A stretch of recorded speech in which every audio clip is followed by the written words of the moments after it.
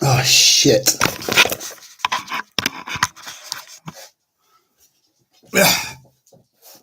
Always good if you've got a camera attached.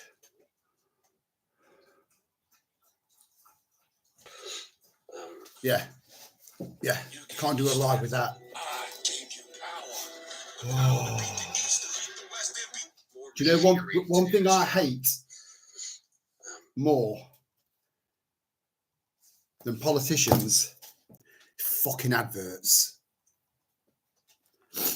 So, who's with me? Lisa Norton. You right, Lisa? How you going?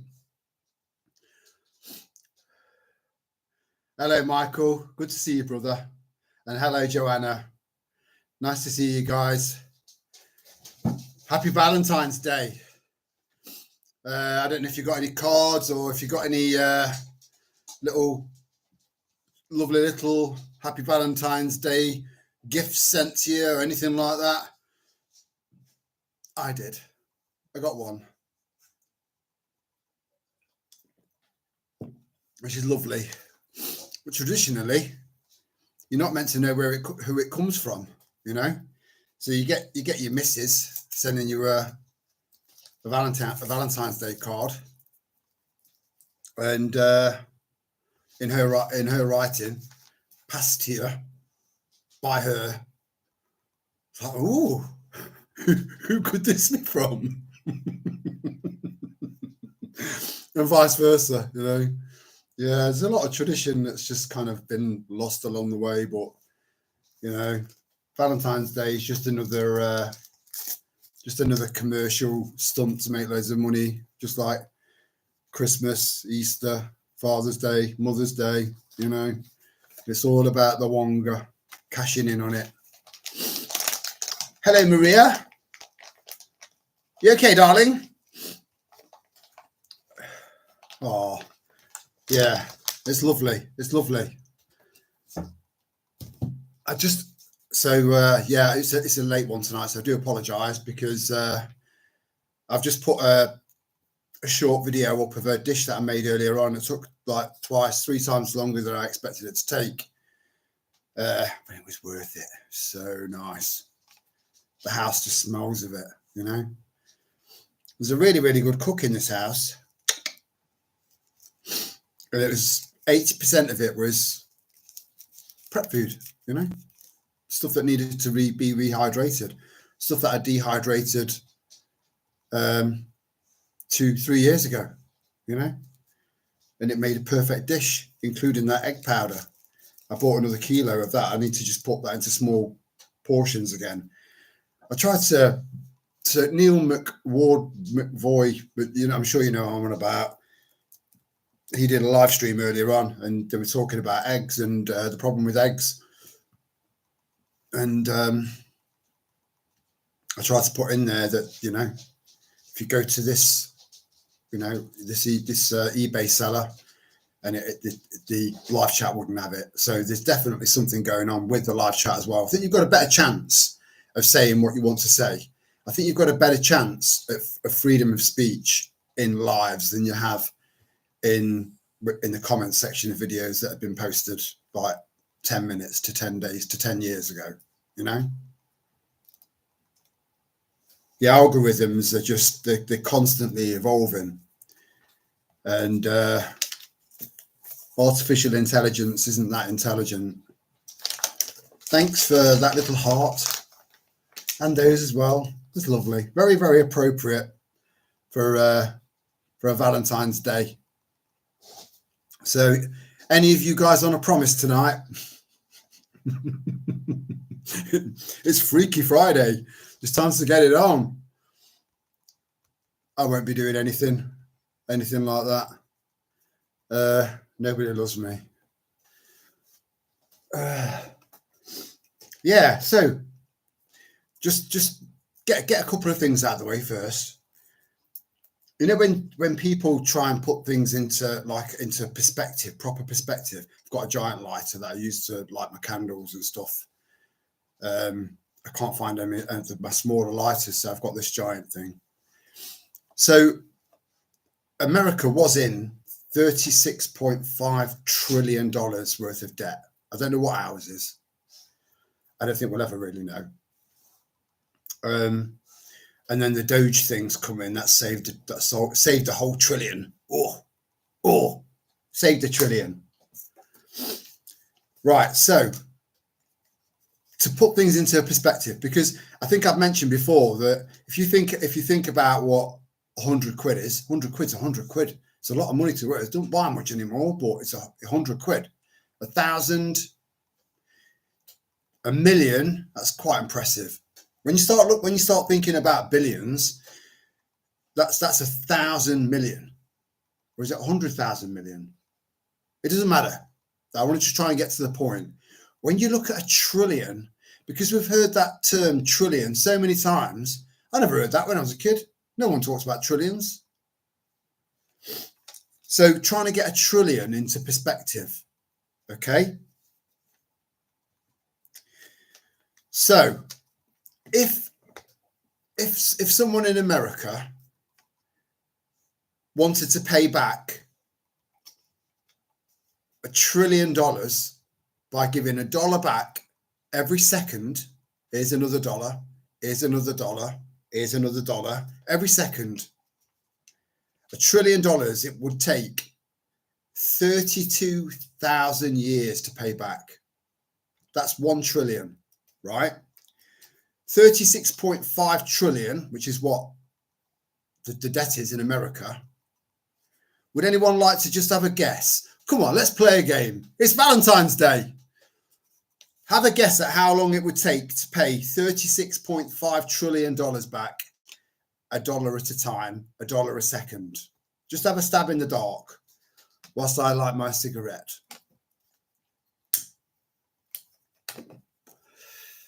And then we'll get into the meaty stuff. I do that, you know, like Wallace and Gromit. I don't know why I do that. It's a habit. It's a fucking horrible habit, and I've got to get out of it because Wallace isn't, he's not particularly kind of, he's not a catch, is he? That's a good guess, Joanna. But considering 1 trillion will take 32,000 years, you're a bit off the mark there, sweetheart, but good on you for giving it a go. I'll tell you what, I'll save you the hassle of typing. $36.5 trillion paid back $1 a second would take approximately 3 million years. So this Doge shit, this Doge bollocks, it's a complete and total waste of time. That country is fucked. Europe is fucked. Financially, we are fucked. I've said fucked four times now. We've only just got going. The pound is sliding. So again, when I've said to you in the past, if you can afford to transfer your pound sterling into actual sterling, a Britannia, some sort of recognizable coin, which is, about 30 quid, 33 quid you'll pay for one with the only downside is you've got Charles's fucking head on there. And that should devalue the coin automatically, but it doesn't. So it's, again, gold and silver is not an investment. It's just it's a transfer of wealth.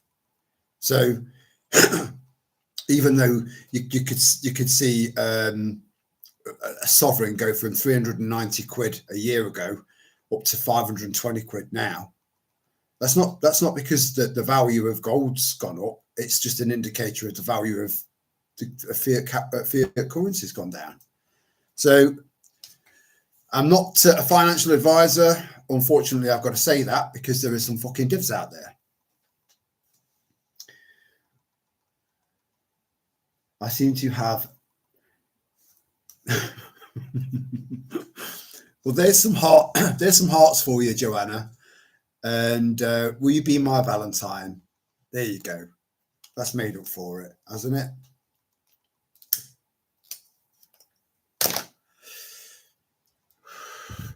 So I just found that fascinating. And there was someone else that told me that if you stacked a $100 bill on top of another $100 bill on top of, it kept on going all the way up. Eventually, I can't remember, but it was. I'm sure it was to the moon and so far back, which is just mind blowing, absolutely mind blowing. And the last walk and talk that I did, I know that might have been kind of some people might have found that a little bit insulting in parts. And it's never intended to be that way, ever. I just get frustrated with people, and I'm getting more and more frustrated as time goes by because time's ticking, 300 million years it would take that long to pay off a new mortgage these days. You're probably not far off there, Michael. I was just listening to a podcast whilst I was eating that dinner as quick as I could, to try not to go past the 10 o'clock mark.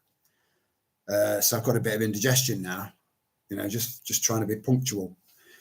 And they were saying that the average mortgage was something like, $800 or something like that a month in America in 2018, 2019.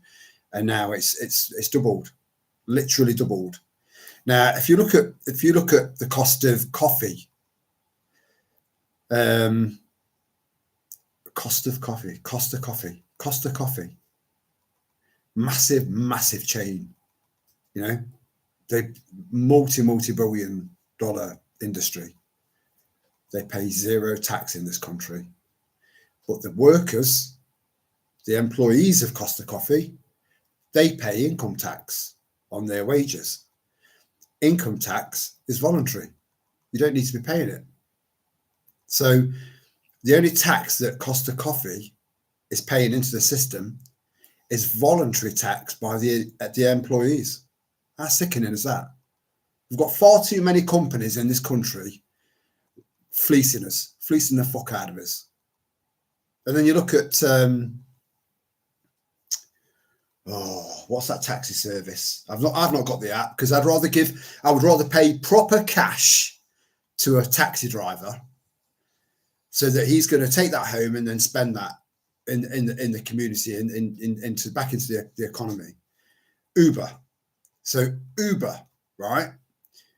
They take their cut from each Uber driver, and then that all goes back to another country. I can't remember what country it is now. Is it Switzerland or Sweden or something like that? Somewhere in Europe, and they pay no tax. There's no tax. Again, it's the taxi driver, because they work on a self-employed basis. They pay income tax and tax. So this country is so fucked up. Put me in charge. Vote Rose Hippie Guy. Vote Terry. I'd turn the shit around in a night. And then you'd see instant change. I mean, we did have the raving monster loony party. They weren't on the ballot paper. Otherwise, I might have considered not doing a big cross and just voting for them. But then I wanted to make a point when I did that video.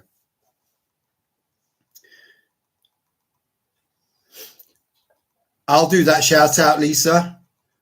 Much love, Leo. I hope you're doing all right. And I hope you're looking after your sister. I'm assuming she's your big sister. Look after her.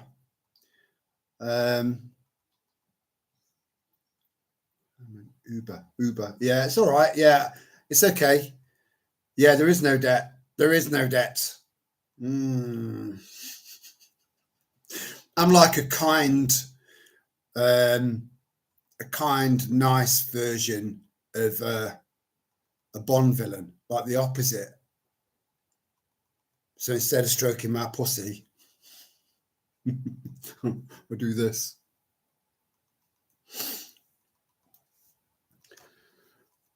So I managed to get insurance, and I put a deposit down on a car that I'm going to look at tomorrow. But I was so apprehensive. I mean, if any of you guys watch Jeff Buys Cars, Annie, everyone knows Annie. She bought her car off Jeff Buys Cars. True story. Yeah. We're all sort of interlinked in some way or another. And even he said that he would rather just take his chances on Facebook Marketplace than buy from somewhere like Bradford, which is where I'm going to buy my car. It's only 0.001% white people there.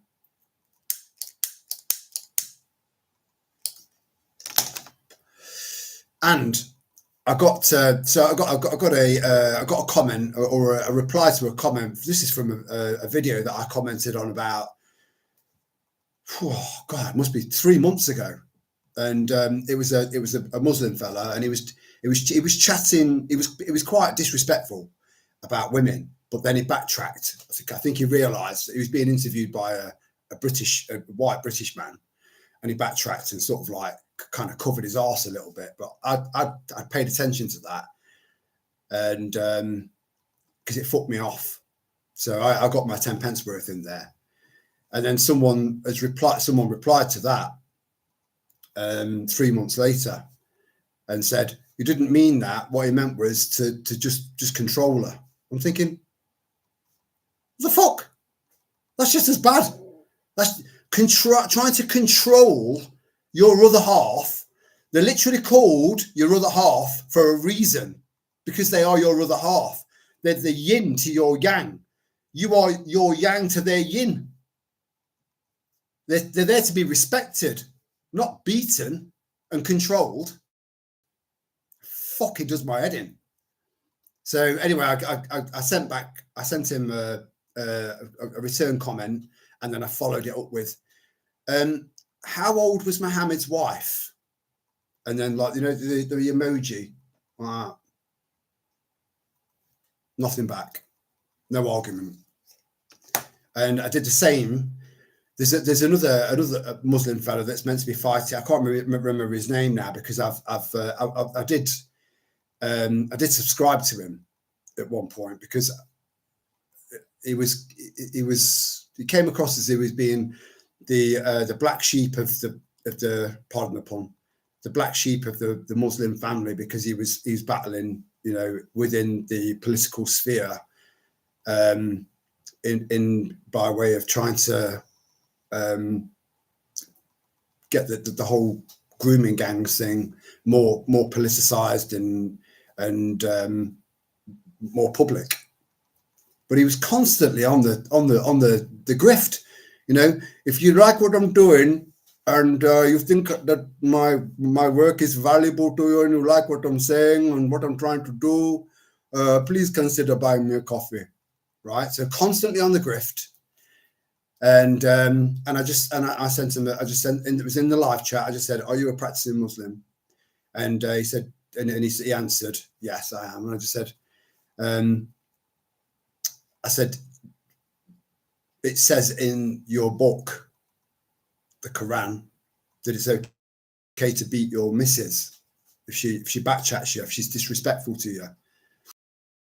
And that pissed him off. I could tell by the look on his face. It took away his flow, and rightfully so, right?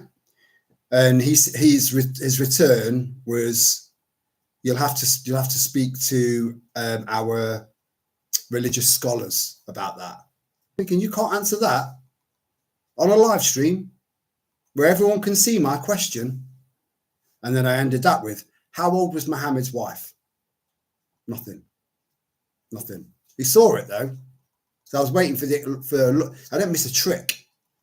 I was waiting for the look on his face. So again, if there are any Muslims, you know, that are in the chat, speak up. Let's have a chat. Let's ham this out.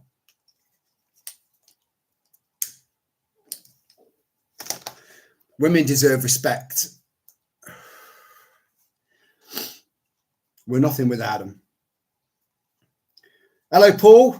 Hope you're doing all right, matey. Happy Valentine's Day, brother. Hope you got a bare minimum a French snog out your missus, you know, whatever one of them is. I think it's where you kiss, stop, say bonjour, then kiss again, then eat a croissant. I think that's a French kiss. No, I know what a French kiss is, and I mastered the art of the perfect French kiss. And I used to practice on a Cadbury's cream egg.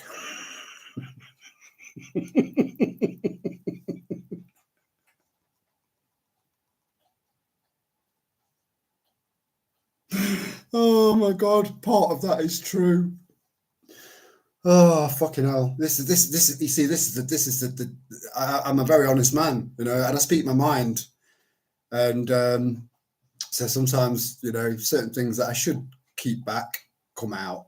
So I do apologise, but if you've never French kissed before, I do recommend you can get 3 Cadbury's cream eggs for £1.50 now, and just get some practice in, and it's enjoyable, you know.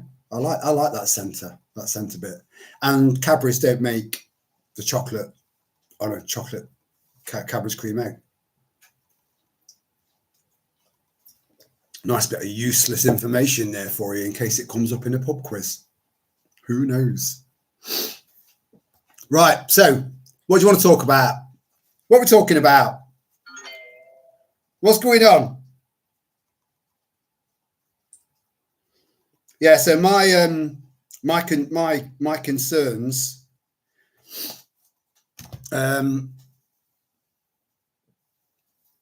You all know my stance and my suspicion of Trump, of Kennedy. The reason I bring up America so much is because what happens in America does affect England. It does. You know, there's no if, buts, or maybes about that. And there could be some good stuff that comes out of that. You know, because all my life watching America. Remember that song? Well, that's quite true. A lot of people do look over to America and what's happening in America. And if they see Trump ejecting all of these illegals back out of the country, and he's got his work cut out for that, you know. I would say that it's probably worse over there because, or is it? I'm trying to think per population, right? So if you look at the size of the country in relation to the amount of illegals that have penetrated their country, in comparison to how many illegals have penetrated ours and various other countries of our size, it's probably about the same. But that's because it's of the size of the country and the size of the population. But because of the size of the country and the size of the population, it makes it 10 times more difficult to round them all up and ship them back off to where they came from. A lot more difficult. It's a lot easier in England because we can say, yeah, there's a hotel there, there's a hotel there, there's a hotel there. You know, there's a 4-star spa hotel over there. You know, it's quite easy, very easy. Whereas in America, and plus a lot of them kind of come over because they've already got relatives in places like Bradford, where I'm going to go and buy my car from. But fortunately, I've got a very, very good friend who can literally strip down a Land Rover and then completely rebuild it again. without a single washer or a nut left behind in his hand, you know. So he knows what he's doing, and it's a diesel car. So, and it's quite a unique diesel car. It's an Audi A2. They're made completely out of aluminium.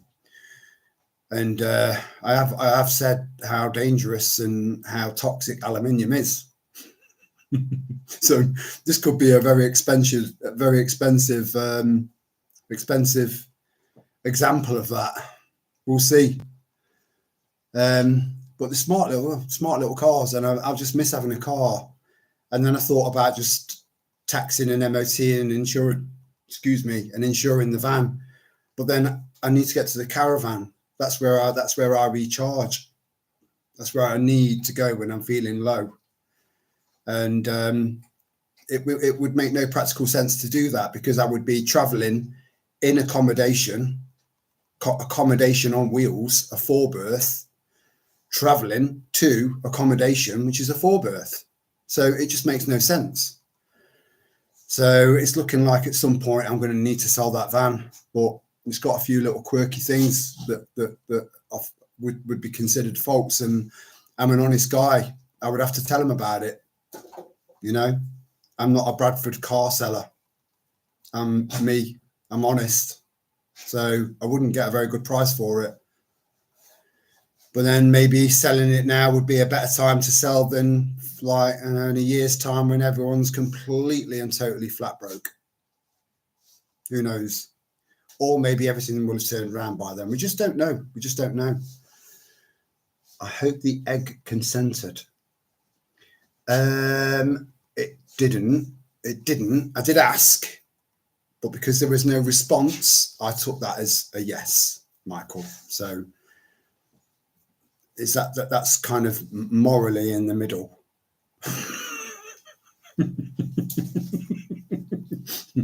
Yeah, I've never abused a Cadbury's cream egg. I never thought I did until now. So cheers, Michael. I feel like a fucking abuser of confectionery.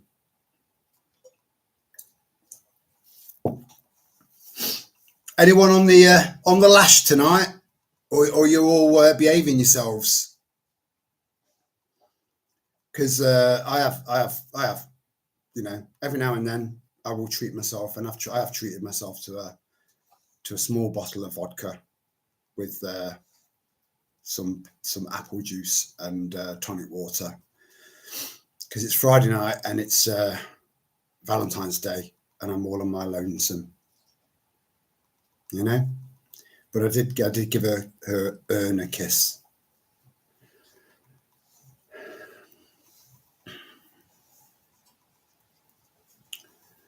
So yeah, they're going back to Trump, Elon, and Kennedy. To those of you who saw that video, which I'm assuming most of you guys did, it just it pretty much backs up what I'm saying. Now, a lot of people will say, well, yeah, he's just saying what he's saying just to make sure that he gets into position. That's not how it should do. That's not how it should be. It's not how it should be. You should be honest all the way from the start, from the off, you know, integrity. That's what people are looking for. Honesty, you know. Some people have got checkered pasts. Some people have fucked up in the past. I'm one of them, you know. But you can make amends. You can make things right.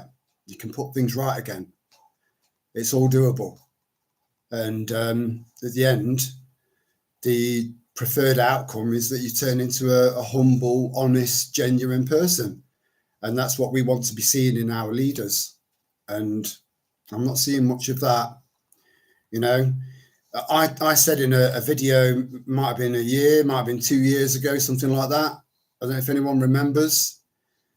And I said that it's going to get to the point where people are starting to get on top. People are starting to realise and see what the crack is. Not everyone, but more than normal, hell of a lot more than normal. And as a result of that, they'll start throwing each other under the bus. And that's exactly what they're doing. So it's a case of they're looking at people like Nancy Pelosi. Now, why has she not been dealt with? we're not in politics, especially not American politics. But we've always known that her husband is an inside trader. So she's already, you know, she gets a little nudge, gets a little phone call. She's worth millions and millions and millions. And she's another cunt. I'm sorry, I won't use that word very often, but she is. She is. You know, when everyone was masked up and people weren't even allowed to sit next to their mum and comfort their mother at the funeral of her husband and their dad, they were told to no, you got to six feet apart. No. You know, at a funeral, you know, while she was caught on CCTV camera going and getting her hair done and her nails done. No mask, fuck all. On top of all that, and again, her political career goes back as far as Biden's does. Goes back many, many decades. Yet she's been allowed to stay in that position. Speaker of the House. You know? What's happening to her? Why has she not been arrested? Why are these people not being investigated from the off and then thrown in jail?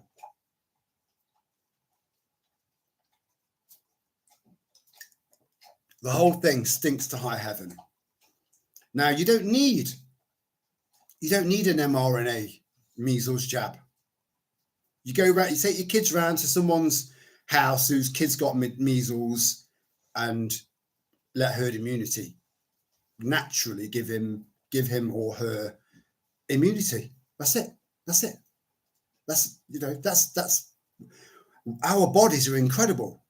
Some more than others. But yeah, what we can do, what our bodies are capable of doing is incredible. It's incredible. Don't need these jabs. And now there's a big TB scare going on, and they're trying to link that to birds. You know, there could be a TB scare that could be genuine, because it's quite a prominent, prolific disease in third world countries, and we're bringing them over by the millions. You know. So I'm sure they've got a nice big juicy mRNA jab ready for that. But we don't need American kids, they don't need all of these. They're like fucking pincushions. They're like human pincushions, you know? And it's the stupid, retarded fucking mothers, not so much the dads, it's the mums. It's the mums that have got that connection with that child. The dads have as well. I'm sorry to all the guys in, you know, that have got kids and stuff, grown up or otherwise. That's not meant to insult you at all. I'm sure you're amazing dads, but there's a certain bond between a mother and child from that moment where they come out of the womb and they're passed to the mother. You know, that something happens. You know, so it's all of these mothers. That meme that I posted a while back, it was like a 1950s style drawing depiction of a doctor, 1950s like not animated, but like, you know, 1950s style drawing of a doctor with the stethoscope on a kid's chest, and the mother stood next to him, and the speech bubble came out of the doctor saying, "Your mother has fucked your heart up with COVID jabs." And then my caption was, "Too much," you know. Again, you know, I can remember coming out of a chemist, and whilst I was in the chemist waiting to be seen, a mum had taken her. He must have been, I don't know, 14, 15 years old, something like that, and he'd gone in for his booster. Marched there by his mum, and the pharmacist or one of the assistants said, "Yeah, he doesn't need one. He's fine. He's okay. He's not eligible. Blah blah blah." And she looked miffed. But as I came out, I looked at him. I said, "You don't need that jab. Start looking into what that jab is. You don't need it. You don't need it." And I walked away. This is what we need to keep doing. You know, we've got to keep talking. We've got to keep talking, even when you feel like you've had enough and you're exhausted. You know, keep going, because it all matters. You've got some wine, have you, Joanna, to gently weep into as I am on my own. You're not on your own now. You've got us. You've got us. Are you a red wine lass? Do you like a nice Merlot? I like a Merlot. A Chilean Merlot. My favourite red wine. No drink for me. I have to work tomorrow. Random drug alcohol test for bus drivers. Oh, mate.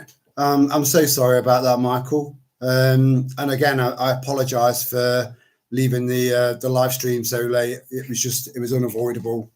I made a start on cooking a meal that I thought wasn't going to take as long as it did to cook, and I'd not eaten all day, so I had to get that down me as well. So I went out for a walk with the girls whilst it was cooking, came back, and then just gobbled it down me as quick as I could. So just stay as long as you can, brother. Oh, Flump Austin's in the house. Fauci said infection is the best vaccine. Then he got the email. Yeah, Fauci he's a dirty, disgusting, vile, pathetic, horrible amoeba of a fucking life form. In fact, that's an insult to amoebas. You know, you should look into his part in the whole AIDS pandemic. You know, does anyone? We're all of a similar. Most of us are of a similar age. Hi, Lisa Sheridan. Good to see you, sweetheart. It is a great workout for my tongue. My tongue is very, very strong now. Very strong.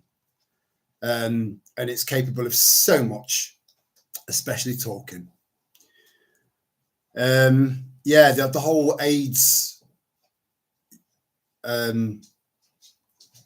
Yeah, a lot of you guys remember the whole "Don't die of ignorance" leaflets that came through the door, and it was just a big gravestone, putting the panic into everyone. That was just a prerequisite of this. All of our life has been a constant set of programming and subliminal messaging, and it's just been around us all the time. And for some bizarre reason, here we are, awake and aware and seeing through all the bullshit, the fog of bullshit, which is fascinating. White wine only for me. Red wine sends me bonkers.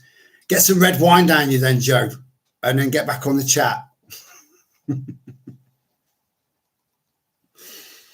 Yeah, and then there was the whole. I don't know if anyone's. You see this. My head is full of things that I wish I could unsee, but I can't. You know, and yeah. I mean, everyone knows my love for my girls. You know, they've kept me going, and so to see a load of sedated, what were the beagles? I think they were beagle puppies.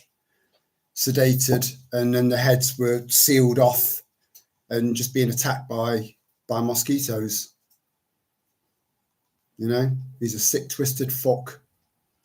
And as I said in that last video, none of those pardons should be standing. Why is Trump not saying anything about that? Why is Trump not saying, right, all of these pardons need to be overturned because Joe Biden didn't have the mental capacity to be able to do that? Why is that not happening? That should be the first thing to do. That, and get rid of all the illegals. You know, start draining that swamp straight away. And yeah, you know, like I said, 2 years ago, they'll just start throwing each other under the bus. You know, be like it's him, or it's her. Don't look at me, look at them. This is what they've done, you know, throwing each other under the bus.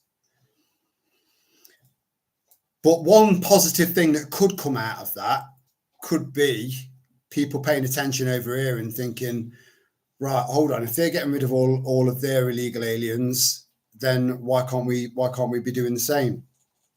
You know? But again, it's just people that, again, talks cheap. We need to be the power behind the machine that puts this right. And we need the numbers. Let me just top this up, just so that I don't have to keep getting up and down, up and down, up and down. I'll be back.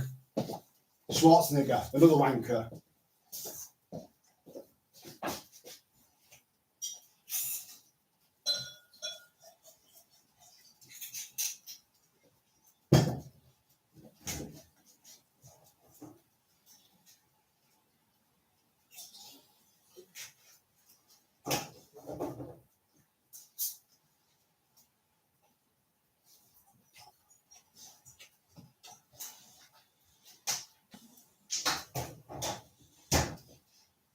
Tell me how you feel.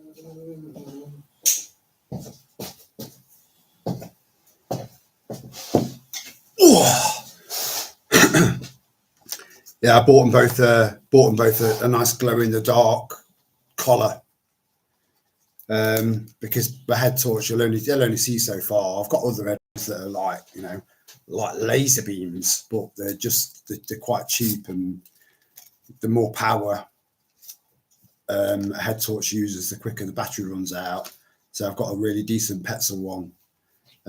It's good enough, does the job, but it's nice to be able to kind of just see these collars running around.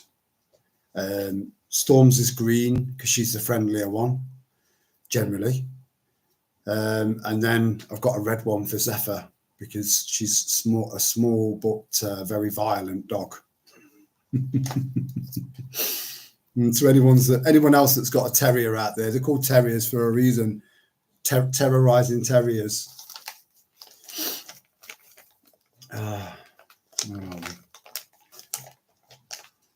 Glass of red, and I can take on the world. That's what we need. Maybe that's what's missing in the world. We've not got enough people drinking red wine.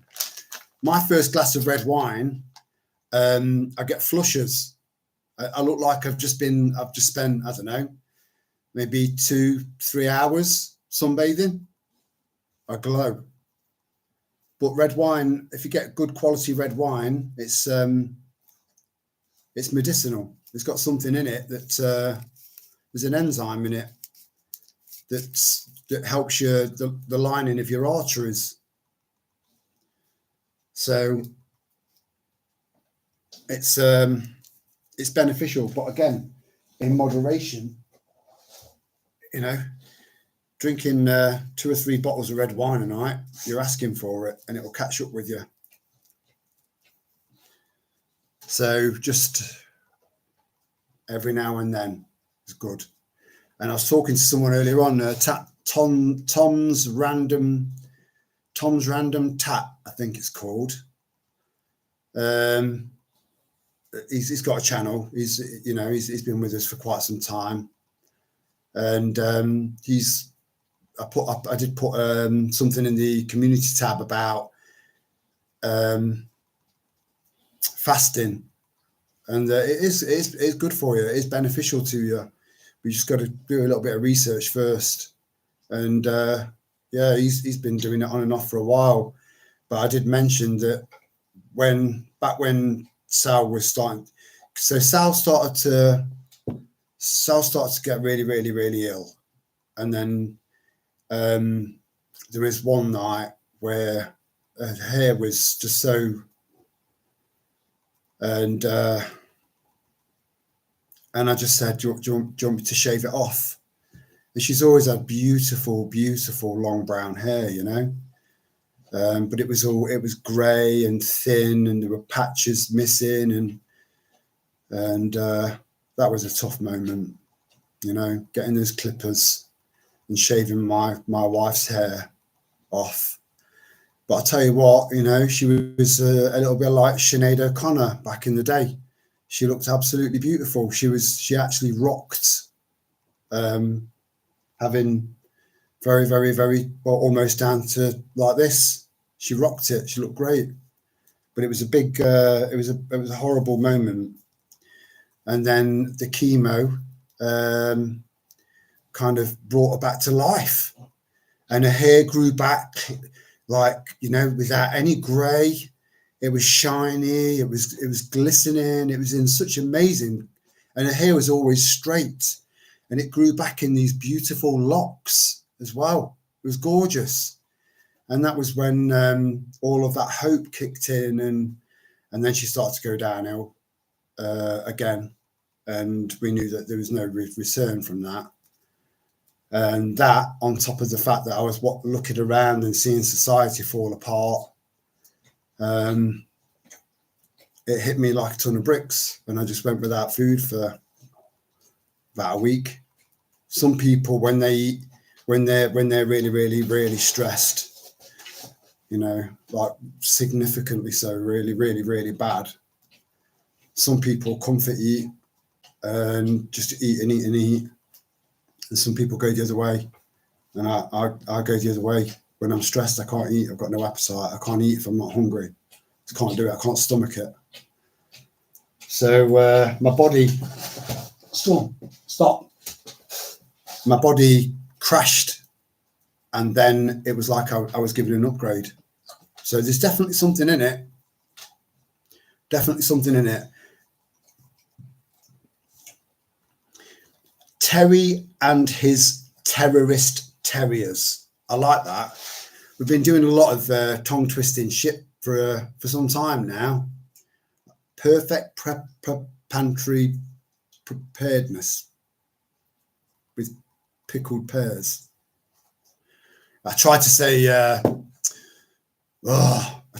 black belt barrister again earlier on, and that nearly came out wrong. Black bah, you know. Finish the rest. And again, he's another one, you know. He's like, he's such a grifter. I don't like people that aggressively keep asking for, you know, aggressively, like proper on it. And then on top of that, I mean, the barristers, for Christ's sake, you know, I've got a cousin that was a barrister. He's not a barrister now, but he was a barrister, and they make him in. They make an absolute fortune. So not only is the black belt barrister quite well off anyway, he's constantly saying, I want to go up to $1 million, and you know, he watches what he says as well. He tries to make sure that he stays well within, you know, the algorithmic line that he doesn't want to go and cross. And yeah, and he's got and Southern Prepper One. He was one of my favourite preppers because his channel wasn't monetized, and he'd seen a lot. He's been in a few wars. He's a veteran, nice guy, and I'd not seen any of his videos. They'd not popped up for quite some time, and he's a nice guy, really, really nice guy. And yeah, I was quite sad to see that he's monetized his channel. You know, well, it is what it is. What can you say? You know, my views on that, especially only for the prepper, the prepping community. I just don't think we should be making money out of each other. It should be free. It should be free. I mean, if someone said, "Could you do with an extra few quid, Terry? Could you do with an extra few quid?" Of course I could. You know, I live on my own. I've got all the same bills as you guys have got. But I'll never monetize this channel because I think it's immoral because of the employer.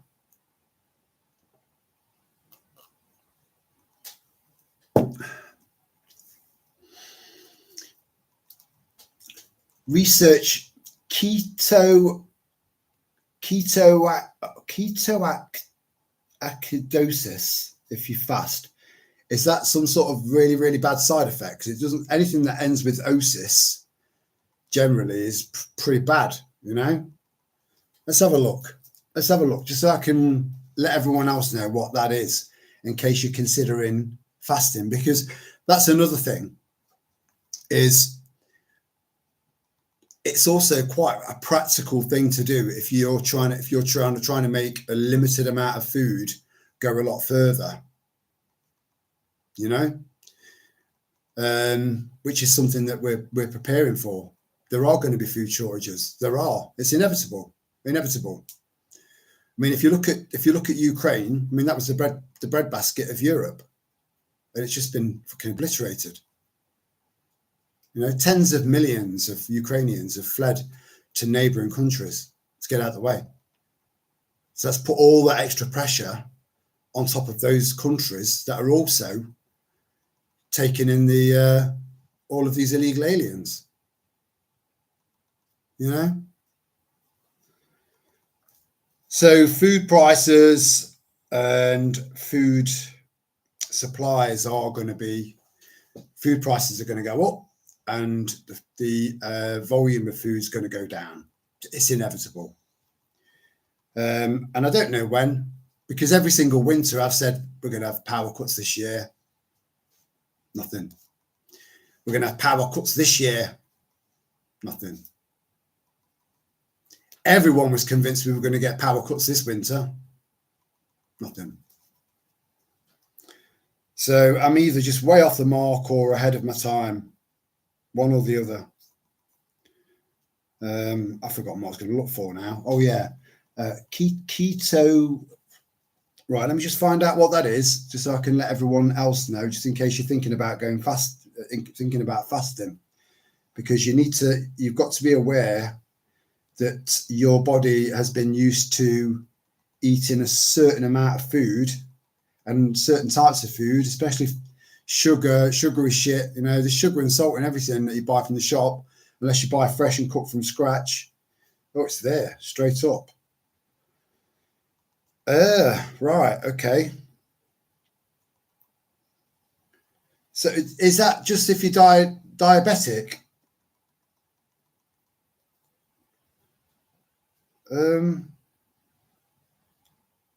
Yeah.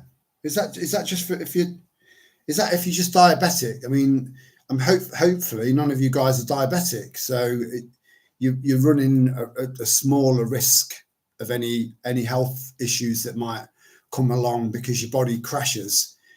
If you do it for long enough, you're just drinking water, that's it, you know, and your body crashes, then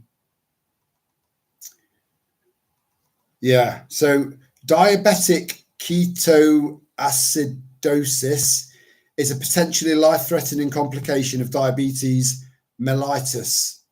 Signs of symptoms may include vomiting, abdominal pain, deep gasping, breathing, increased urination, weakness, confusion, and occasionally loss of consciousness. Sounds great. Okay, now. But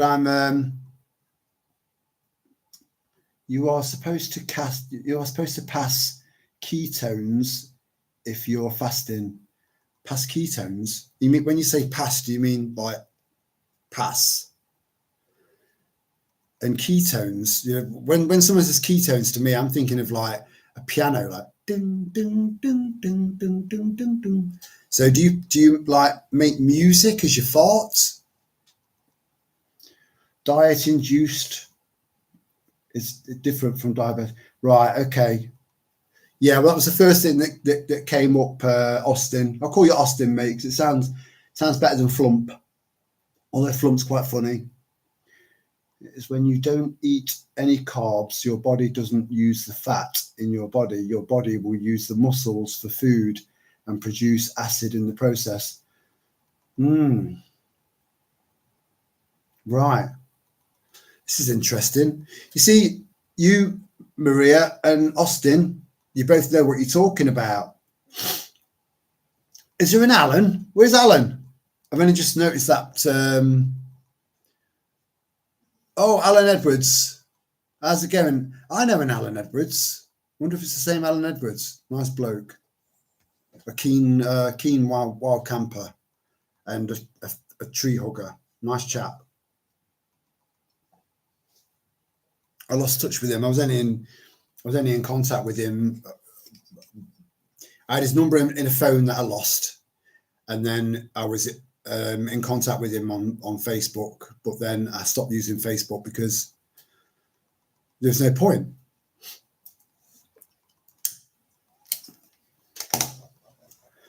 But I've got a record amount of friends on Facebook now that I've never interacted with, never conversed with. Absolutely no idea who they are. But I went through them all to check to make sure that they were all kind of singing from the same hymn sheet, so that if anyone did check out my, like family-wise, did check out my YouTube account, my Facebook account, they'll see that I've not really posted much, if anything, on there because I can't. They'll see all of these other people posting all of this other stuff, and hopefully that'll kind of, I hope that they'll look at that and they'll think maybe there's something in what he was saying. Maybe we kind of jumped the gun and thought that Terry was losing his marbles because he lost Sal, because a few people have jumped to that conclusion. You know, we are still seen as, to some people, we're still seen as nut jobs because they can't see what we can see. So a lot of people have attributed my, what I know, my knowledge, you know, and what I see and what I know has happened. They attribute that to some sort of psychosis because they're losing Sal. You couldn't make it up, you know.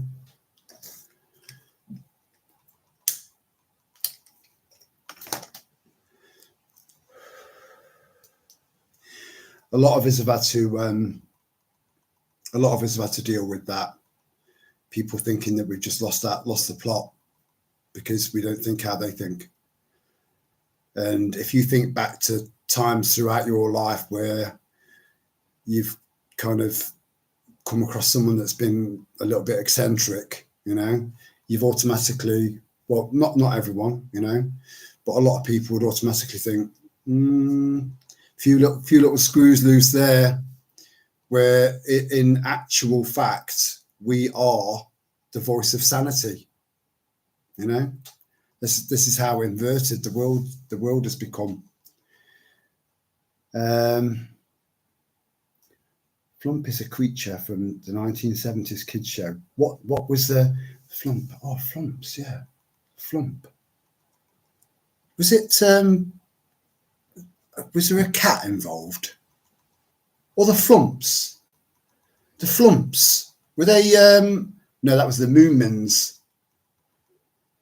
Oh, there's some weird shit back then. We watched some right weird shit when you think about it. I mean, if you think about Captain Pugwash, you know, Seaman Staines, and then there was another one as well. There's a couple of names in there that were very questionable when you think back, you know.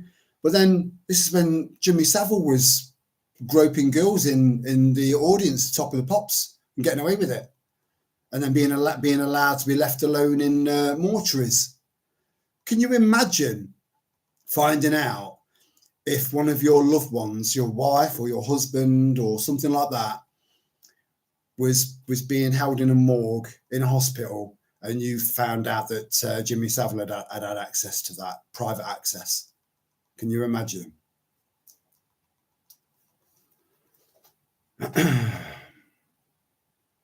Yeah, the Flumps, it rings a bell. It does ring a bell.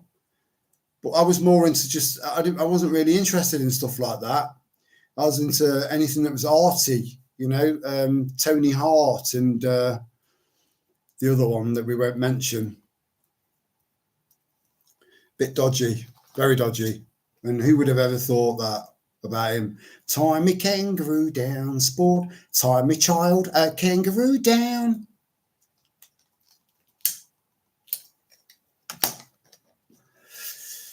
Yeah. He's quite good with his didgeridoo. I'm glad we've got timestamps on here so I can marry it up with the time on the laptop, which is good. No need for apologies. The Wombles, underground, overground, one wandering free. Well, I don't know if I've mentioned this before. I probably have. But when I was in my very early 20s, I lost a bollock to cancer. It was a malignant teratoma. Well, my friends called it a teratoma because that's British dark humour, trying to make light out of something bad. So I lost a bollock. So I've only got one ball now. But that increased in size to make up for it. And my testosterone levels are towards the higher end of normal, which is bizarre. So my eBay account is Mr. Womble 2009. Mr. Womble, Mr. One Ball, but inspired by the Wombles. The flumps are art. You're very, very passionate about that flump. I want to call you flump from now on because I know that it seems like it might be important to you. And no pethodiles. No. Again, you know, they weren't everywhere, but it was quite a surprise to a lot of us when we found out that this guy was dodgy. This guy was dodgy. You know, people that we sort of looked at when we were growing up as these proper TV personalities that we connected with. And so when the dirt came out on these people, usually when they've passed on, you know, with the exception of a few. I mean, I used to love watching. What was that? Can anyone tell me what was the name of that?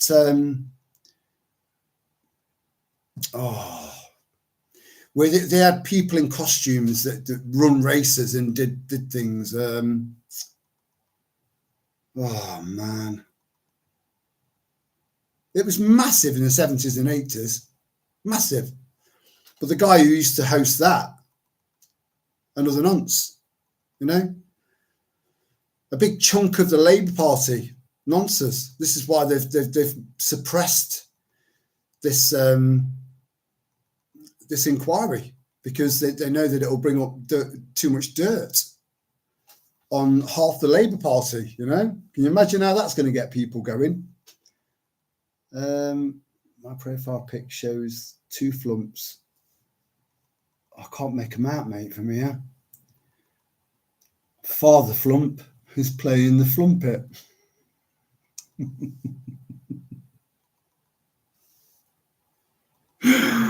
This is one of the things I love about live streams, because you never know what the fuck you're going to read, you know. Oh my gosh. It's a knockout. That's it. Yeah, the guy who used to host that, another nonce, you know. And you know, earlier on, before some of you guys might have joined, I was talking about the Muslim faith and how I can't get my head around anyone, especially mothers, you know, of daughters. I can't get my head around where a religion or an ideology where female genital mutilation is completely acceptable and is almost normal. Circumcision, again, that's just another form of child abuse. It's unnecessary. We wouldn't be born with a foreskin if we didn't have a purpose, you know. So, and then the whole Quran thing, which had the words written by Muhammad, apparently, who had a little girl, tiny little girl, is his wife. And the fact that you've got permission, as per Allah's word, Muhammad's words, to beat the shit out of your missus if she backchats you, you know. The list goes on and on and on. But then I started to have the same thoughts about Catholicism, because if everyone realised or understood the origins of the Catholic Church, and then started to do a bit of research into the funding of the Vatican and how they were used as a bank at one point for Nazi Germany and the American Italian mafia. The list goes on top of the fact that they raised the age of sexual consent.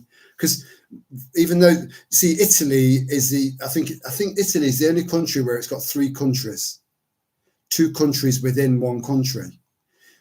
So you've got San Marino, which is in Italy. I've been there. If you ever go to Italy, it's beautiful. Go there. It's beautiful, stunning.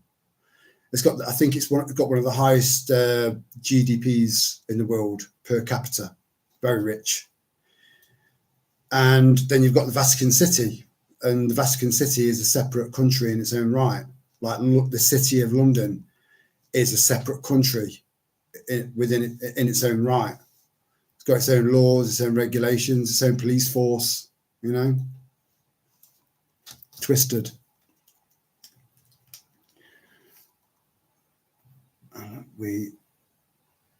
We're still kids at heart. We are. And do you know what? You know what, Michael? There'll be women reading that comment that'll be saying, "Yeah, men never fucking grow up. They're always kids."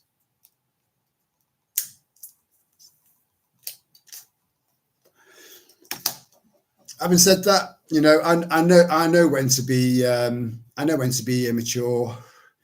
I know, and I know when to have a mess about and have a crack, you know, but I know when to be a man as well. So Stuart Hall, yeah, you see, they all came out in the woodwork, you know, but a lot of them it came out when they'd already passed on. It wouldn't surprise me if Stuart Hall was given a knighthood. Whenever someone gets a knighthood now, I'm thinking, what have you done? How dodgy are you? How did you get that knighthood? You dodgy bastard.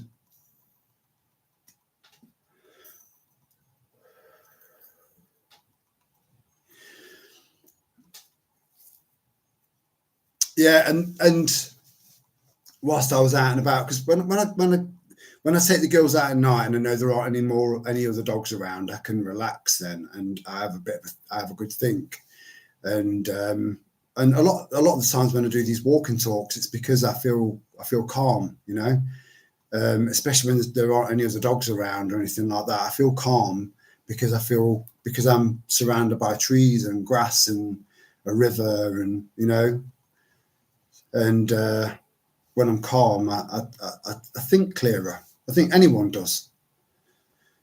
And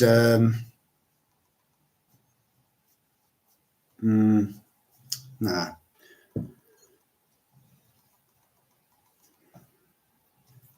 But yeah, these I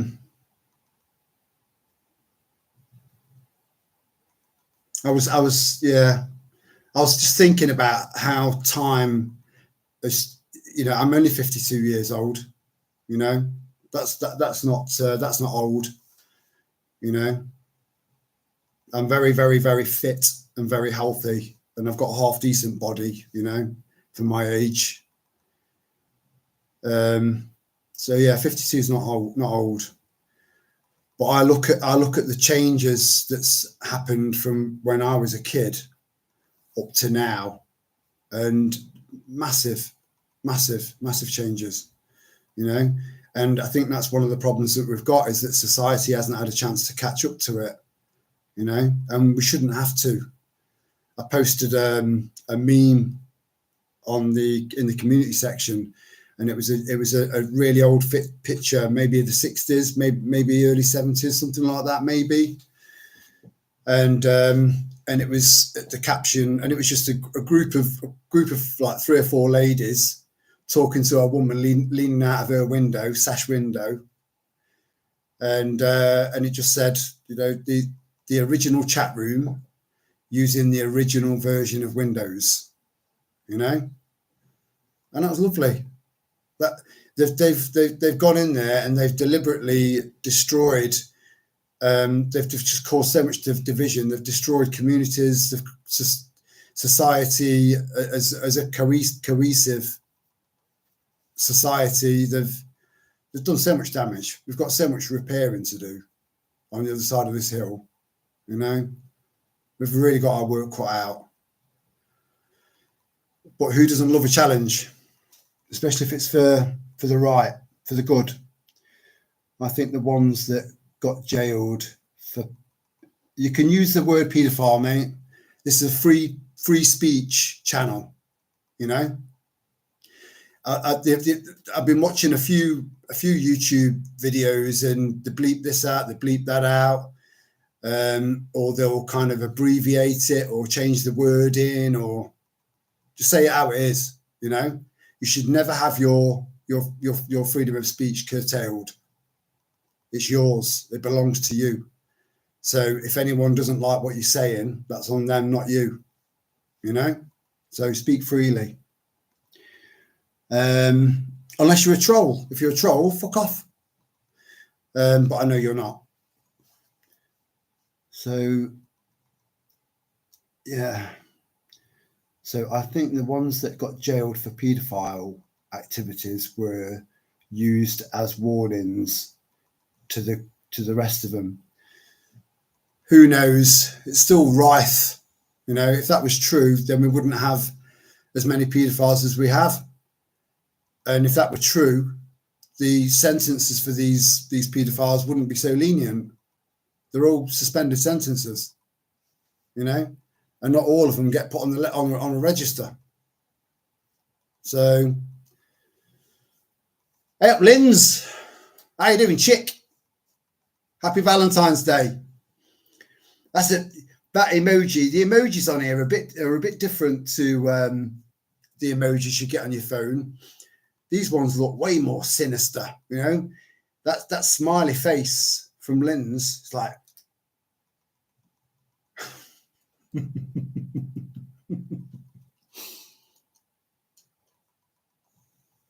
but yeah, you know, a year suspended sentence here, you know, 6 months suspended sentence there, and it's nothing. What sort of indicator is that to the rest of their ilk? You know, the rest of their kind. There's no incentive. There's no disincentive. There's just incentives just to carry on doing it, and it just become more and more prolific. We've got to get on top of it. This is why I've got so much respect for these pedo hunters. You know, when they go out and they entrap these pedos. I love it. I love it. I love that. I like auditing Britain. You know. Just making sure that the police know who they're working for, or even though, yeah, again, you know, the Crown. Yeah, me too. Me too. Flumposting. I'd say about 75-80% of my comments disappear, but I persevere. And I change the wording. A little bit here and there, or kind of put it in code that's quite easy for other people to see and understand. You know, there are ways around it, but but you've got to persevere. You've got to persevere. That we need to keep talking. It's so important. It really is.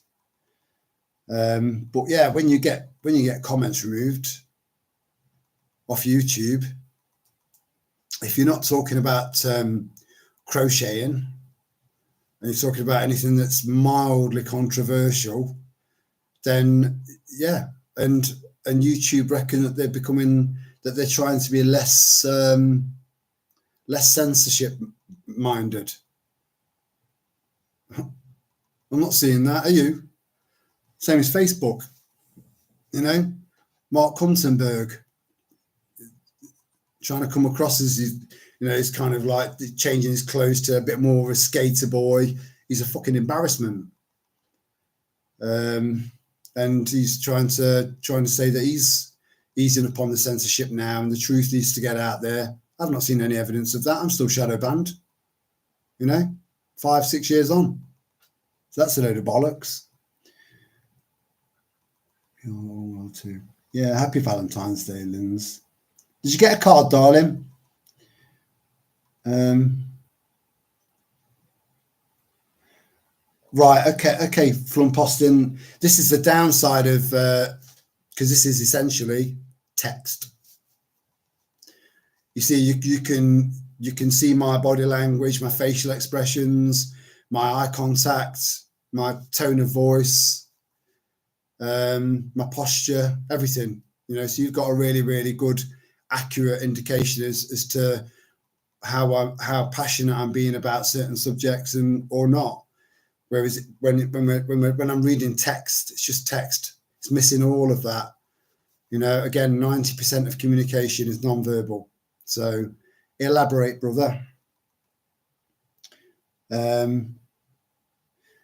well, I think if you get shadow banned, it's a badge of honor, but a frustrating one, because Facebook's massive,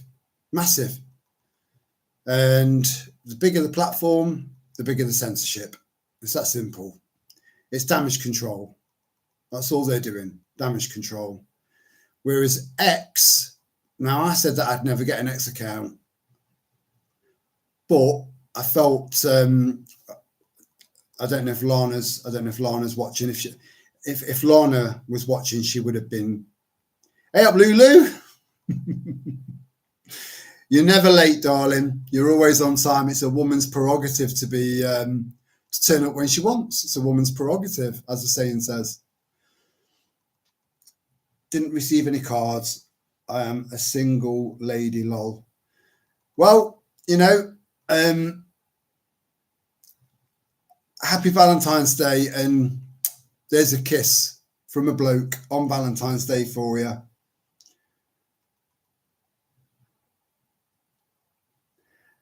Hello, sweetheart. Are you all right? Donna, please let me know that I got that right, because I had to make association because you finally told me what your name was, because I know you're not adding in guests. I know that you're his mum, but I'm terrible with names, so I had to associate you with my next door neighbour, who was called Donna, before she moved out and the next lot moved in.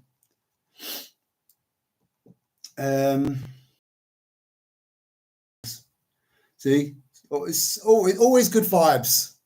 Yeah, I know sometimes I get a little bit passionate and a little bit kind of, but generally the lives are always they're an escape from all the shit, whilst talking about all the shit. We managed to find that balance so that we can talk about it and deal with it in a really positive way, generally, which is rare. What we've got is rare. Valentine's, it's a pagan holiday. I didn't know that, but do you know what? I do think sometimes, Lulu, because someone mentioned that earlier on, and not only is it, I've not looked into it. I'll take your word for it. I'm sure you've done your research. I didn't know it was a pagan holiday. So many of the things that we tend to celebrate are derived from ancient times. They've all got origins. But I think, and then on top of that, you've got all of every advert leading up to Valentine's Day is all trying to flog you stuff. And then you go into your local shop and it's got boxes of chocolates with big love hearts all over it. Everything's got fucking love hearts all over it. They flog it to death. And then two months before Christmas, they're trying to flog you stuff for Christmas. And, Santa Claus was that we recognise as a big ho ho ho, long white beard and red suit, and that was designed by Coca-Cola. So, it's all a big money making operation. That's all it is. They just cash in on it. However, I think once you know that, if you're able to know that, but still be, still give a card to someone, still send happy Valentine's Day message or a little gift to someone, it'll still put a smile on their face, and that is what matters. Thank God for that, Donna. Yeah, I knew. And like I said, I have to make connections. I have to make in order to remember people's names. I have to associate it with something. But once I've got it, once the penny's dropped, I'm all right. So I'll know who you are from now on, Francesca. Yeah, much love, Donna. Hope you're all right up there. A Christian Anglo-Saxon. That's a fucking mouthful. Lulu, just out of curiosity, what Christian splinter are you part of? Are you Catholic, Methodist, Church of England, Mormon, Latter-day something or other? What are you? I'd like to know. Pagan means peaceful. Yeah, I've heard that. Or from the countryside. Yeah, I've heard that too. I do think pagans have been given a bad rap. And again, it's very difficult to know what's true past a certain date. You know, history now, to me, I mean, back then it was one of my favorite subjects at school. I loved it. I absolutely loved it. But now,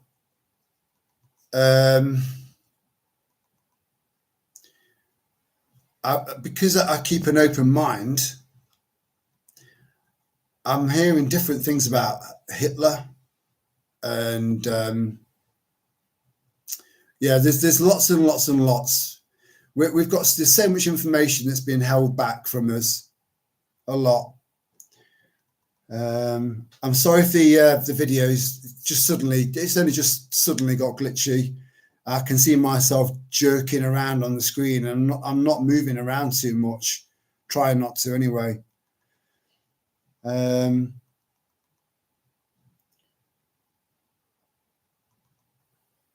Let's love each other every day. I agree. That's a beautiful thing to say, that is, Maria. Pagans were not peaceful, but hey ho, up to you, Adian. Yeah, one of the good things about our little tribe is that we have understandings of things, our own belief systems, and you know, we're all different, but we can all get along, which is good.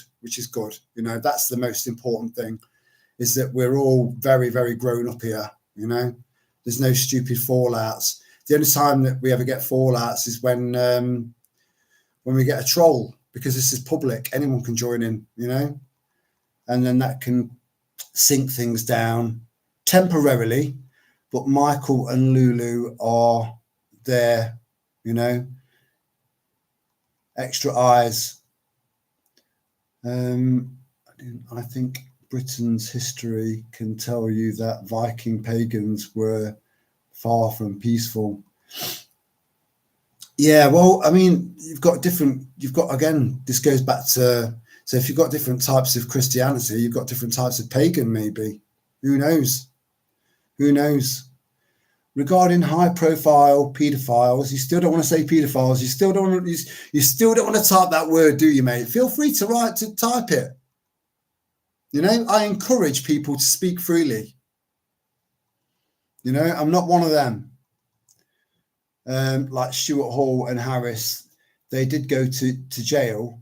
Jimmy didn't, but knew about him, yet only he was best mates with King Sausage Fingers. Yeah, he was, and he's got there's a significant connection between Keir Starmer and that sick fuck Jimmy Savile. I put a video out, and it might be in the shorts if you want to have a look at it. If you've not seen it already, mate, have a look. It's very interesting and very straightforward. We all get worse with age, Lulu. We all do. We all get worse, or do we get better? But we just perceive ourselves as worse. Wiser. We'll go for wiser. None these days, but was brought up High Church of England. I was baptized Church of England, and look at them now. These days, believe in Jesus, Holy Spirit, and God. Fair enough, sweetheart. Where are we? Right, so the word means peaceful. Who's that Irish? There's an Irish fellow that did play a decent part in 2020 to sort of early 2022. He's an Irish fellow. He's got a channel, and he's pagan. But I've lost interest in him, because I think his purpose has been served now. And now that that's over, he's just chatting bollocks.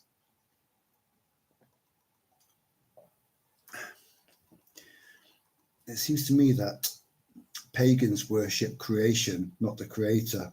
Just my opinion. That's a beautiful perspective on that, Michael. I like that.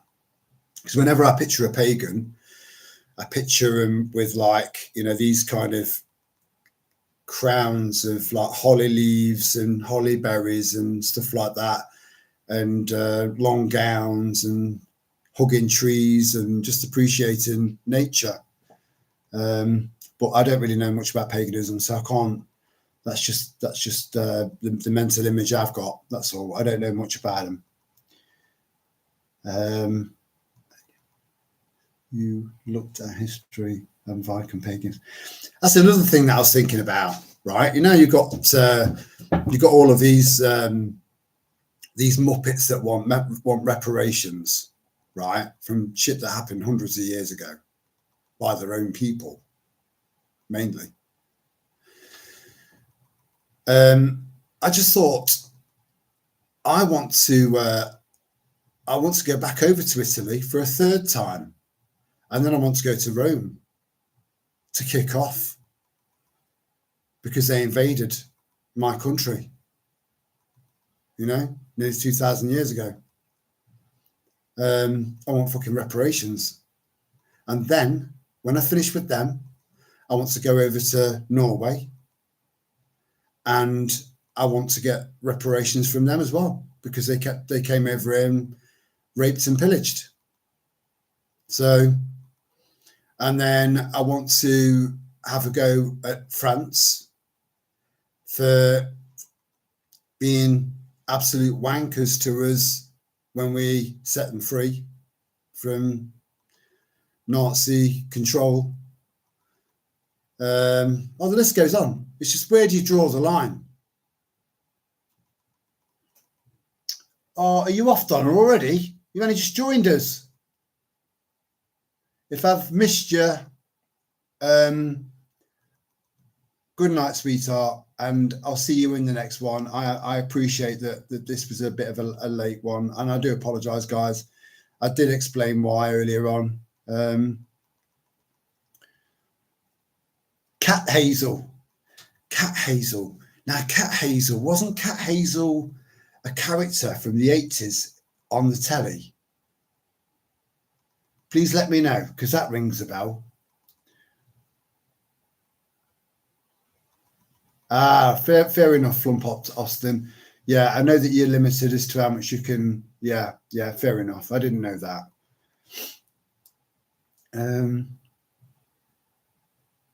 Yeah, Lulu. Yeah, you know who I'm on about. What was it? It's Sheridan. Yeah, and he said, I really like Thomas DeGrasse. Neil Tyson DeGrasse is a dickhead. And I feel really, really irritated whenever I see him come on the screen. Where are we? Yeah, see you later. Yeah, see you later, Donna. Austin. Him in the car. Yes, that's right, Flum. Yeah, Sheridan. Yeah, I'm sure it's Sheridan, because I know we've got another Sheridan here. That's watching. she knows who I'm talking about generally. So if you can pipe up Lisa Sheridan and let me know what his name was, because I know you've got similar a similar perspective on the guy as I have. I think he did maybe save a few people from the whole jibby jabby, and just told people just wait, and a lot of people did. But again, this is people not listening to themselves and listening to other people. You know, you can draw inspiration from people, but the main person you need to listen to is you. Christians strangely put many churches on top of ancient burial mounds.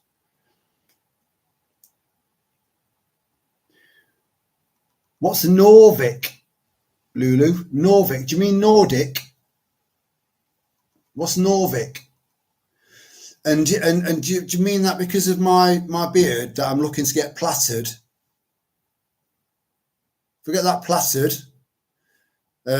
Get me, you know, imagine my headphones have got horns, right? And then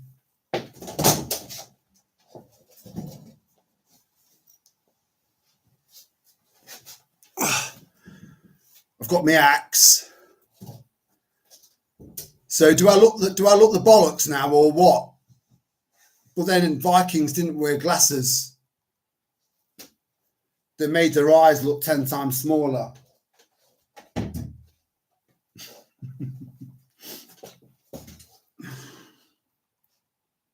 Yeah, Catweasel. Yeah, same thing. Yeah, Catweasel. I remember that when I was a kid. I loved it. You know, it was all right. Reparations. Yeah, it's like, what the fuck? You know, get a grip. He's Irish. What do you expect? Long. Thomas Sheridan.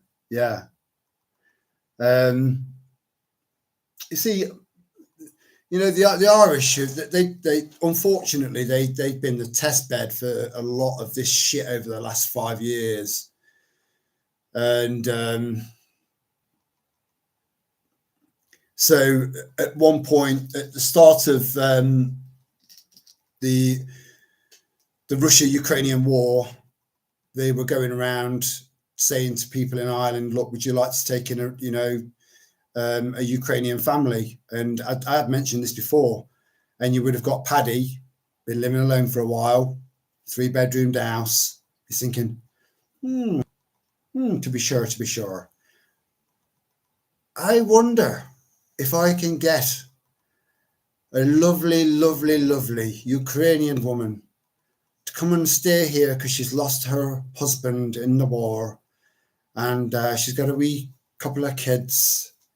And maybe one day she'll fall in love with me and I'll fall in love with her. Because the Irish government were saying, do you want to give up your room for a Ukrainian family? Have you got space for a Ukrainian family? Yet all of the Ukrainians, very few of them have come over to like England and Ireland, or the UK and Ireland, very, very few. Most of them dispersed into neighbouring countries, tens of millions. Their country's been obliterated. And that's NATO's fault, not Russia's.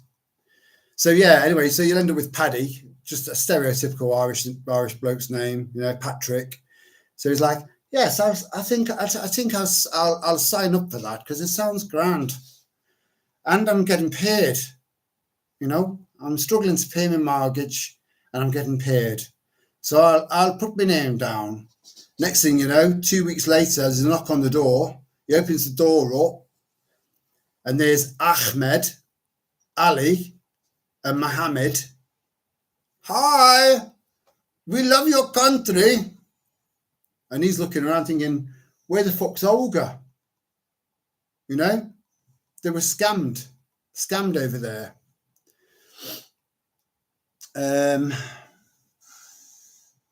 Which is a shame, you know, it is a shame. It's only a small island. I struggle to get anything meaningful from his vids. Yeah, but you know, right in the early days, Flump Austin, he was making some sense, but then I think he was probably making. I think back then, because we were even more splintered back then. You know, in 2020, 2021, we weren't really sort of joining up like we are now.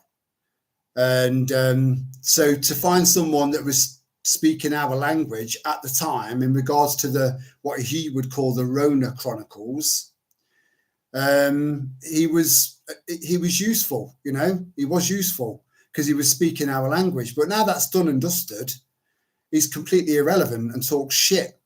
So that's just my opinion. You go over Thomas Sheridan, go over, make your own mind up, and that, you know, that's your freedom. I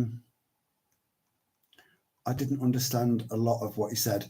What, even back in 2020, 2021, because it made a lot of sense to me. Yeah, you look like Wagner. Wagner? Who's Wagner? Fuck me. I need to look now.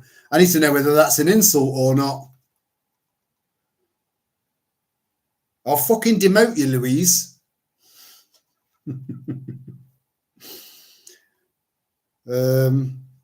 Right. So, Viking Wagner.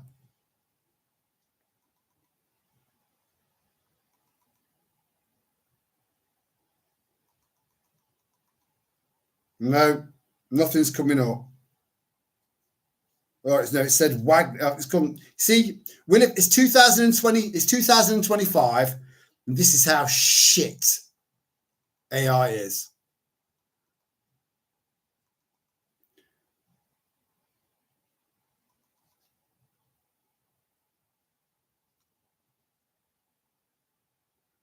Well, it's come up with Richard Wagner. What about Wagner or Ragnar? I'm confused.com.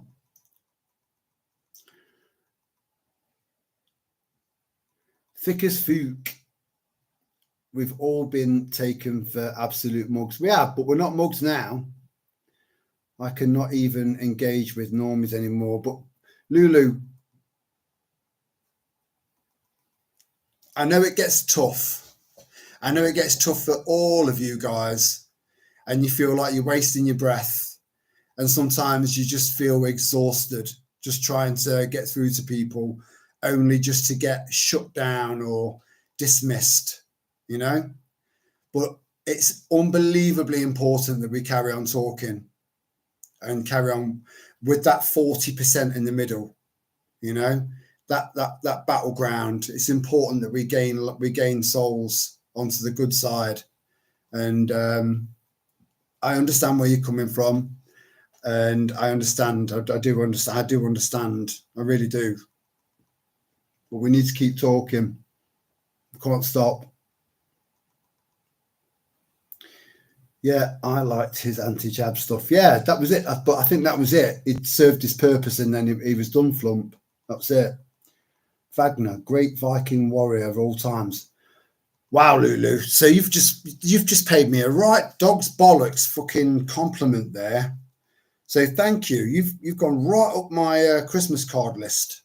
You have, and I might even buy you a beer on that March, on the 1st of March, a march in March. So let me just double check, because I want to know who we're talking about. Wagner Viking. Wagner Viking.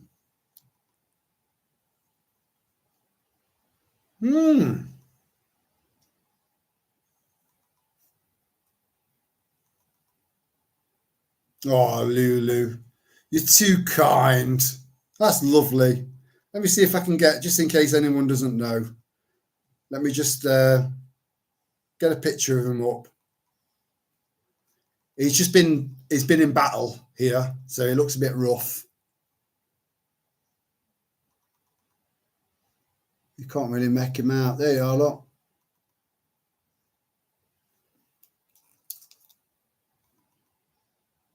What do you think?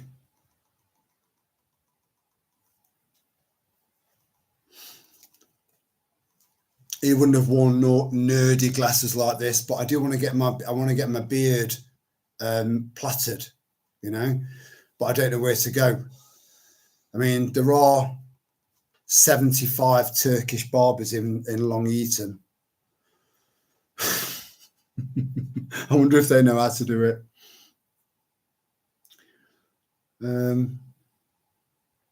Regarding paganism, druids, and yeah, a lot of people. So the paganism and druids thing, aren't the two the same? Ragnar, cheers, Lulu. Fuck's sake.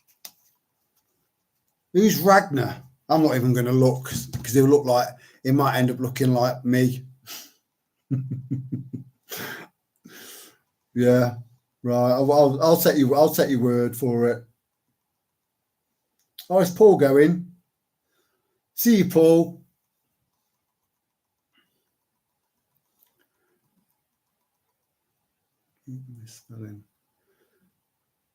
The term conspiracy theories has done a lot of harm. Yeah, it has. Yeah, it has. The CIA knew exactly what they were doing.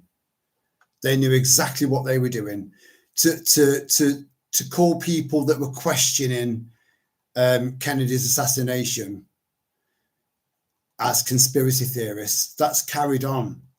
What was that? 1960? Was that 63? 63, 64, was it? So 60 years ago, you know, I still count on my hands. Maths weren't my wasn't my thing. But yeah, 60 years ago, and that because that's continued, and then they've added extra titles on top of that, like tinfoil hat wearing nut job, and yeah. If only they knew. If only they knew. If only a fraction of these people knew that we were fighting for their freedom. You know, they're completely oblivious. And I find that incredibly frustrating.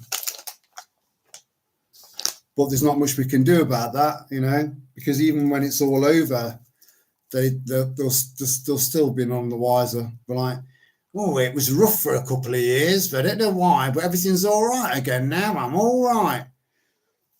Corrie's on at 8. Oblivious, completely oblivious to the sacrifice of people like you and me that would have taken place in order for them to maintain their freedom. You know, you couldn't make this shit up. You couldn't. Totally oblivious. But we all know, you know. I think we'll fall into the category of unsung heroes. Heroes that never wanted any recognition, you know. We're not after thank yous or rewards. We're just doing the right thing because it's a war, and it's a war worth fighting. But it's also a war that's on quite a lot of fronts as well, you know, because we've got a war against our invaders. We've got a war against our governments. We've got a war against people that call us conspiracy theorists and tinfoil hat wearing nut jobs. Well, the list goes on. There's lots and lots of little wars, battles, lots and lots of little battles. So there's so many fronts that we're having to battle on, and but as a collective, it's all a war effort. You know, you got to win the battles to win the war, because a war isn't just that's it. We'll get fighting, then it's over. It's lots and lots of little battles, and that's what we're involved in. And that's another aspect about the so-called awake community, is that it's got a, in fact, someone sent me a text message earlier on and it absolutely nailed it. It nailed it, right? Bear with me 1 second. It won't take long and I'll read it out to you because it really kind of summed it up.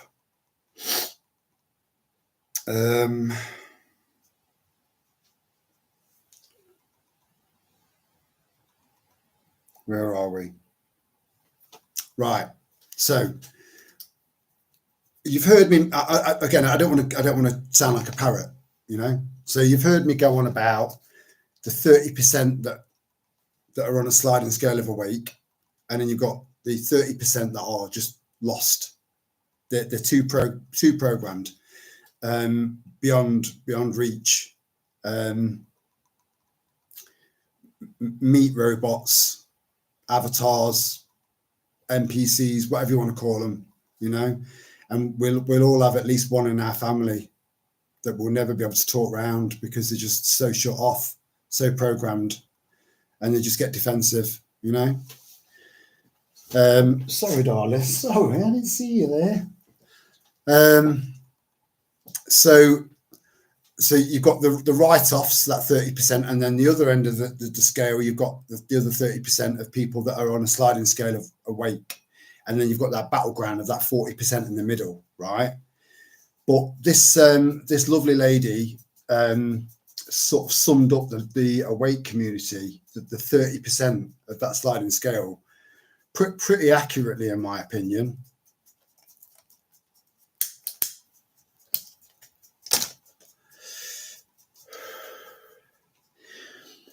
So this was without reading the previous text out, I just want to read this.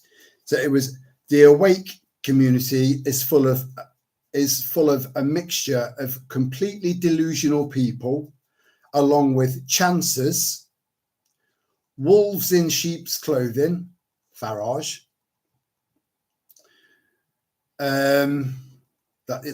That's what came straight to my mind when I read that. Yeah, wolves in sheep's clothing is more, and there's plenty of them out there. And people who actually relish in and spread the louche. They are being fed instead of trying to be the change they want to see. You know, leading yourself. Still paying all their bills, sending the kids to school, listening to politricks instead of politics, and looking for a savior. You know, so I really connected with that, because that's one of the problems that we've got with our little 30%. We only need 11% to take our country back, but it's trying to work out the wheat from the chaff. You know, the delusional muppets out there from people like us. You know. Oh, she's drinking.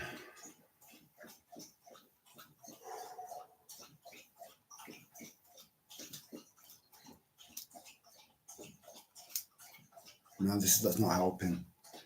It is a spiritual war, Linz. I think they said that. I think she drinks forever.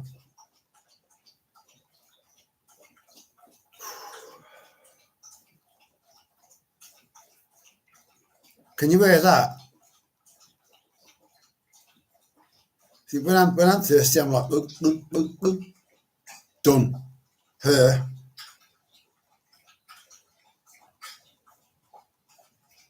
It's one of the most horrible noises in the world.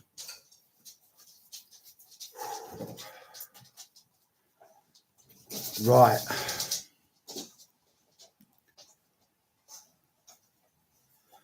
Alan Edwards. So I look a little bit like Wagner, but Ragnar. This is how this is what a confused skinhead looks like.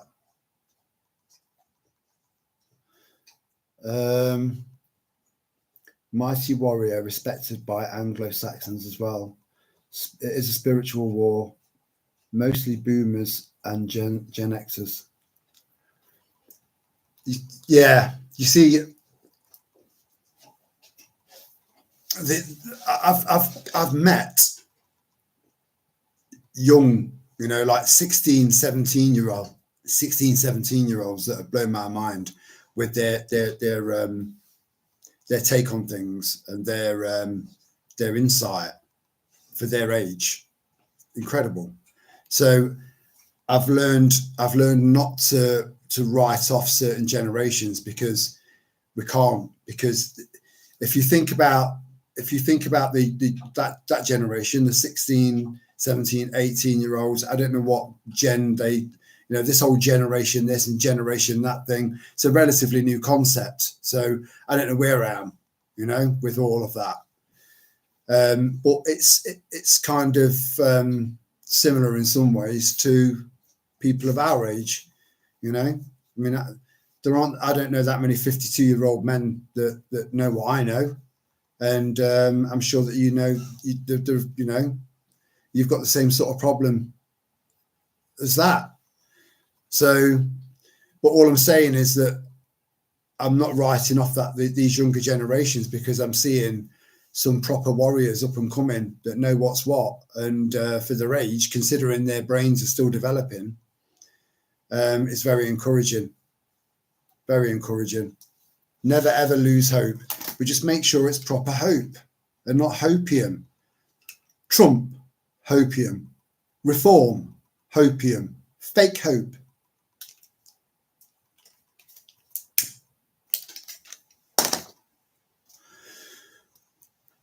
Real hope comes from your soul,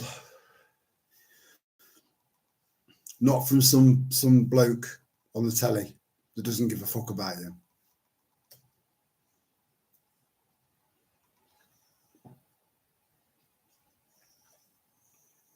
I will agree with that, Lulu.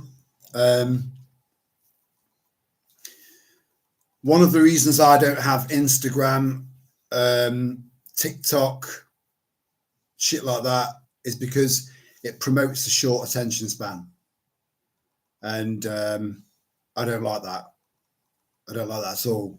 I do struggle if someone sends me a video that's 2.5 hours long. I'm thinking, you know, I like to get things done in one go. I don't like to get into something, then come out of it and then go back into it, because I'll lose the flow, you know. So if someone sends me something that's 2.5 hours long, well, I suppose it depends on who's sending it to me and what you know, in brief, what it is that they've actually sent me, you know. But generally, someone sends me something that's 2.5 hours long, I'm probably not going to watch it. But my attention span is way better than a lot of these young'uns, you know. And it's not just these young'uns; it's anyone else that's been brainwashed. My dad, and I know he knows I've got a channel now, and he knows what it's called, so he might hear this. But still, you know, it's got to be said. His attention span is that of a gnat, you know. So anything I do send him is either in like a meme format, which is at a glance. So, and they're very powerful.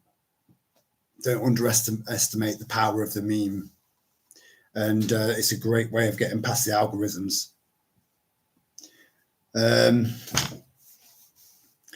But yeah, generally people have got a very short attention span, and that's mad.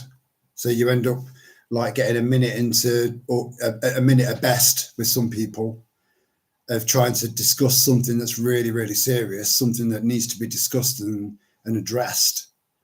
And within a minute, you just get that fluoride stare, you know.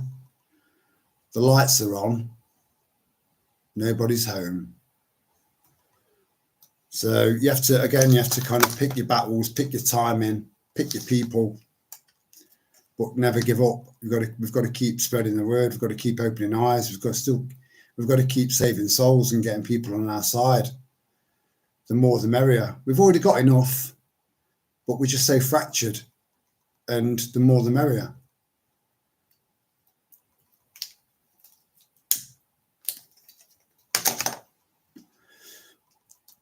You see, if anyone disagrees with me on this, I am completely open to debate, and I really am, and I'll be dead respectful. I will, because this is like an extended family. You know, I get to see the same names, the same people that join us in the live streams. So I know that we are the core within the core within the core of our little tribe, you know? So I came to a little bit of I was having a proper good deep think the other day, and I was thinking the most dangerous group of people on this planet at the moment are Zionists, and the Zionists are using Islam as their foot soldiers. Does anyone got any opinions on that, so we can bounce off each other? And Tommy Robinson may be a Zionist.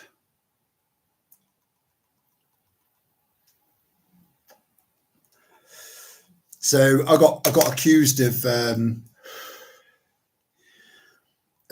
kind of blame the Jews, and that's not what I said in the comment. This is people taking things out of context, and that pisses me off. But then it's easy to lose things in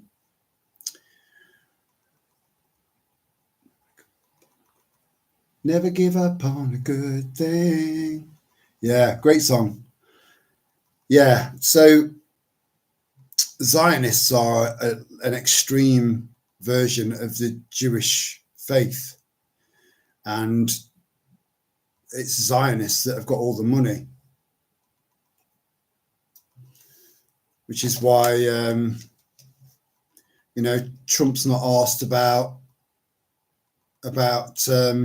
in fact, Trump's turned around and said, "We're taking over Gaza." Yes. And his original business model was real estate. That was how he made his money, you know. And that's what Gaza is going to become: prime real estate. I'm taking over Gaza. Yeah. I'm going to give Israel as our ally and best friend, and nobody's ever done anything like this before. I'm the first person to do this. In fact, I think I do think I am a god, and sometimes I feel God in my head asking me for advice.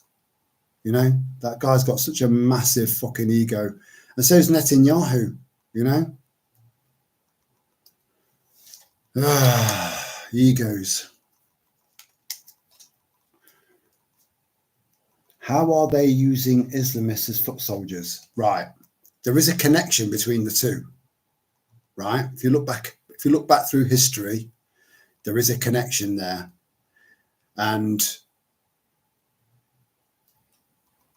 Islam is the biggest threat to the Western civilization.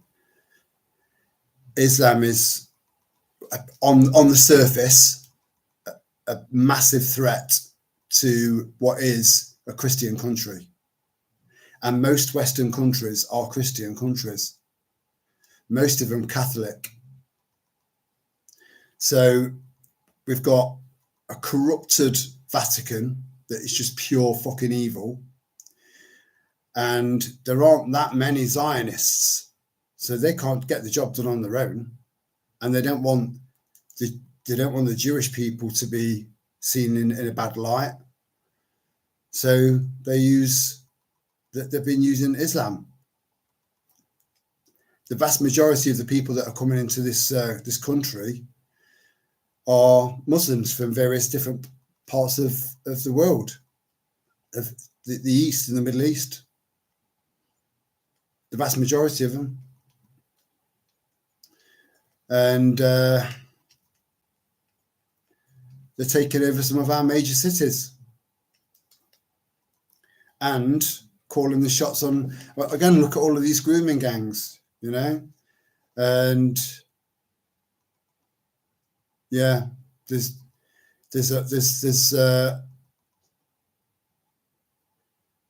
I'm hoping, Lulu, that all of these pieces will start to fall into place in your head, because I know you're a smart lass. It was funny, though, seeing Owen Jones crying. Who's Owen Jones?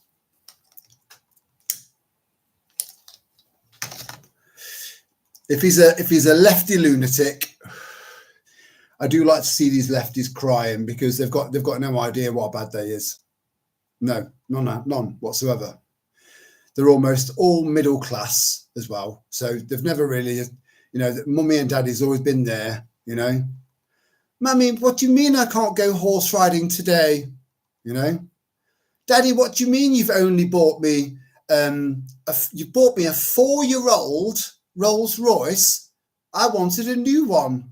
You know, they're these lefties, and they've all been so fucking brainwashed that they've literally turned into lunatics, and that's why they're called lefty lunatics, because they are lunatics. They've got no idea what they're doing. And I've said in loads and loads of videos historically that everyone needs to feel purpose in life. Otherwise, what's the point in living, right? So they go and they sort of fall in with other people that are very, very similar to them, and they start joining Just Stop Oil and. Look at what just happened in Germany. That nut job, that Afghan in a Mini, you know, and then you've got loads of German lefty lunatics going out into the streets, saying that we're kind of we're attacking these people, we're being racist and fucking hell. These people need to look back at their German heritage.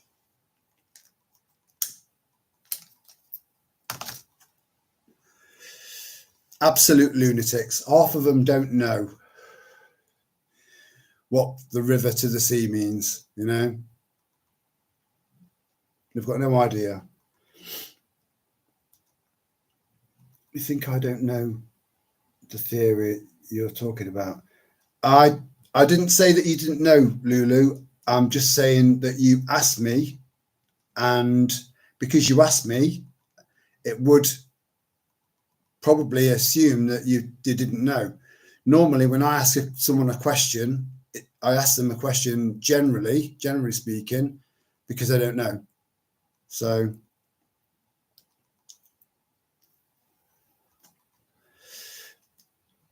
the far right or middle class. So maybe the middle class are the far right and the far left. But then even the far left are coming across as far right because they're so extreme. But then you've got extremes of both sides. You know, me, I would have again, you know, the whole left right paradigm it fucks me off. It irritates me, but it is a good way of sort of kind of gauging things and measuring things out. I'm a Libran, you know.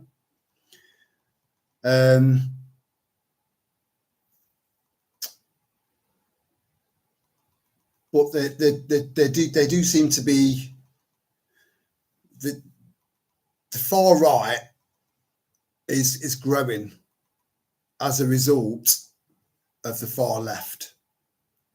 And the far left is growing as a result of the far right. And we're stuck in the middle of it all. The voice of reason, the voice of sanity. Which in itself is absolute madness when you think about it, you know.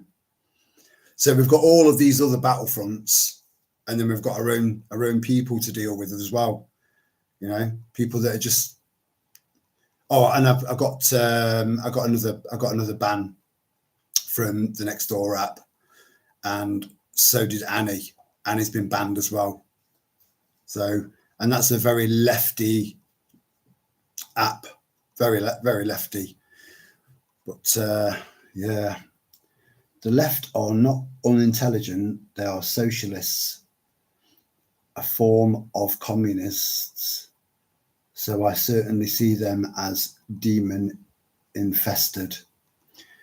Yeah, they're just lost. They're lost. Like I said, everyone wants to feel like they've got a purpose in life. Everyone does. Otherwise, what's the point in living?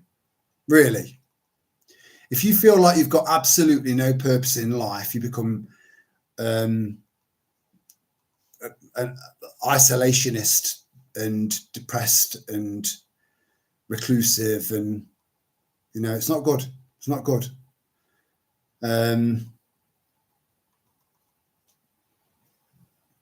Yeah.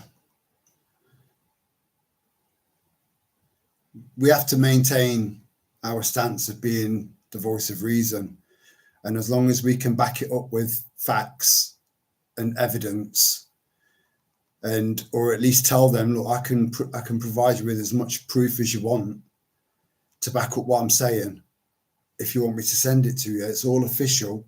None of it's like just some random Facebook post or blah, blah, blah. If you enter into dialogue with people like that, then they'll be more open to you. And it's important that we carry on doing that. It's imperative. It really is. You know, we're fighting for our futures here. And it's bad out there. It's bad, really bad. And but because people have experienced the last sort of 4 years, really, of what 2020, 2021, 2022 was, when you think back, that was fucking crazy. You know, 6 feet apart, make sure you wear your mask, make sure you get your jab. Everyone just fell in line. It was absolutely bonkers. Everyone lost their sense of individualism. And I'm very, very pro that. Be an individual. Learn to lead yourself. It's self-empowerment, you know? Believe in yourself and have faith in yourself. The left are not unintelligent. Yeah, so it would seem that because it's quite expensive now for people like you, people like me, to send our kids to university, or to send our kids to a private school now, thanks to Starmer. But people that go to uni, they tend to be more susceptible to this bullshit than anyone else. I think the more you engage with mainstream education, be that pre or post, you know, infants, junior school, secondary school, and then sixth form, and then leaving to go on to uni. The more you go through that process, generally speaking, this doesn't apply to everybody, but the vast majority, the more susceptible they are to being easily impressionable, and believing whatever people tell them. They seem to fall into that category. I think a lot of people would have assumed early on that it would have been the smart people that would have seen through all of this, and the thick people that didn't. And to some degree, that is sort of right, because we may not have an incredible.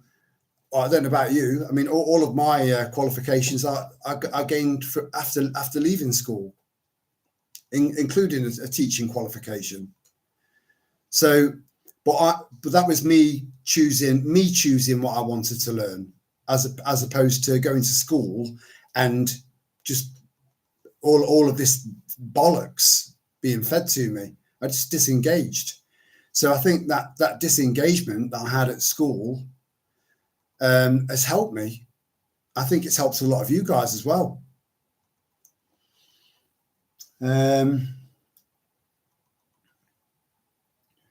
National Socialism, clue in the name, socialism, form of communism, fascism is the same.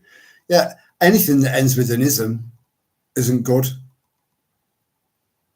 You know, I can't think of one single ism that's good. Not one.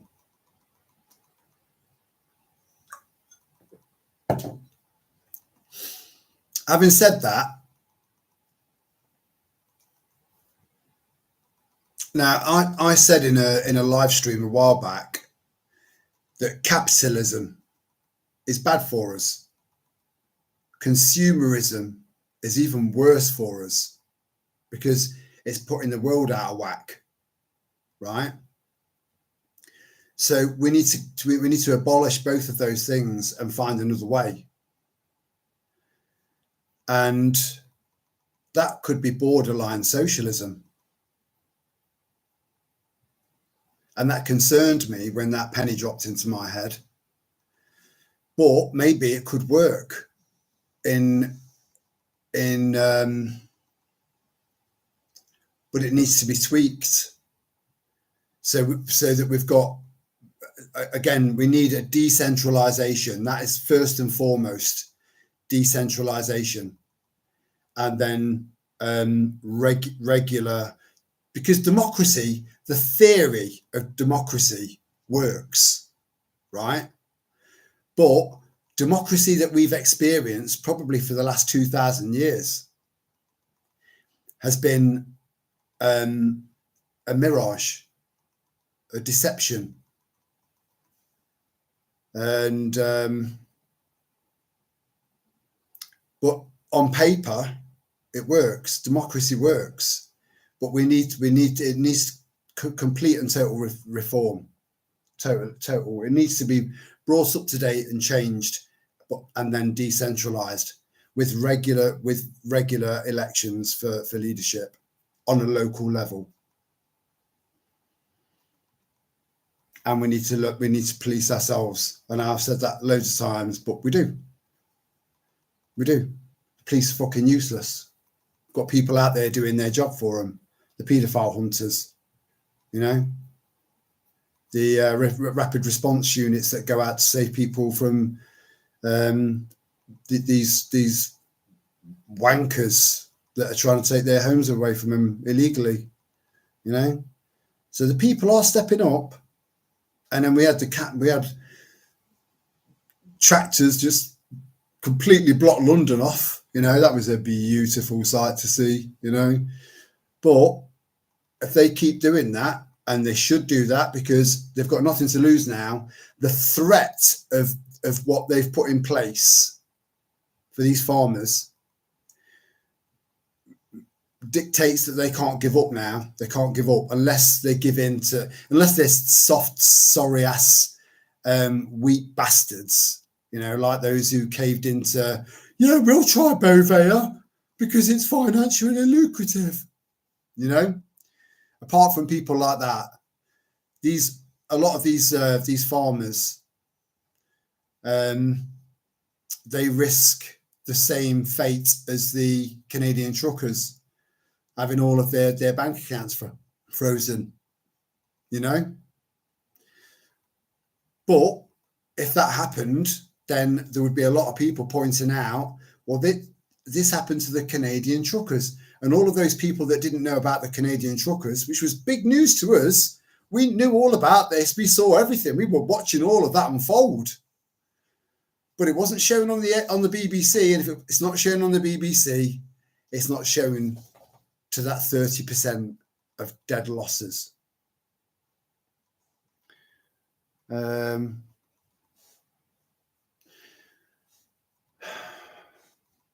I disagree, Lulu, because capitalism can't exist without consumerism, and consumerism is polluting the world with plastics, and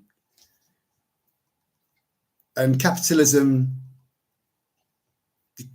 generally you don't have capitalism without greed, you know, and underhanded deals, and we just end up reverting right back to where we start again, because they say every man's got his price. I haven't. I've been saying that for years, and I stand by that. They could offer me a billion, a trillion, you know, tomorrow to shut up, and I would never do that. I'd never take it. I'd rather be on my arse. So capitalism turns potentially good people into monsters. Capitalism encourages people to stand on the knees, then the chest, then the shoulder, then the chin, then the nose, then the head, to get above the person below. You know, there has to be another way. But that's just my opinion.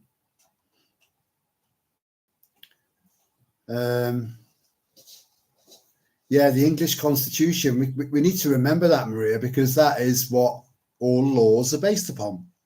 But they've just added acts and statutes on top of it, you know, and new legislation, and let's fuck that all off. Let's try and get back to you know, that kind of that sort of law, or the law of the land, you know, where people have the right, people are in charge as a collective.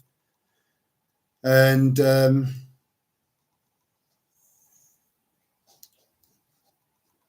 chocolatism is good.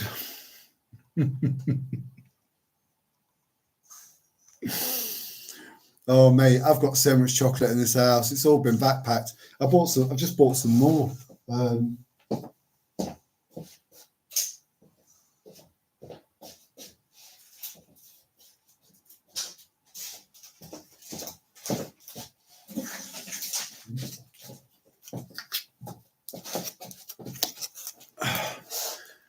Just please do not overlook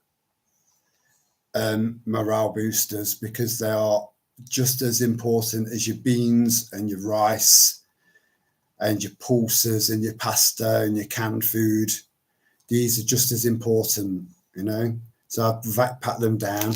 I pierce the actual packaging of the chocolate bar, and then put it into a little tiny little bag like this, and then sealed it again. And that'll make these good until December 2027. So, I mean, I've got loads of these knocking up, and I just chuck them in little nooks and crannies and stuff like that. And if it does get too warm, if we end up with a ridiculous, I've got some more to get sorted out. If we end up with a ridiculously hot summer next year and it goes into the 40s, even if that chocolate melts, it will just reform itself more or less, because it's got no room to move, because all the air's gone out of it, you know. Morale boosters, please don't overlook them. Get multi-packs in. They're not good for you. They're not good for you at all, you know, but they can help to lift your spirits up when the shit hits the fan. Democracy is shit, but the principles of democracy are good. And if you can think of another way forward as a collective, Lulu, drop it down in the chat. Is that the best? The best a man can get. You know, Gillette, right? The old Gillette adverts used to be full of like proper men, you know, proper going for it. Now it's like, when I've done this as a man, I'm now going to shave my legs, and I might shave my scrotum. Everything's gone gay.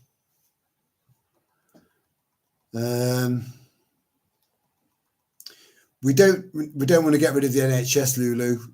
We need to reform it. We need to get rid of all of the middle management. Fuck them all off, right? And then take it back and nationalise it again. Because it's a good model. It's just being fucked about with deliberately, so that we end up having to pay insurance. Like national insurance wasn't insurance, you know.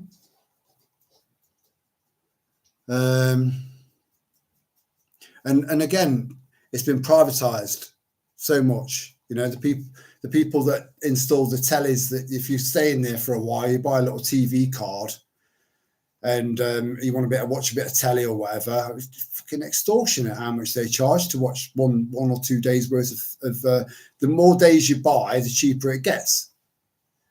But that was owned by a Canadian company. And then you'll have another company that's this is all politicians passing on contracts to their friends for kickbacks. So the NHS can be saved, but it needs a proper overhaul. We need to get rid of democracy as mob rule. Democracy doesn't necessarily need to be mob rule. Not if it's done properly. The problem that we've got is that it's become very centralised. It's all been condensed into the House of Commons and the House of Lords, when it should be local, you know. So I think. I think democracy has a chance, but it needs to be reinvented.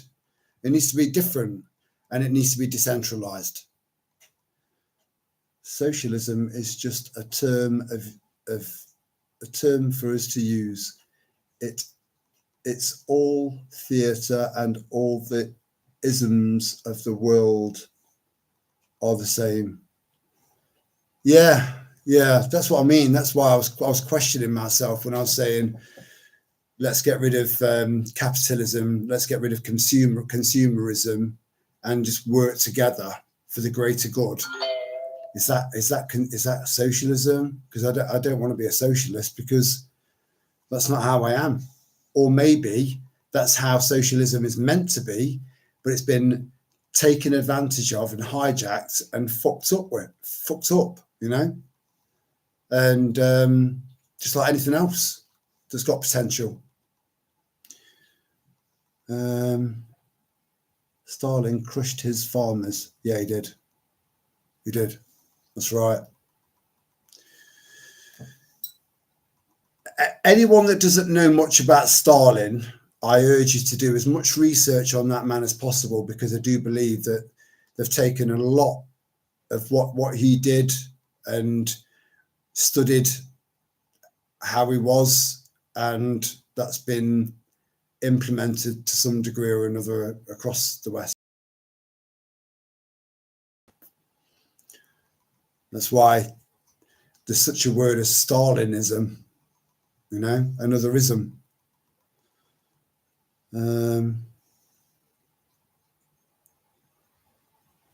Well, the British Empire made most comfortable in this country. We haven't got an empire anymore, though, Lulu. Or have we?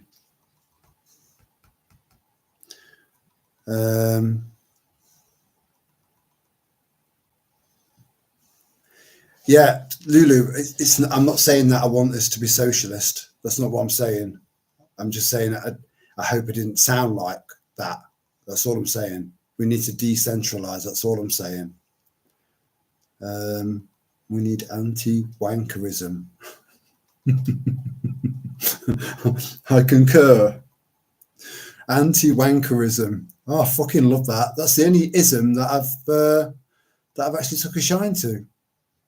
All countries need to be independent within themselves. I agree. Totally agree. Yeah, feeling good, eating a bit of chocolate is good for the soul. It is, yeah. Morale boosting. Yeah, honestly, I've been saying this for years now. Get those morale boosters in, but get them into packaging that's going to make them last way past their best before.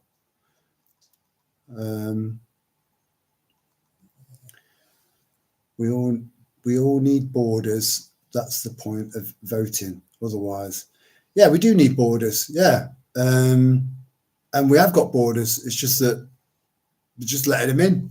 You know, letting anyone in. You know, I mean, I agree with because they're saying because there was the whole future rocket engineers and scientists and doctors and oh fucking hell, the list that they were bringing out to try and justify these people from coming in.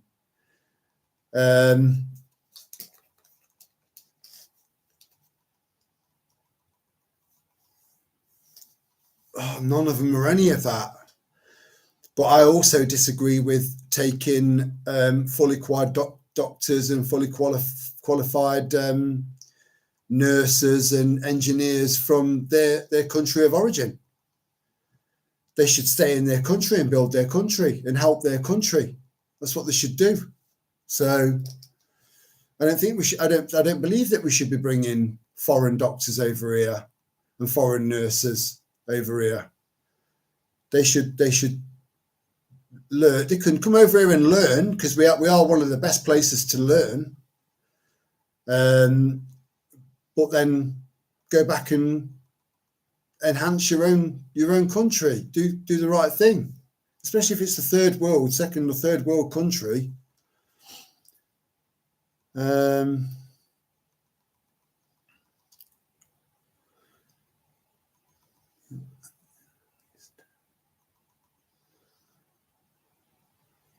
I would gladly pay towards treatment instead of NHS being used as a fucking weapon against us. It just needs reform. That's what I'm saying. That's what I'm saying to you. It needs reform. It needs genuine people to go in there and just say, right, that can go, that can go, that can go, that can go. Let's fuck that off. And reform it. And I think that's doable. Get it back to what it was. It was originally set up to get the working man and the working woman fixed and ready to go back to work. So you can end up. I mean, they've already put in place. If you're new to the country and you arrived here by dinghy, which was the unfortunate way of coming to the country, because a lot of them are literally being flown in at the taxpayer's expense now on planes. Like there's another way to fly them in. You're not going to get many in a basket on a fucking hot air balloon, are you? And they wait 15 minutes whilst all of us that have been paying into the NHS all our lives with national insurance and stuff, we can wait 4 to 14 hours whilst they just get in, get seen, sorted, out the door. So fucked up. No trade wars, no conflict, no control over other countries. Yeah. We need to find a way. We've got to find balance. I don't agree with getting rid of capitalism, and I don't believe in socialism of any description. No, I didn't say that I was. This is why I was questioning myself, Lulu, because I was thinking, is what I'm suggesting sounding like socialism? Because socialism historically has not worked at all. It's been bad. Any ism. I'd be communist if the world was full of nice people. That's an interesting point, Flump. Yeah. Why do you want everyone to be nice? Lulu, you're so fucking combatant. I can't wait to go on a march with you. Be very interesting. Terry, you haven't given any suggestions to an alternative to capitalism. Well, maybe there's an ism that's not been tried yet. you know? I think everybody pulling together as one and helping each other, using, because we've all got our own unique talents, our own unique gifts that can boost humanity, you know. But the way it's being done at the moment is not working. It's not been working for a couple of thousand years, and it's just got worse and worse and worse. And we've allowed it. Apathy has allowed all this fucking shit to happen. Apathy.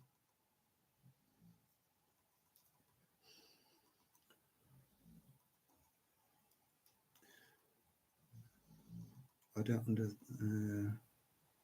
I could beat you in an arm wrestle. That's the spirit, Flum. That's de-escalation tactic. I like that very much. Well, if you think about it, we don't have to be nice, do we? We can be disagreeable. If we are all going to be nice, then there's no place for humor or free speech. That doesn't sound right to me. I think if everyone got on, free speech would be free speech, and humor would always be there because it's part of being human. Well, that's just my take. There were no trouble. England has a constitution, so does Scotland and Ireland. Yes, they do. Yeah. But they've just been, a lot of people don't know that, and a lot of people don't realize that or understand that. And the fact that it's, that is the original law, and it was set up for our benefit. The same as America with their constitution, you know. What's your definition of nice, Lou? I don't like the word rice. Oh, nice. Sorry, I don't like the word nice, and I don't like people describing me as such as it's not necessarily long. I love your sense of humor. I can't wait to meet you, Lulu. I'm looking forward to going on that march with you. I'll be there. I might bring the girls along as well. That'd be interesting. But the good as gold, you know. But you sound like a right fucking battle axe. I meant that in a very, very, in a respectful way, you know. Don't fucking hammer me in the chat. England, where are we? I couldn't use another word. Combatism, yeah. So Lulu's used the word disagreeable. That's so fucking English, that is. I'm not a cunt. I'm disagreeable.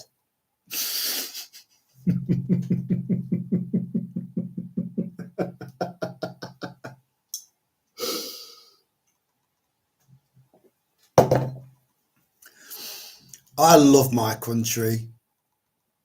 I've always loved my country, and I can trace back right the way to the 1400s, you know.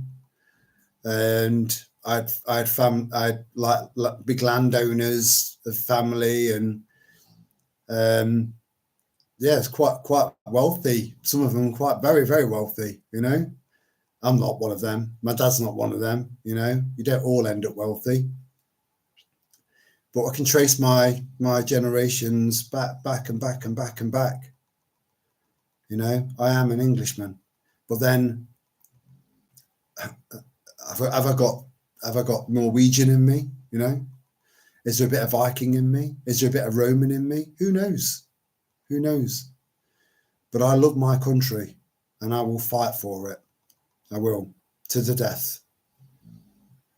That's 100%. We'll march backwards. I'm not that petty. I know I'm disagreeable, and I'm not offended by it, lol. I know you're not, sweetheart. I know you've got thick skin. I know you have. I know you have. You see, I've never actually spoken to you on the phone or met you in person, but there's a lot. There is a lot of information you can get from the way that people word things, the way that people respond to conversation. Just from in text format, you can tell a lot about a person. And I know you're thick-skinned. I know you're a tough bird. You're all right. I usually do as I film when I go low. Yeah, she does do that, Flum. She's if you should look at her channel, check out her channel. She's not done anything for quite a while because nothing's kicked off. So that's to get out there when everything's fucking kicking off. It's like, you know. But yeah, I believe when things start to really crack off, because I do think this is the pivotal year. You know, I think it'll go one way or the other. I think hopefully it'll go our way, but we'll have a lot of battles after that. But I don't think you'll be short of. In fact, I've got a proposition for you, Lulu, of something that I would like to do. I don't really want to mention anything else publicly. I'll talk to you when I see you. And yeah, I don't really want to elaborate on that anymore. I've ran out of drunk. So if you just excuse me for a second.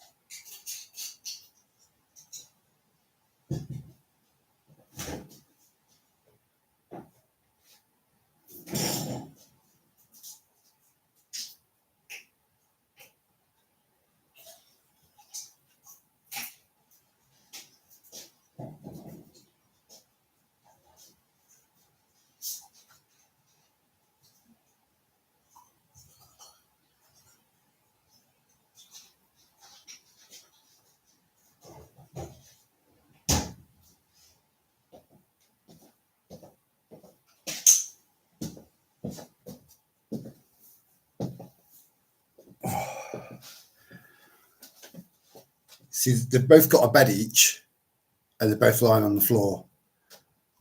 So I'm trying not to stand on them. It's a canine nightmare down there. Pardon the phrase. Yeah. Oh, and by the way, I'm glad you finally got around to emailing me, Lulu. And it's nice to know that your name's Louise. I was married to a Louise, my first wife. Married,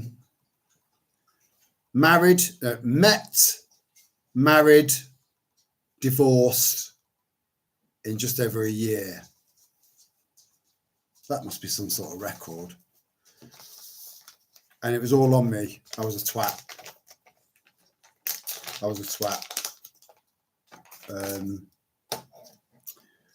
But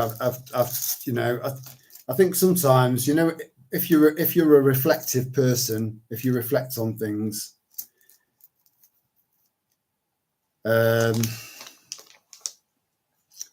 reflection's the best way to learn. And sometimes a little bit of outside input can help with that and get you thinking, yeah, I didn't think about it like that, you know, something like that. But I was a bit of a wanker back then, and well, then after that, immediately after the divorce, that was when I was homeless.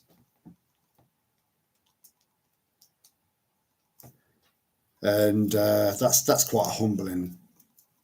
experience. And I think a lot of people, when they're at their lowest ebb, a lot of people turn to religion just to give them like a crutch of stability, to help them maintain their sanity to some degree. Lots and lots of reasons, you know. When people are at their lowest ebb, that's when they tend to turn to religion. I do believe that. And I can remember one night, I just thought, I wonder. So I started heading off to the nearest church, and which was locked, because, you know, city and town churches are always locked. So I thought I'll sleep in the doorway. And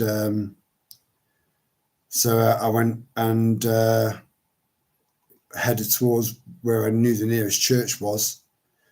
And there was about 8, 9, a group of big lads, you know, about 8 or 9, maybe less than that. Maybe it just seemed like there was a lot of them, all just pissed up, rowdy, loud, all inside the doorway to the church, which was where I was trying to hope to find some answers and some rest and some peace and some sleep.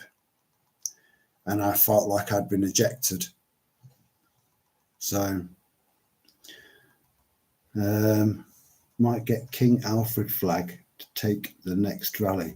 Is that the one with there's something in the middle of it, Lulu? Because there's something that's added to it, and because someone offered to send. Was that Michael? I can't remember now. Someone offered to send me a flag, like a proper English flag, England flag, proper, not just the white with a red cross.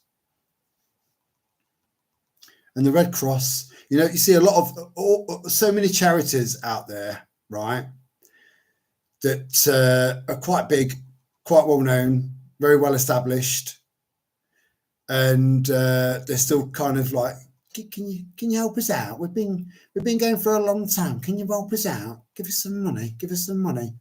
Fuck off. So the Red Cross, the World Wildlife Association, Children in Need, Save the Children, British Heart Foundation. I had 2 people come to the door from the canvassing to try and get money for the British Heart Foundation, and it was a fucking cold day, cold. As soon as you open the door, you can feel it, you know, one of them, like walking into a freezer. And none of them were of original English descent. One was brown, one was black. But lovely lads, and I love the fact that they were out there canvassing. You know, they were earning rather than these fucking parasites that are in these 4, 3, and 4 and 5-star hotels. You know, they're out there in the cold canvassing. So I turned round to them, and I don't know if I've mentioned this before. I don't know. We cover a lot of things. If you add up how many live streams we've done, and then add up all those hours, we've covered a lot of stuff. So I don't know what I've said and what I haven't said. So one knocks on the door, and I turned round to him, and so he says, "I'm from British Heart Foundation." That was it, straight in there, right? And I just said, "Right, let me just stop you there, right? Since the rollout of the jabs, heart conditions have gone through the roof. Yet the British Heart Foundation have said fuck all about that. Nothing. This is such a massive charity in England. To anyone that doesn't know of the British Heart Foundation, it's a massive charity, right? So the fact that they didn't step up to the plate and say, "Hold on, there's something happening here, and we need to find out what it is." Same as cancer research, gone from 1 in 3 to 1 in 2. You know, fuck these charities. Just embezzlement. That's all it is. So anyway, I turned around to because he was joined by his friend, because his friend was listening in of my conversation I was having, because they were going not what I would call knock over knock when I was a knocker, right? So this first guy who turned up, who was Middle Eastern, brown skin, you know, brownish, like a proper decent tan, you know, lucky bastard. I didn't ask him where he was from, and then he was joined by his black friend. He was from Africa somewhere. I can't remember where it was now, but they were lovely lads. And the African lad had some gloves on, and I had to turn around to him and his friend, and I said, "Right, I'm assuming that the amount of people you get to sign up to this to the British Heart Foundation, you get a commission for that. Is that correct?" And they said, "Yeah." I said, "Right, how much commission do you get per person that signs up?" And they said, I can't remember what it was now off the top of my head. They said, and I said, "Right, how about I give you both what your commission would be without signing me up?" And the reason I don't want to sign up is because since the rollout of the jabs, heart conditions have gone off the fucking charts. But the British Heart Foundation have said absolutely nothing. They stayed completely stum throughout the entire ordeal, and they still continue to do so. So for that reason, I will not be giving anything to your so-called charity, but I will give you to whatever it is that you would make as if I'd signed up.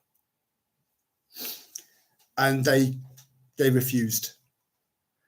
And I looked at one and I said, "You're not going to grass him up, are you, if I give him money?" He went, "No." I said, "Are you going to grass him up?" He went, "No." I said, "Well, why won't you take the money?" He said, "Because we just can't." You know? And I loved that. So we can't tar them all with the same brush. Anyway, the one that was just like dark skin, not the black lad, the other one, you know, he's not cut out for the shitty fucking winter in England. So I gave him a pair of gloves. You know, they wouldn't take any money, but I gave him a pair of gloves. So they both had gloves. At least they could keep their hands warm. You know, I'm not a bastard. I'm just principled.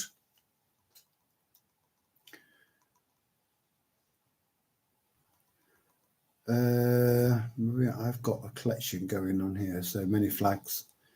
Maria, I don't raise them. Oh, by the way, I still got my you know, St. George's Day last year. I put a St. George's flag up on my front bedroom, and it's still there. It's still there. I refuse to take it down. You know, I think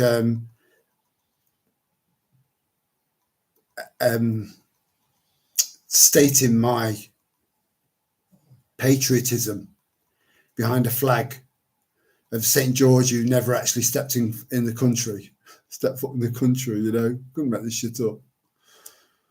But it's still up there, you know. I won't take it down until it starts to rot and blows away naturally.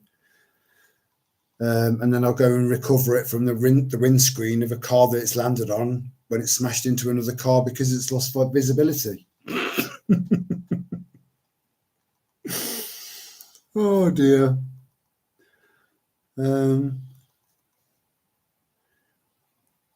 Maria, I don't raise them at home, but I take them on rallies depending on occasions. Raise what?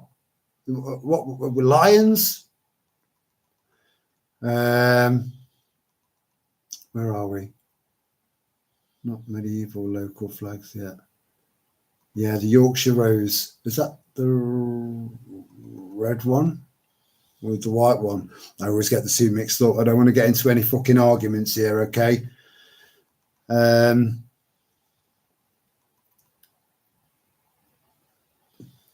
Gold dragon, red background. Yes. Richard, the lion heart. See, that's why we get that's why we're called the lions, you know? And then you've got the bear, and you've got the dragon.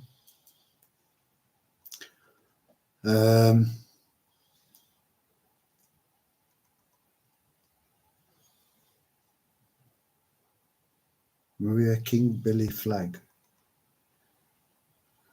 Knights Templars flag. Yeah. Cancer research, I think, is it is a scam. Of course it's a scam. How long has cancer research been going now? In fact, you know what? Let me tell you.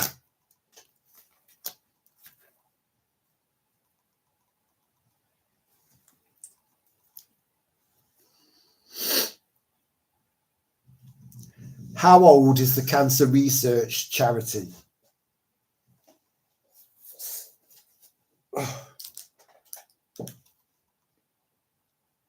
How old is the cancer research charity?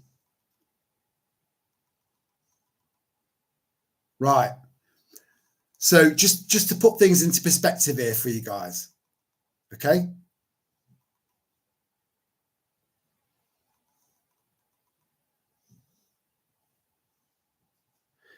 Cancer Research UK was founded in 2022, but its history can be traced back to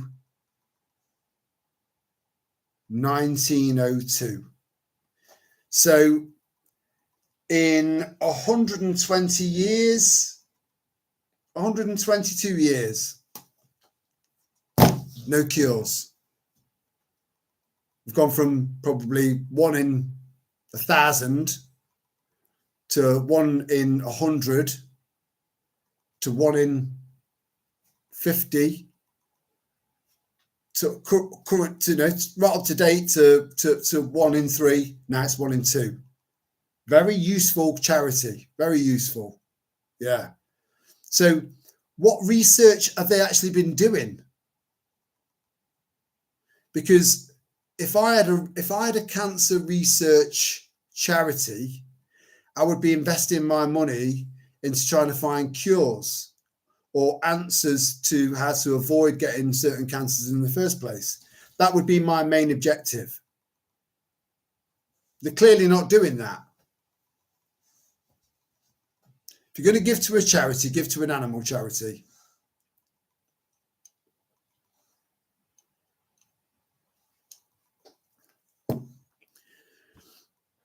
You see, even Macmillan,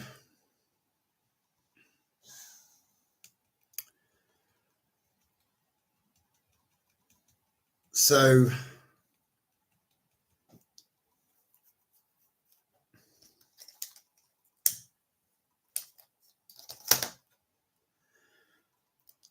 when Sal was moved off the ward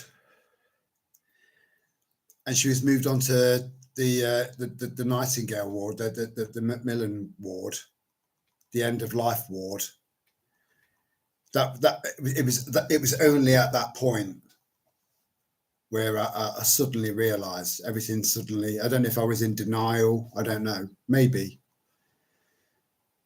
And so it was explained to me that she needed to go onto that ward because she was good. She was, you know, she didn't have long left. But up until that point, I had hope. Up until that point.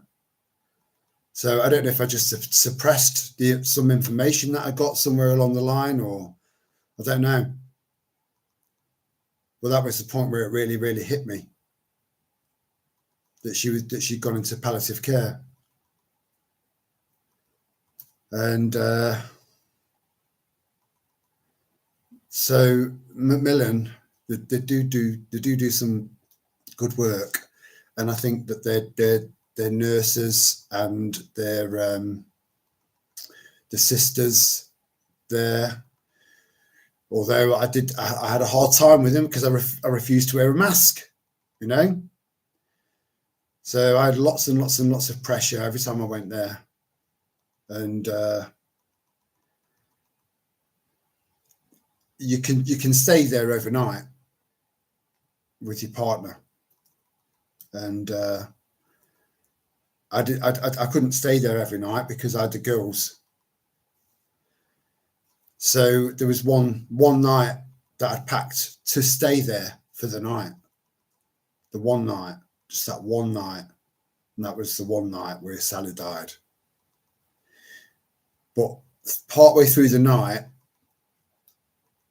she was stressed and agitated. And there were two specific nurses that I'd seen walking around. They were like, they reminded me of two grown-up versions of, you know, the ghost kids in The Shining. If anyone's ever seen The Shining,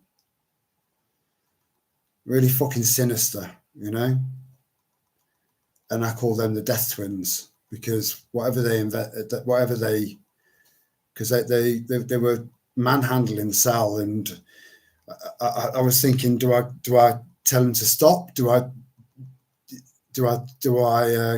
involve myself here, or all I wanted to do was protect her, you know? But then in the back of my mind, I'm thinking, well, this is what they do. Maybe this is normal, you know, blah blah blah.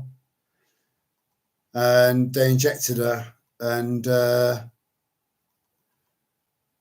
I remember lying down next to the bed, and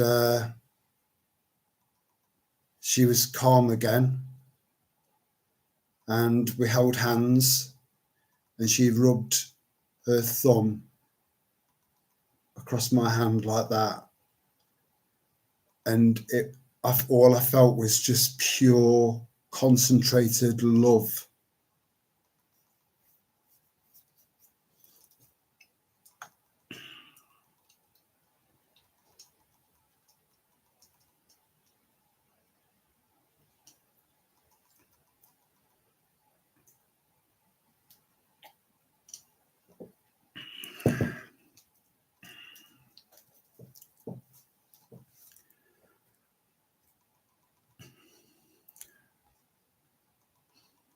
And then we both fell asleep, and I was the only one that woke up,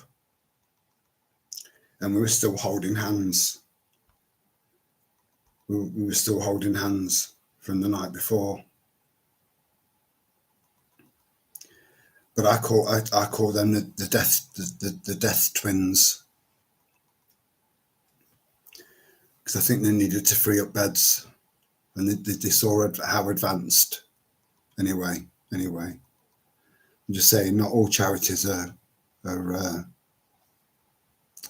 flawless.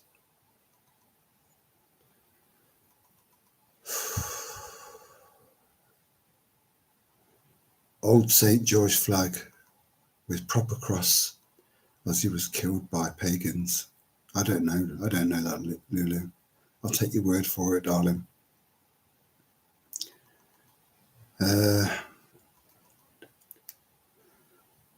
Defending the faith in the holy, and I also have investments in their first money lender as well. It's probably Greek, the Christian knight, depending on the faith. Killing. Yeah, you see, all religions have got an origin, and that was another thing that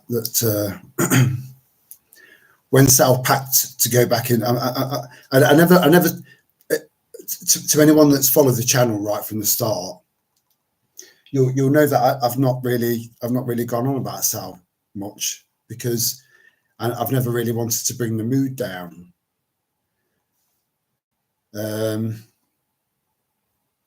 So I don't talk about it much, you know, because it's a personal thing. But yeah, I remember when things were getting quite bad at home, health wise, and she was told to go back into hospital, and I remember seeing the look on her face, like, this is it, I'm going to die. I saw the look on her face. I knew her, and there was nothing I could do. And I told her from day one, when we first got together, I will take a bullet for you. I'll die protecting you. And there's nothing I could do. And then on the days leading up to when she died, I said to her that this isn't the end. And she always trusted me. She always believed what I said, because I never lied to her, ever. I just said that you are pure energy, and energy can't be destroyed. It just transforms, which is a scientific fact.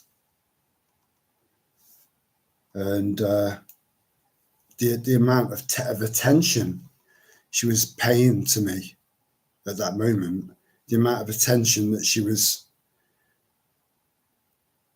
paying to me, like she needed some reassurance, you know. This is the first time I've been able to talk about this without losing my shit. I think I just needed you guys to just know what it was like. And just so you've got a rough idea, you know, on top of seeing society and the world and knowing what was happening, all of that on top of that. And that's why I was determined to just tap out that night before my house got took over. I think my life was saved, and because of, maybe this is what I'm meant to do, just keep fighting forward no matter what. I don't think there's anything that life can throw at me now that can be worse than that. Nothing.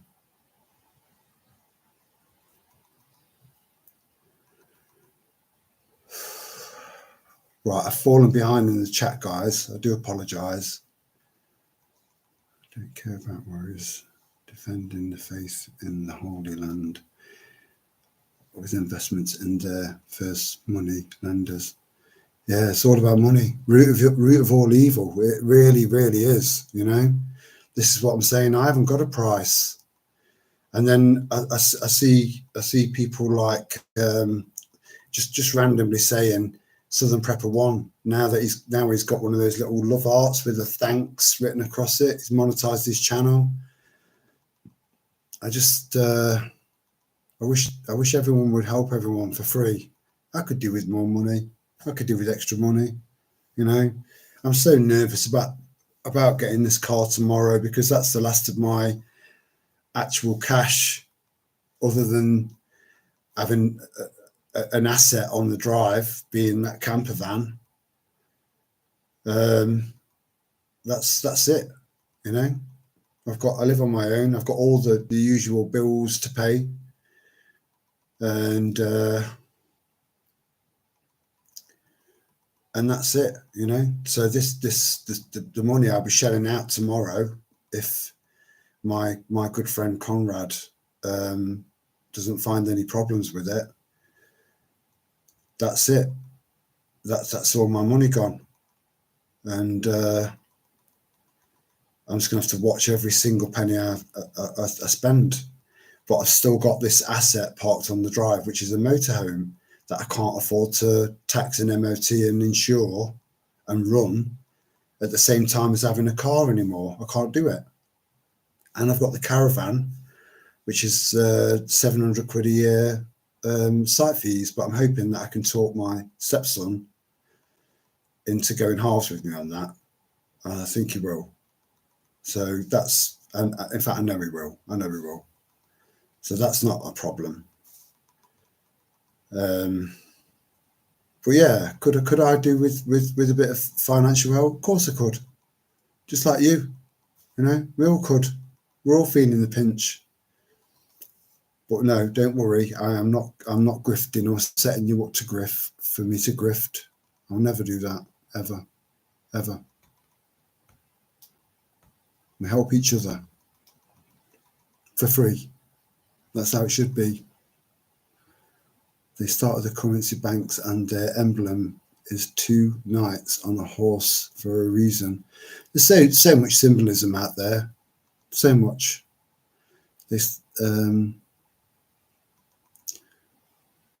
Sadly, I have to go.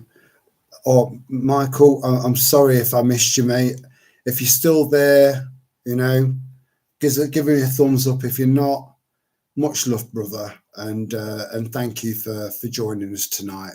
You're always appreciated. Always, you're a good man. You see, I'm in contact with Michael outside of this, and he's a good man and a good musician. Very talented man. Good man, good heart. But then I think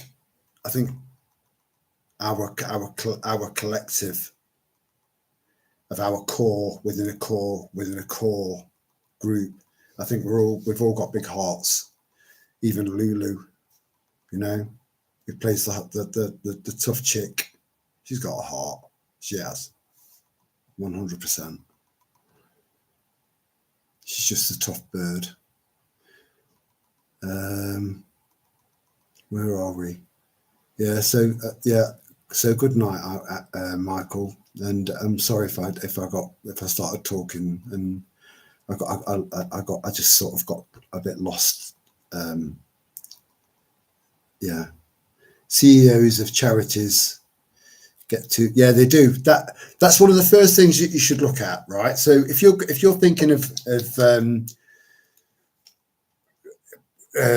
donating to a charity, right, first of all, try and do a little bit of digging, find out what their CEO is earning, right?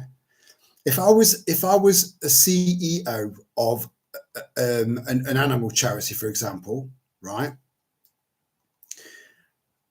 my salary would reflect my passion for the love that I have for animals. Whereas these people are paid unbelievable amounts of money. Unreal. Get too much and managers are on bonuses for money raised. That's what I mean. It's all they're all financial incentives.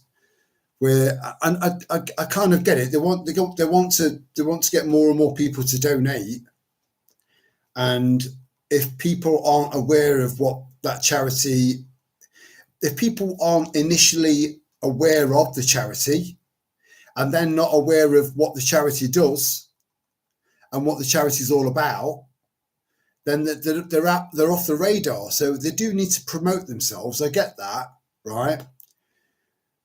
But at least do what you say on that you meant to do on the fucking tin. And they don't. PDSA, I would give to them.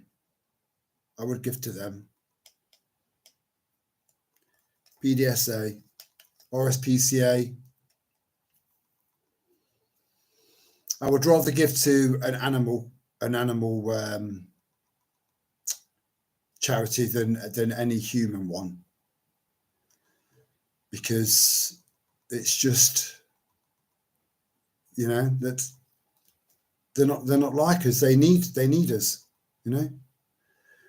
and a lot of these adult, as in human charities that are there for humans, generally speaking, they're full of shit. So I've got a big fucking issue with them.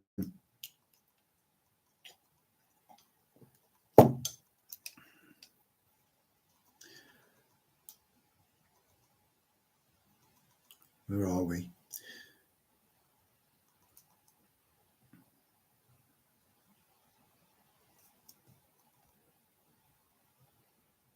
Hello, Butterfly. Hello, Sal Misra. You all right? I missed you there. I don't even know how long you been there. 12 minutes. I do apologize, lass. I opened up a little bit and got lost in the moment. Good to see you. Good to see you both. I worked in a hospice for 5 years.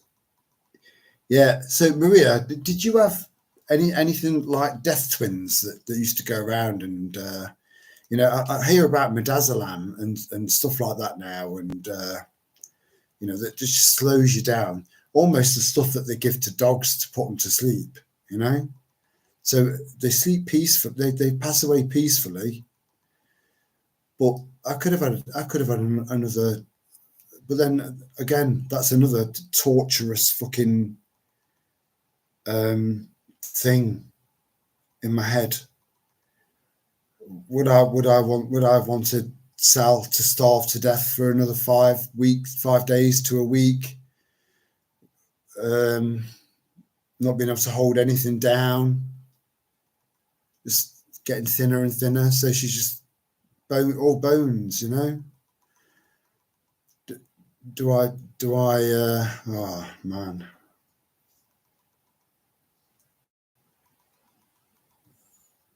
So did they put her out of her misery? These are questions that have gone around in my head. This little war that's gone around in my head for coming up to 3 years now.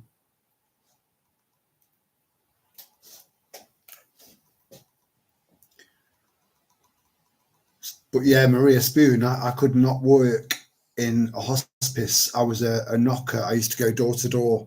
I used to sell stuff door to door, and I was good at it because I never lied. I would turn around and say, look, you can get these dusters cheaper at Wilko's. You can buy this tub of So Easy, which cleans ovens, fridges, china, cutlery, tiles, windows, doors, sinks, baths, vinyl, lino, marble, copper, brass, chrome, and glass. But you can get it cheaper somewhere else. But you'd be helping me out if you bought it from me. And that was my sales pitch. I don't know how that tied in with that. So I could right, yeah. So going door to door, my best customers, because everyone gelled with different people in different ways and different levels of wealth and different age groups and blah blah blah. I was quite an all-rounder, but I really gelled with senior citizens. And if I felt that they couldn't afford it, if I was looking at their bungalow or whatever, and I thought these can't afford it, sometimes I'd post a little 3-pack of dusters through the letterbox and take it out of my own take-ins. I always got on with the elderly. I always got on with senior citizens. That's one of the reasons why I'm so fucking angry about what happened in 2020, 2021. A mass genocide of our senior citizens, because they're just they were the original Google. If you wanted to know anything, a lot of them would tell you. And if Granddad didn't know, Grandma would know. If Grandma didn't know, Great Auntie Pat would know, or Great Auntie Lulu, or Great Uncle Frank, or whatever. Someone would know. They were our Google, and it was a lot. It was it was wholesome. The information they were giving you was from tried and tested experience, passed down from generation to generation to generation. You know, there's a lot of knowledge been lost, and a lot of unnecessary deaths that didn't need to happen. So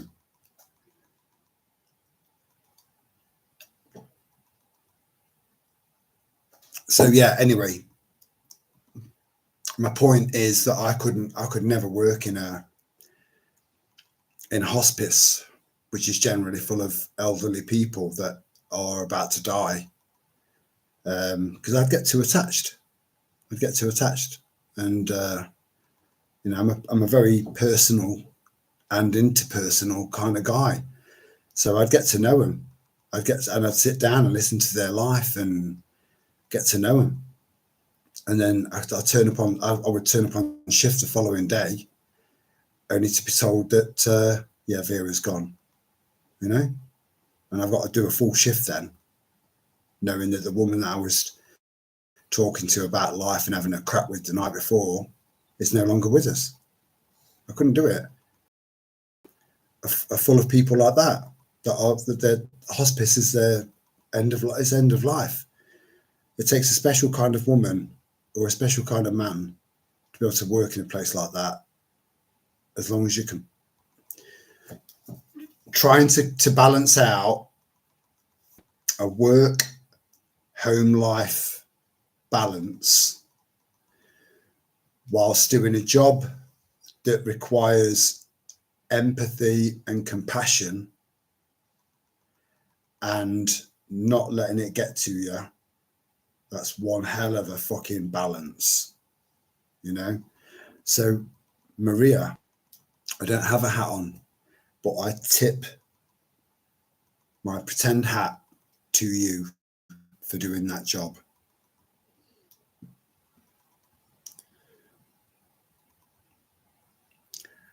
I know, Sal Misra, I know you were there. I know you were there. A few of you were. Yeah. It was a yeah.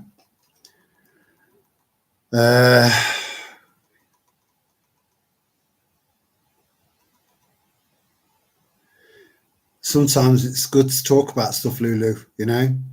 And I think that's one of the things that frustrates me about, because I've gone from just doing videos about prepping to then going on to doing walk-in talks, to now going and doing lives. But even then, it's all from, you know, it's all from my perspective. I'm in control of this. There's no proper to and from.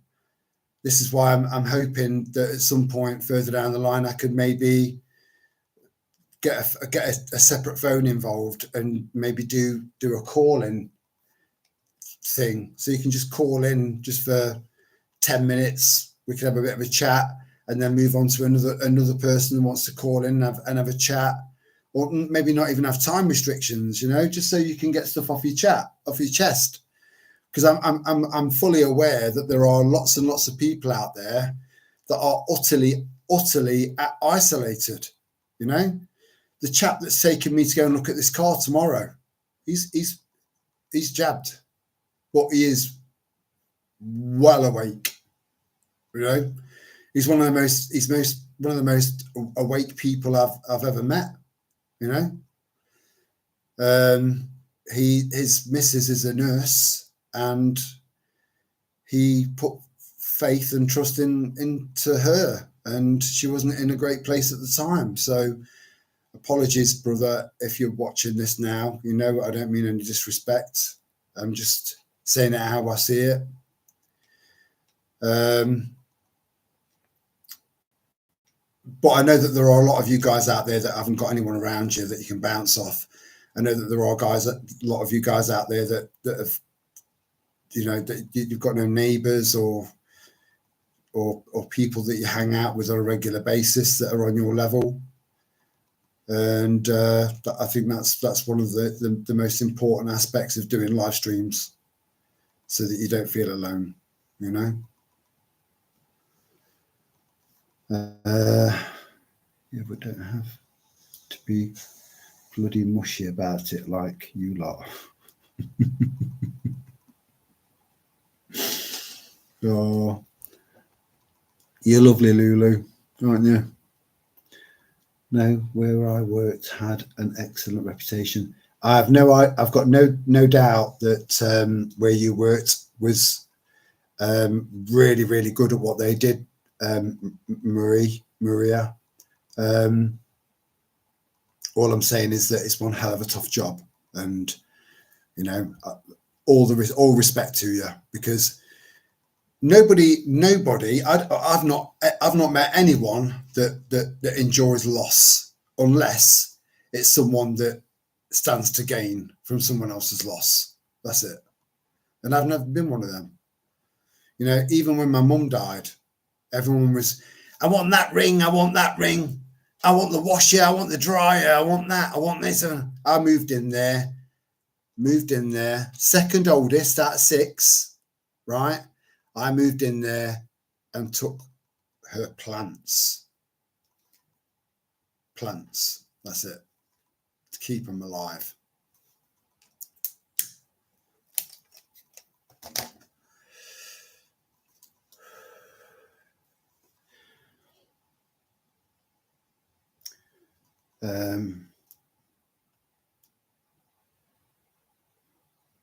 Yeah, thanks, Sam Misra.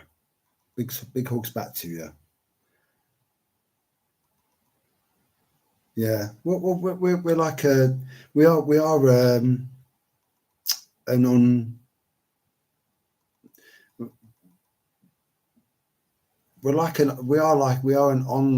online family, you know. You communicate in the chat, you communicate in the comments, and it's the same, more or less the same bunch every time, and it's lovely. I know that I need to keep doing the walk and talks, which can be hard sometimes because, you know, and there's nothing prepper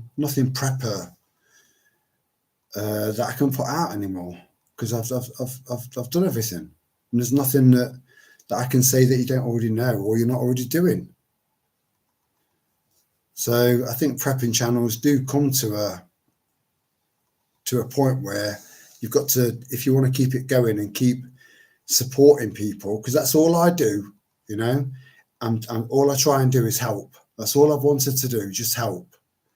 So, you know, you get people that might not like what I've got to say. You've got some people that do like what I want to say. You can't please all the people all the time. It's impossible. But I try, just so that we've got a community of people that where we can do live streams. People can dip in, dip out, but we can still feel like we're part of a community where we can say whatever we want, you know, without feeling like we're being ridiculed or we get that fluoride stare, which is important, you know. It's better than nothing. But it would be nice to meet up with some of you guys at some point and meet you in person. I'd love that. I would. Again, there's this meetup in June. So if any of you can make it, it would be amazing. It would be amazing. Because we'd vibe off each other. I mean, if you think this is all right, imagine what that would be like.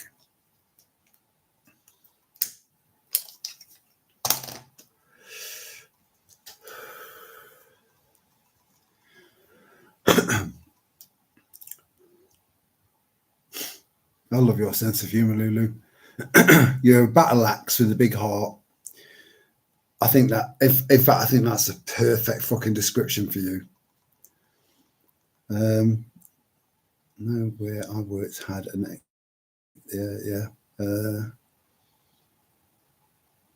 it is not easy, but not all were dying. Some were recovering. Well, that's a relief. But recovering for how long? Because I've experienced that, Maria, you know, where I thought that we're all right now, we're all right. That's it. It's in the past.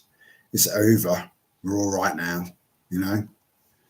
And all of a sudden, yeah, he is Jab Lulu, but he's a good man. He's solid, you know. He's a good friend, a very good friend, and he just. There are quite a lot of people in our little tribe that are jabbed. You'd be surprised. You can be jabbed and awake. You know, in fact, some people are more awake and jabbed, but more awake than a lot of people that claim to be awake and aren't jabbed. You know, it's mad. He's a good man. I talk like that, and I state I don't talk to LIBOR voters. Oh, I've gone to tat. I think that's why I got kicked out of that Nextdoor app again. And there's a few other channels where I've said, look, if you're a Labour supporter, chances are you're a dickhead. You know, you are a proper dickhead. So my stereotype of a Labour supporter, are you ready?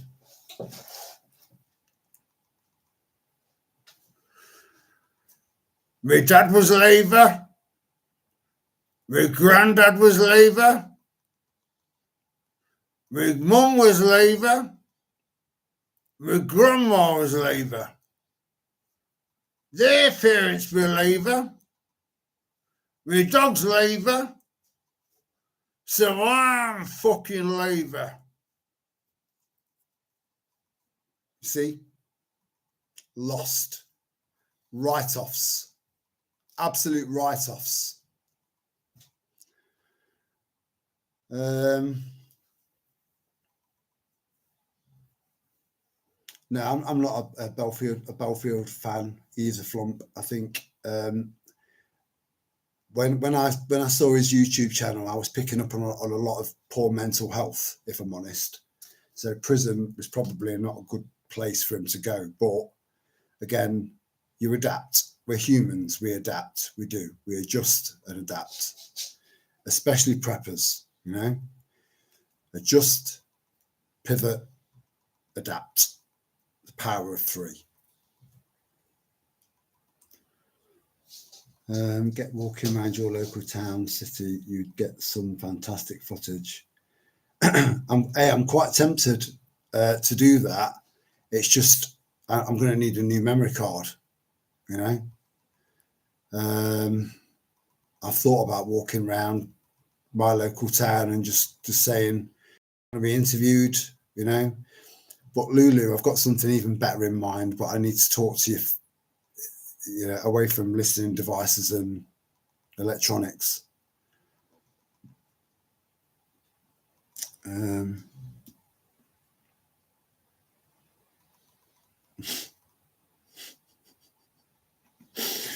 Nobody's too disagreeable. Not on here. I'm jabbed. I'm angry. See, there you go. Right. So there's a great example, right? Sal Misra. And try not to worry, Sal Misra. You know, I've the amount of people that I've heard that have lost this person, lost that person, this person, and that person. Some friends, some family members, some friends of family members, blah blah blah. And I've not encountered that yet. I've not seen any losses.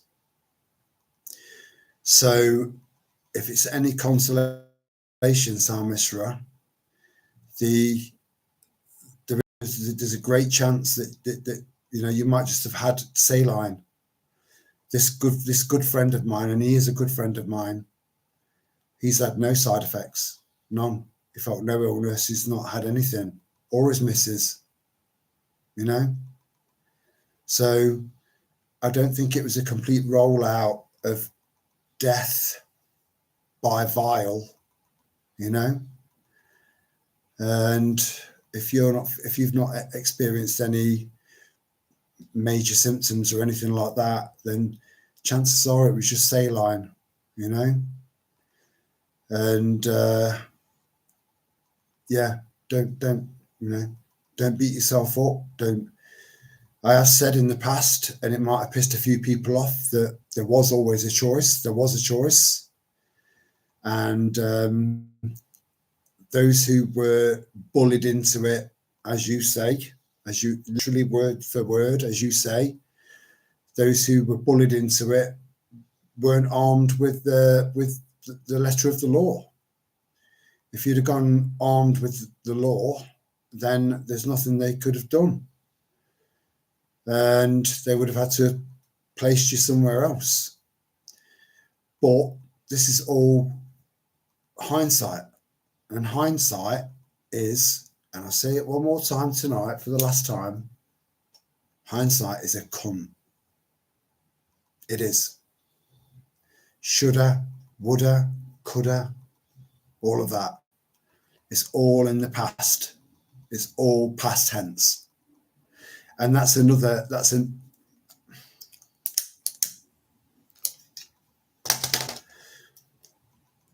thing about people like us.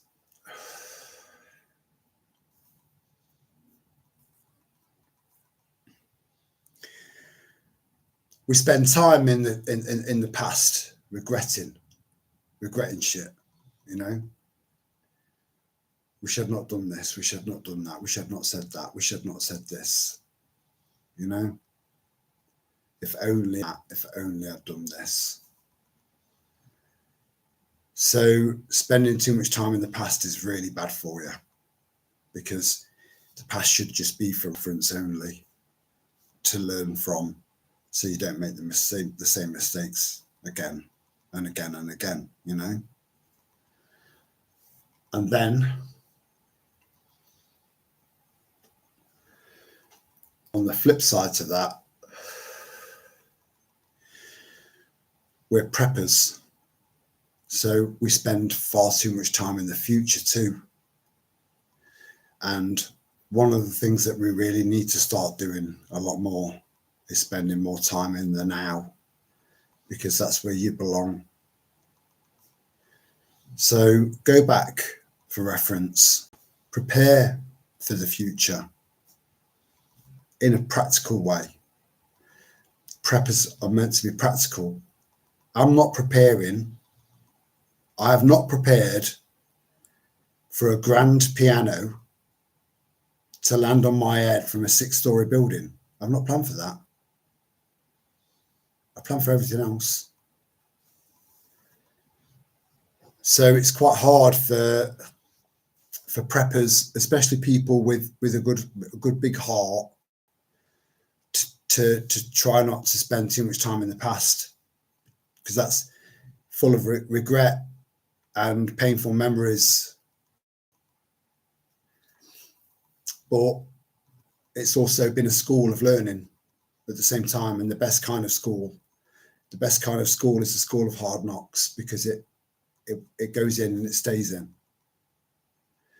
The future, we're all preparing for that, all of us, you know, but we need to do it from a practical standpoint.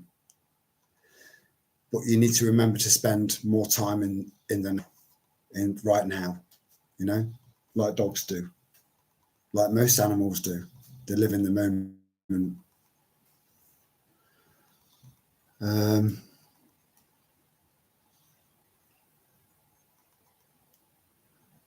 Yeah, I was too frightened to get jabbed, Flump, because I knew what it was about.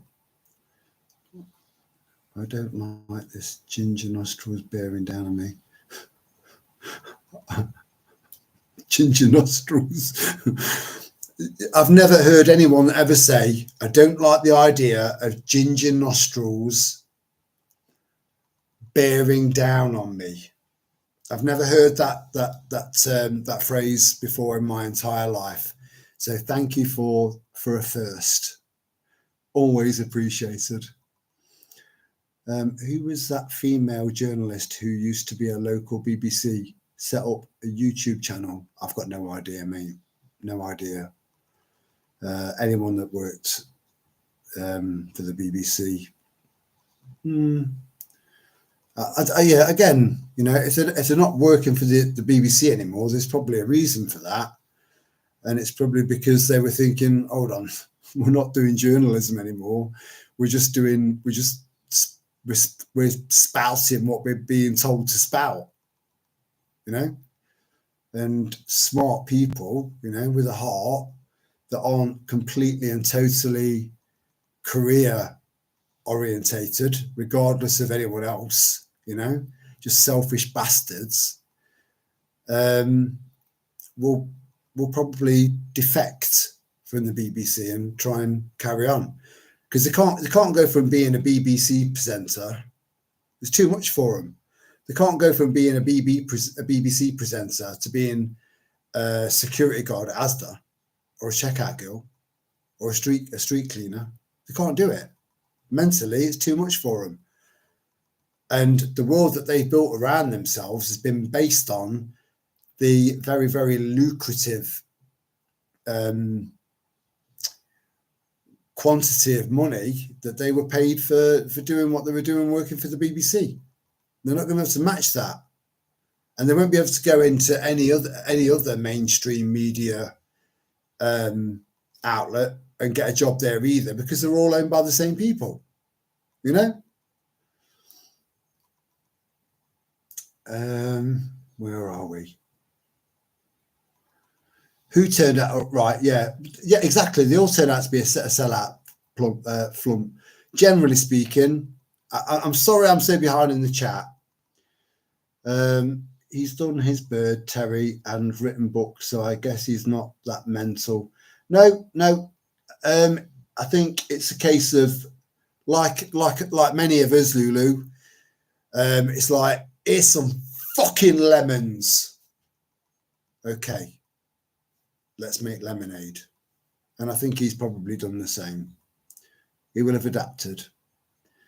That's what humans do.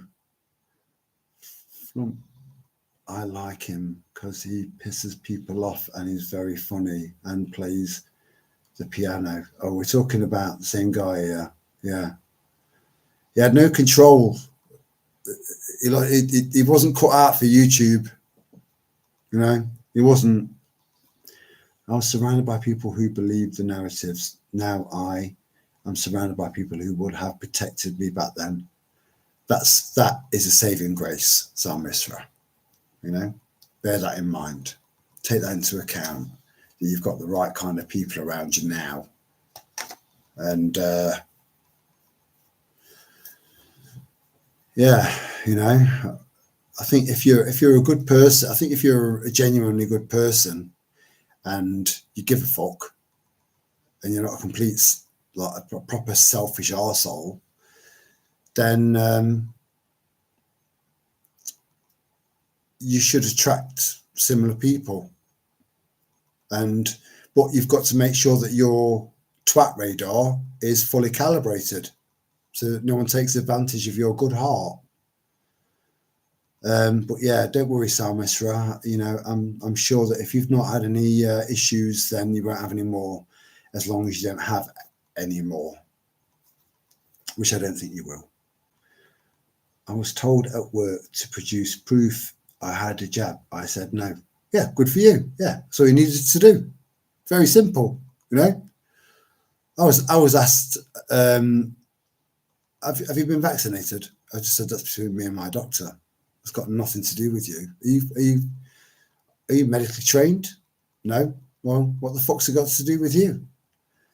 I was so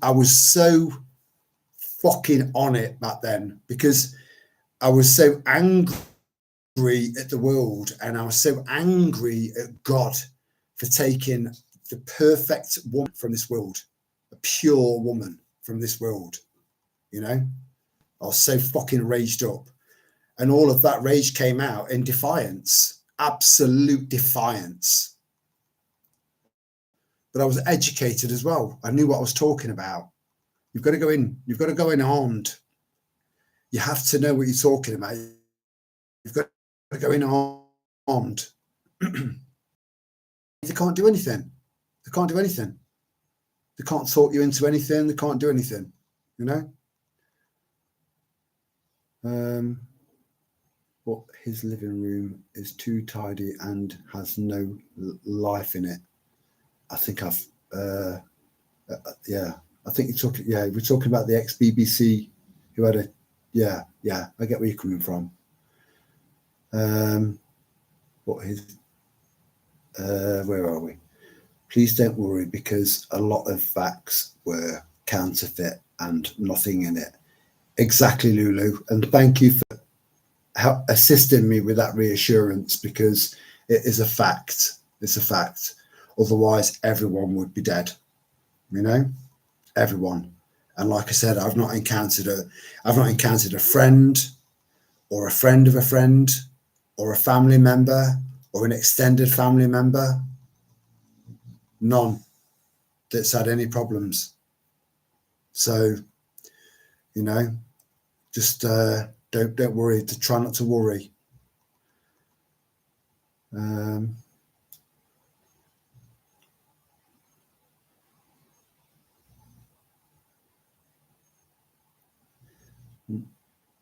A lot of gay men are very, very home decor obsessed. That has crossed my mind, Lulu. He's not a billboard of masculinity, you know. But then I suppose I'm not really, you know, or am I? I don't know. I don't know how I'm perceived. Look at Flump's response to your comment, Lulu. I love that little emoji. It's fucking hilarious. This female journalist set up channel to give people a voice. Tim from Fair Play Now appeared on it. Tim from Fair Play Now. It rings a bell. I think I was subscribed at one point. Psalm Misra, honestly, clear it from your mind and pray about it. You will be absolutely fine, believe. That's good advice, that is, Lulu. See, I told you had a fucking heart. I knew you weren't just a fucking battle axe bitch.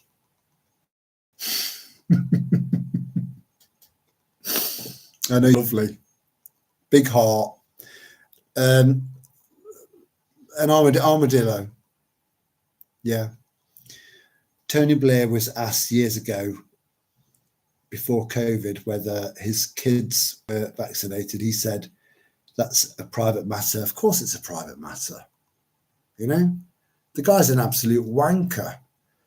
He is the devil incarnate. And also, from what I've heard from several sources, but again, remember, you can get this source, this source, this source, this source, and this source, all saying the same thing, and they've all got it from one source, and that source might not be accurate. You've got to remember that. This is why we're having to jump through hoops to try and find the truth. I can't listen to Tim now.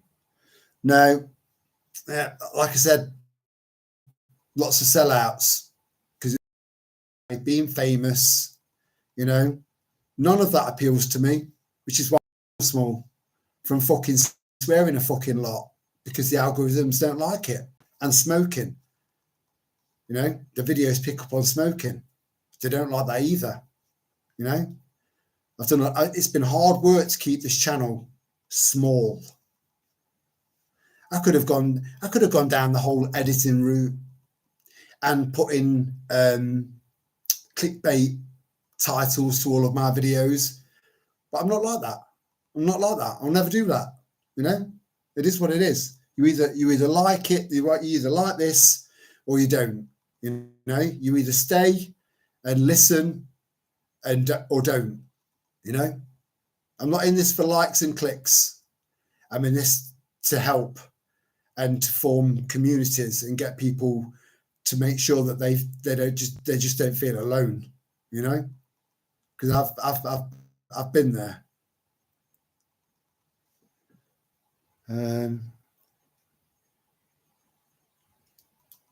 Oh, Tony Blair. Oh, you can't listen to Tim now. And then you said Tony Blair. HP Source. Oh, this is getting proper random. When it gets random like this, it activates my bladder. So back in a sec.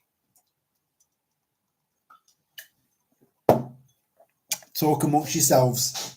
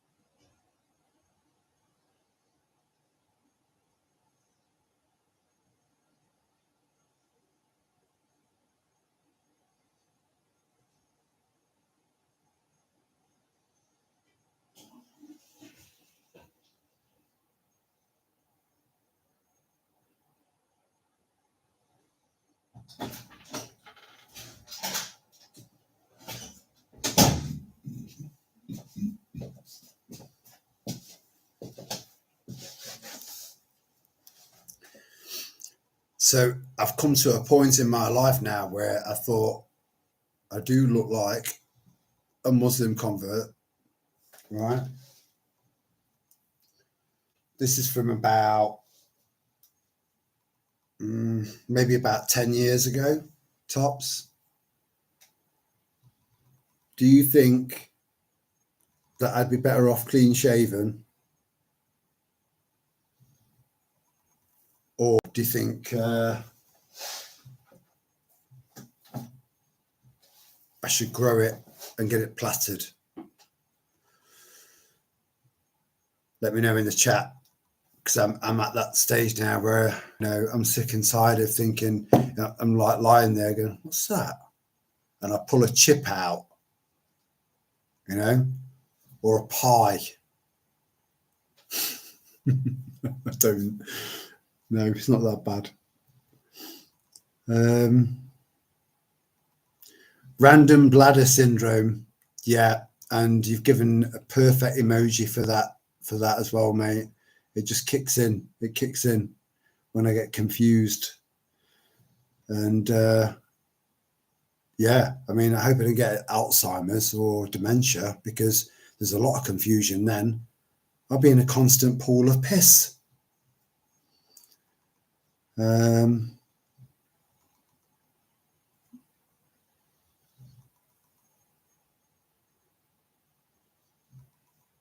Elon Musk doing the other day? You might have to. Yeah, I saw that, Lulu. Yeah, his son called X. I mean, I think one thing because right, let me just clarify first and foremost that people on the autism spectrum, there have been people historically, including Nikola Tesla, that have changed the world, literally changed the world, right? But not everyone's like that, you know. So you've got Nikola Tesla, who was such a massive, incredible genius of a man, probably the biggest genius in my opinion that the world's ever seen, right? From what I know. Now, what he was creating and what he was trying to develop was for the betterment of mankind, and that was taken away from him and weaponized, right? So you're going to get people with that are on the spectrum, especially with Asperger's. They get obsessed. They're very obsessive. People with Asperger's. I've worked with so many people with Asperger's, and they get obsessed with things, very obsessed, right? So take that into account with Elon Musk, because he has Asperger's. So if he's hell bent on image, he'll be obsessed with image. It could be obsessed with making money, which it clearly is, because he's deemed to be the richest man in the world, which I doubt, but I don't think he's probably not far off, right? The fact that Tesla shares went and almost doubled overnight when Trump brought him into his team, doubled overnight, almost doubled overnight, Tesla shares, right? He's also the biggest civilian deep state contractor in the world. So you've got to take all these things into account, you know, as to try and grade him as a good man. A lot of people with Asperger's have got an extreme attention to detail. So again, you know, there are arguments for and against. Elon Musk could be in this for genuine reasons, you know. Let me get stuck in. You know, I've taken over Twitter and I've been a free speech platform again, on at least on the surface, right, as a selling point. But he's also success orientated, you know, and a lot of people that are success orientated will stand on the shoulders and the face and the nose of anyone just to make their point. But on the flip side, the attention to detail, he can get into the all of the financial details of how America managed to get into 3 million years worth of debt if you were to pay back $1 a second. 3 million years worth of debt, right? So you've got their debt clock. I don't know if you ever watched Redacted. They had a debt clock in the background there, and it showed you how much it was going up and going up and going up. And then now they've added Doge to the bottom right-hand side corner of the debt clock, and it says up by 1 trillion and something. But the debt clock is still exceeding the Doge, you know? How? You need to be asking yourself these questions. And then Trump, the whole,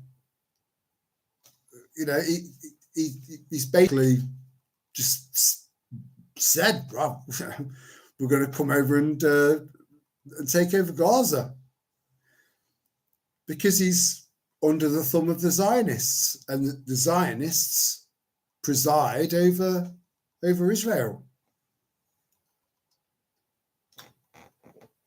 Get rid of all the Gazians, or the Gazans, get rid of them all.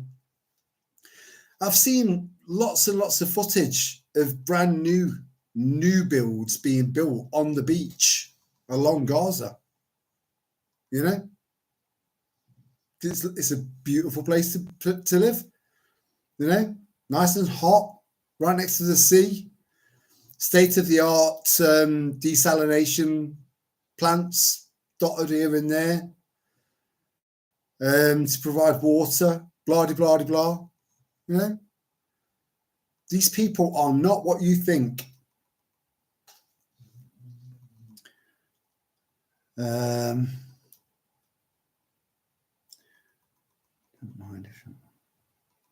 believe he's going to Trump quote, "We will have Gaza." Exactly, Lulu.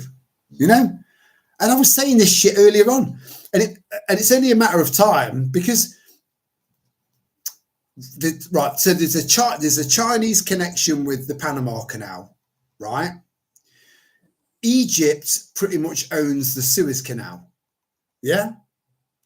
So there's another potential canal project that goes straight through North Gaza, yeah, which would give Israel and America, the UK and France a massive income. But then you think to yourself, production's going through the floor. So what would we need to, why would they need to build another canal, which is already naturally half, they just need to finish the rest off with underground nukes to get the job done. It's hard rock, as opposed to the Suez Canal and the Panama Canal, which can erode at the sides.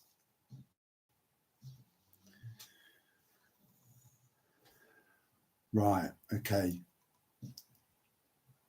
Hi, Julia. I'm sorry if I missed you there, sweetheart. I didn't see you. I believe he's going to help make the world a healthier place. I could be wrong, but I hope I'm not. I think you could be wrong, but we'll see. We'll see. Like I said, talk is cheap, right? And I said way before the inauguration that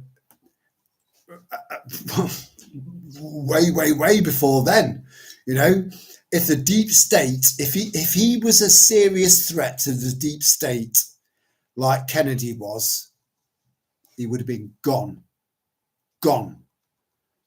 None of this momentous, like iconic, and all the photos that would have been taken of him squishing a little blood pellet up against his ear, going, "Fight, fight, fight,"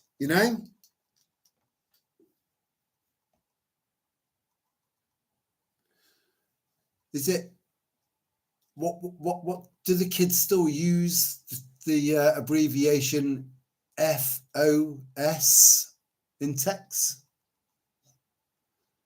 We'll see, I'll tell you what, right?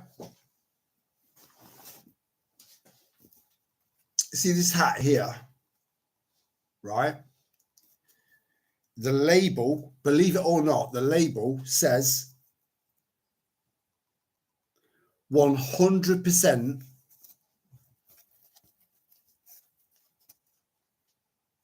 paper. I'll eat this. I'll eat not all of it, but I will eat part of this hat live if I'm wrong about Musk Trump and Vance. That's a promise. And I keep my promises, always.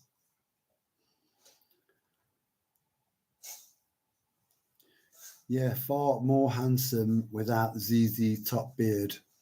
Oh, yeah, I'm on the cusp. I'm on the cusp, Lulu. You know, it's just kind of, there's been a few people that said, including my dad, but my dad's my dad. You know, your mum and dad's different. Their perspective is like, why you got your hair so long?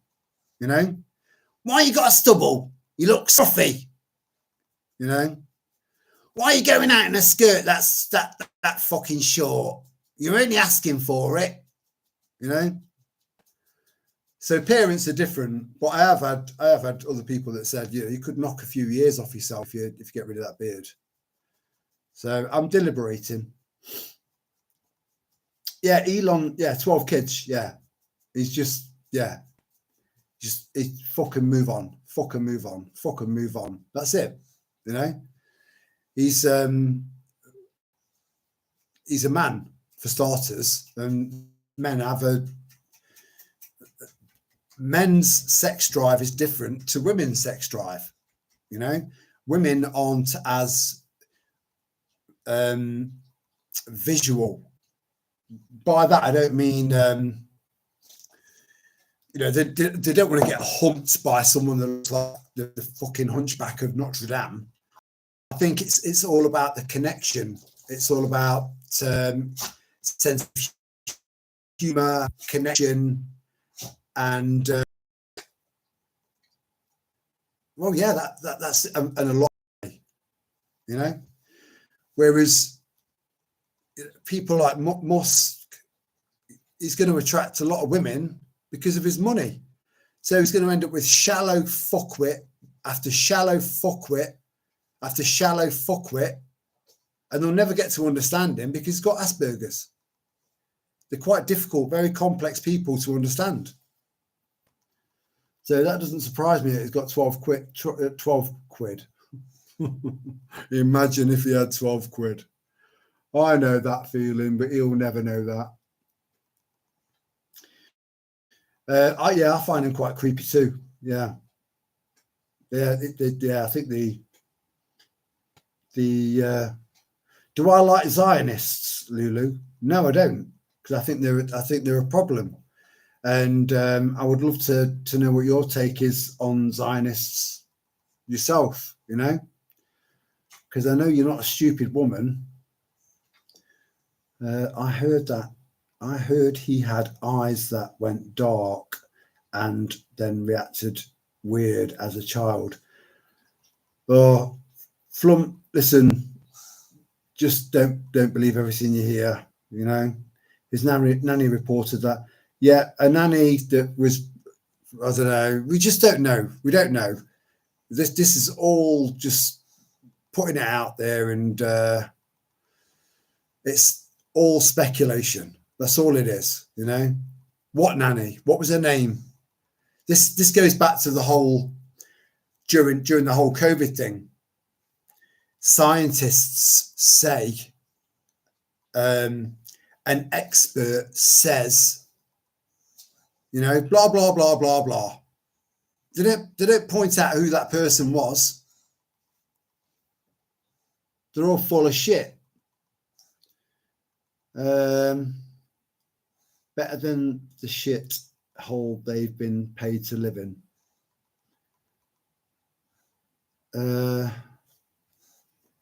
I've lost context of that, Lulu. I do apologise. Answer this then, Terry. I feel like I'm being tested now. Let me roll a fucking. This is my version of Hold My Pint. Let me make a fag, and I'll give you a proper, good, honest answer. I'm not even ready yet. As you guys have noticed over the last, couple of months of doing live streams, because this is a relatively new thing compared to the age of the channel.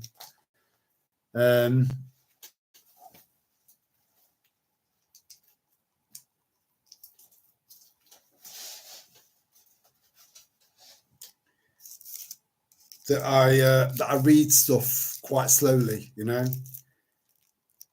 and I am a slow reader. That's why I don't read very much. But that doesn't take away from, you know, I'm a relatively smart man, you know.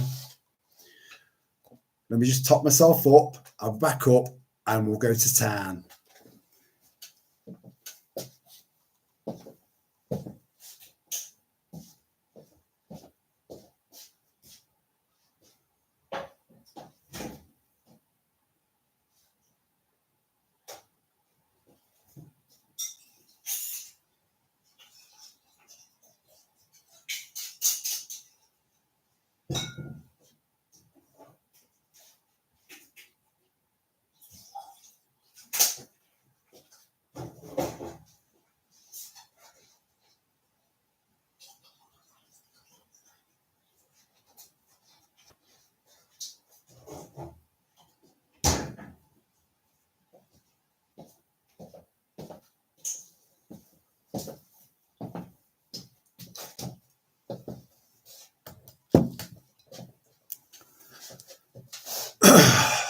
Right.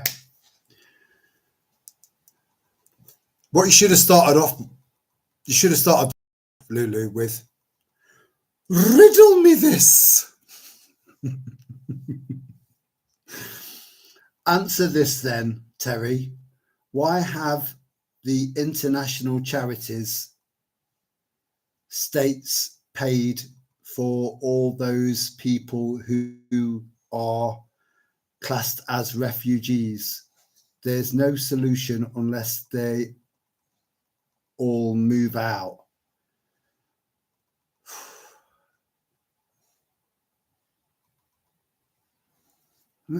I don't quite get that, Lulu. This is what I could do with an extra phone, so you can call in and ask shit like that. I'd say something like that is about a month away, and even then, I'll have to have you on loudspeaker so that everyone can hear the conversation, so that it's inclusive. You know, why have the international charities states? The international charities states paid for all those people who are classed as refugees. There is no solution unless they all move out. Right. I'm not fully. I don't fully quite get what you're asking there, Lulu. But one thing that we do need to get rid of is every single NGO. Fuck them all off. All NGOs, Quangos, the whole lot, fuck them off. Because NGOs are literally only there because they can do things that's illegal for our governments to do without public approval. So they set up NGOs to do the job for them. And so there's a fine line between an NGO and a charity, a very fine line. And that's why they've been set up to do this shit. Specifically because the governments can't do it. They can't do these things. So they have to set up these NGOs, then fund these NGOs to do the things that it's illegal for our governments to do.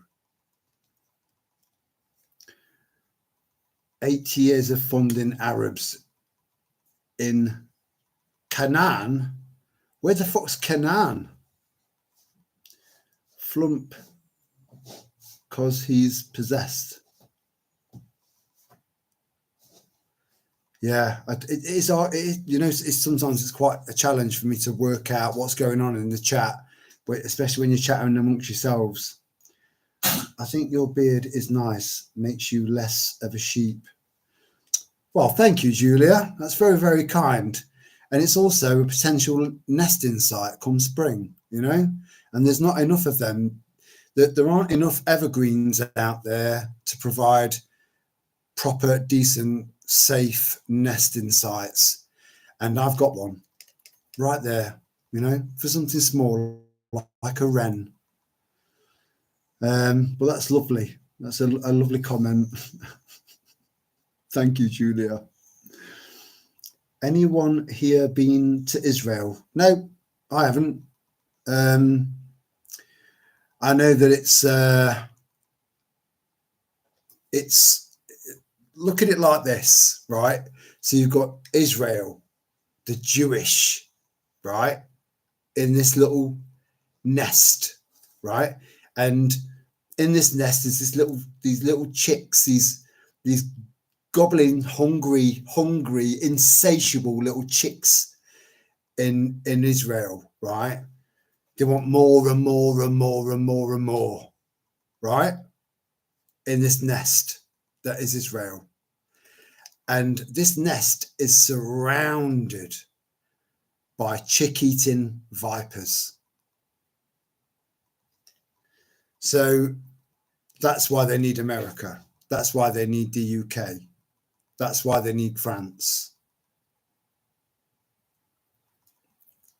Because on their own, they're fucked as a country.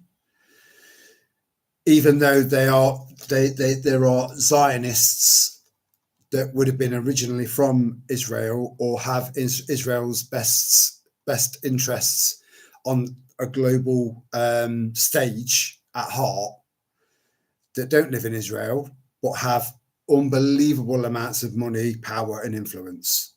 They are the Zionists.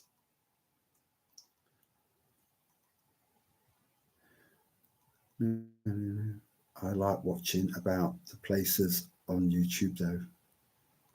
Have you been, Lulu? Of course, it's our homeland. Israel is your homeland. Because what? Because of Bethlehem and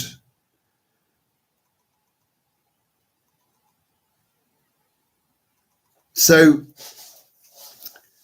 Lulu, have you ever thought, if that's your homeland, then shouldn't you be a Jew? Because Jesus was a Jew. Just saying. Just putting it out there.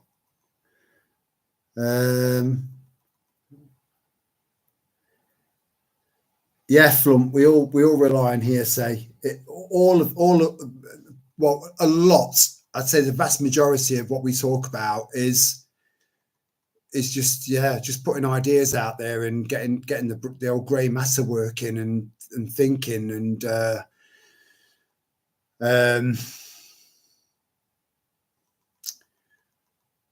we need to keep our minds completely, utterly open, consistently. Allow loads and loads of information to go in, but don't grab hold of any of it. Just let it fly around in your head, and those pieces all come together naturally without you ending up overwhelmed with information, you know. But all we can do is, in most cases at the moment, is speculate. What would I in here say? Wonderful, Lulu. How long ago was that?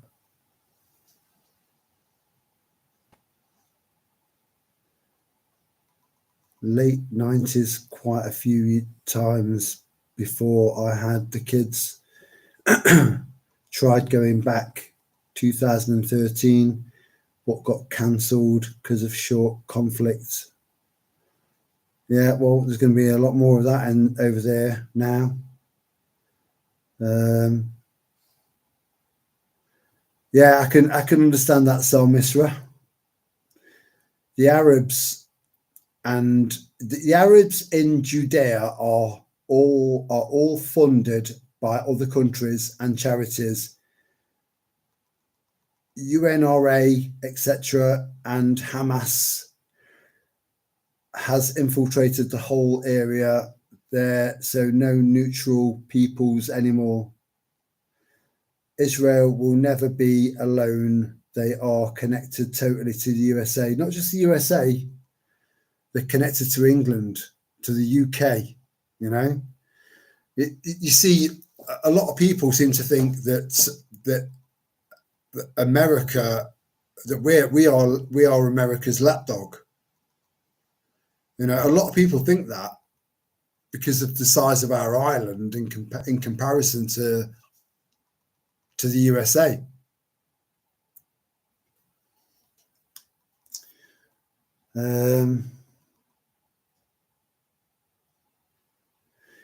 Yeah, God's chosen people. That's right, Lulu. The Jews. You're a Christian. You mean nothing to them. They are the chosen people. So what does that make you? What does that make you?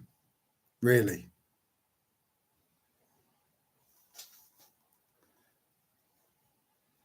No, Christians aren't all Jews. What the fuck, Lulu? Right. Let me light my fucking fag.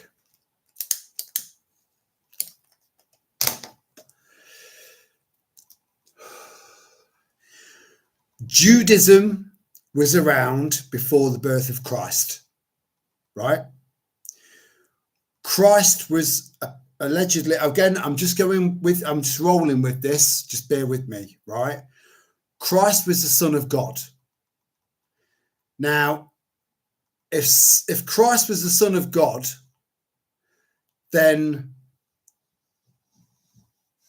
that's a completely separate religion, because you're a follower of Christ, which is Christianity, which is an offshoot of Judaism. In fact, it's got nothing to do with being a Jew anymore. In fact, Jesus has got very, very little to do with the Jewish faith, really. He's mentioned, but not much, not really. Jews are Jews. Christians are Christians. Now, you couldn't have Christianity without Judaism. That's true. You couldn't. It's impossible. Let me just make sure I'm not missing out on anything here.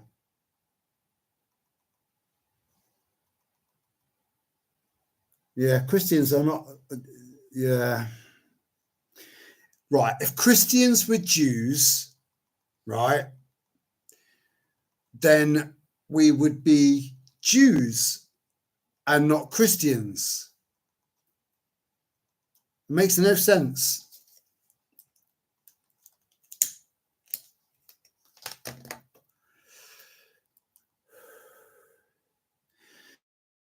In fact, Lulu, do you know what? I'm quite tempted, because I know you've got my email address and I know I can trust you. I'm quite tempted to email you my phone number so you can do a call in now and state your argument live on a live stream, just so we can get to the bottom of what you mean. Let me know if you're up for that, because I'm up for it. What's your thoughts on lizard people? David Icke talks about it quite a bit. I'm not sure myself. Right, Julia, do you know what? I've listened to pretty much everything David Icke said, and the guy is a bit of a seer, right? Because he's able to sit back. I don't know if something happened to him, you know, something profound happened to him at some point. He's gone from a goalkeeper to being some form of prophet, you know. You don't go from goalkeeper to some form of prophet. It doesn't happen, you know. So something's happened, and so much of what David Icke said is the truth. He was way, way ahead of his time, and a lot of what he's saying is the truth. You know, this is all happening. You know, he's a very interesting guy. However, just like you, I mean, call me narrow-minded, you know, the whole lizard people thing is the only slant on that man.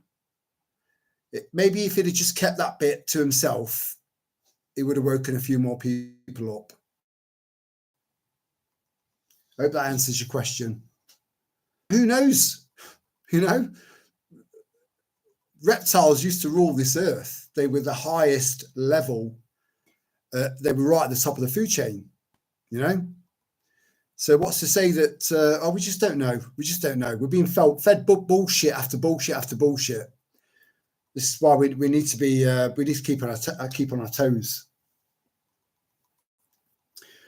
But yeah, if you want to delve a little bit further into that, Julia, I'm happy to answer any of your questions, sweetheart. Keep them flowing. Me and the lads are going as soon as we can. To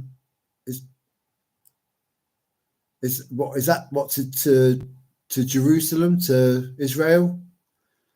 We are not Jews, but we have been grafted onto the tree. That's an interesting take.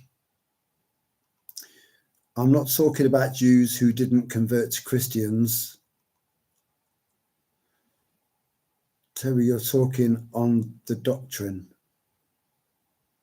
You're talking religions and I'm talking Bible.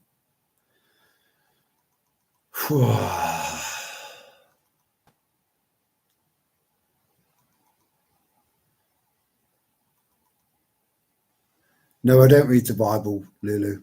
I don't read. I'm not gonna have my life dictated to me by a Bible, you know. And again, I think we've sort of pushed against each other a few times on that, and I've not called it a book anymore, just out of respect for you, literally for you, you know.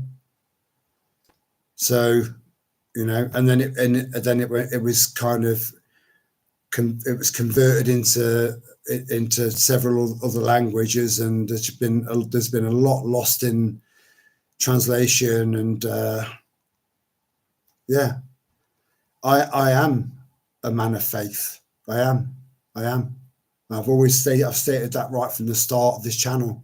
I do have faith, but I'm not gonna have a book dictate to me what's right and what's wrong. And you know, the whole Adam and Eve thing, there's just so much left to interpretation.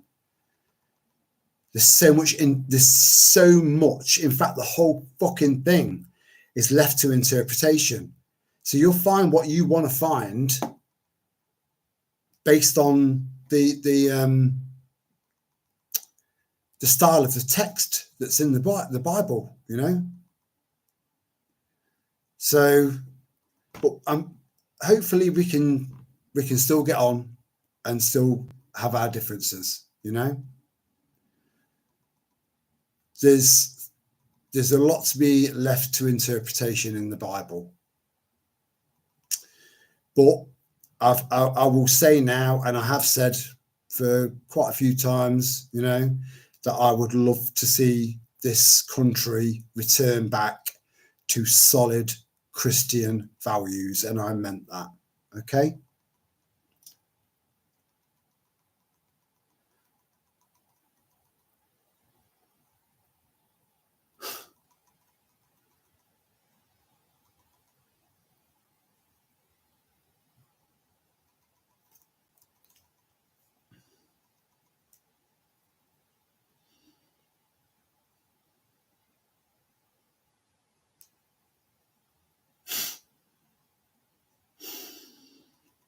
What's ayahuasca? I've tried that. You'd be amazed what you can get hold of. I didn't have any demons. My experience was very positive. Noobs on Tour, our first caravan. Why has Lulu got a spanner in their name? Noobs on Tour. Noobs on Tour. riding down the road. Nice to meet you, Noobs on Tour. I don't recognise your name. I'm assuming you're not a subscriber or part of our little family here, but welcome.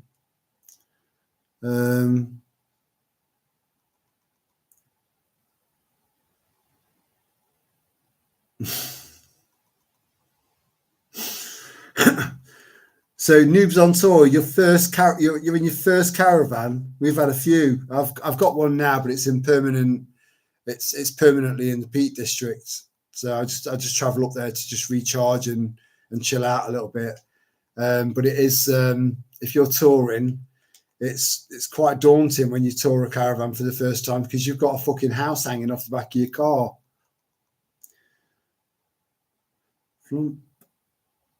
A drug that allows you to enter other dimensions. Allegedly, Lulu. Allegedly. There's no scientific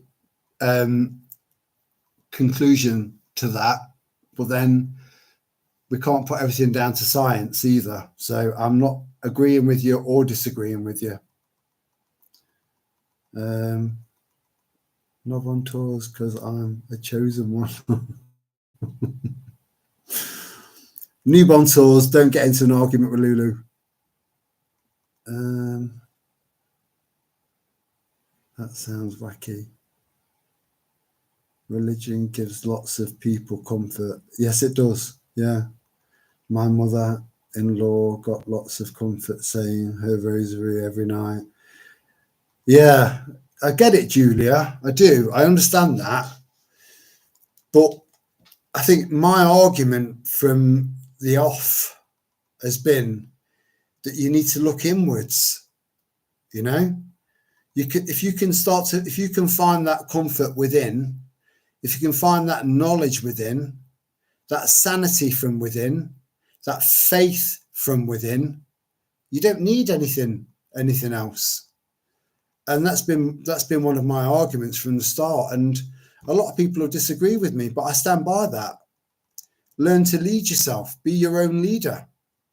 You know, that's empowerment, self-empowerment. You become powerful, and then you just use that power in a good way, in a good, positive, benevolent way. It just makes perfect sense to me. Our first caravan.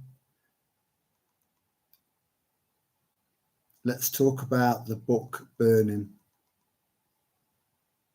Oh, you've gone from our first caravan, RHG, to let's talk about the book burning.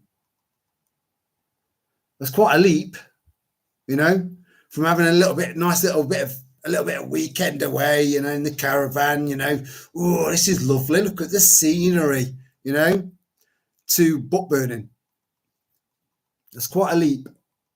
I believe there's something bigger. I class myself as spiritual. You know what, Julia? There are a lot of people out there. Again, I'll listen, I'll hear them and make my own mind up, right? But there are a lot of people out there that would say that probably the highest level of spiritualism is that of an agnostic. But that's just, you know, I'm waiting for a barrage of shit. Good night, Butterfly. If I missed you, sweet dreams, and enjoy the rest of your weekend, sweetheart.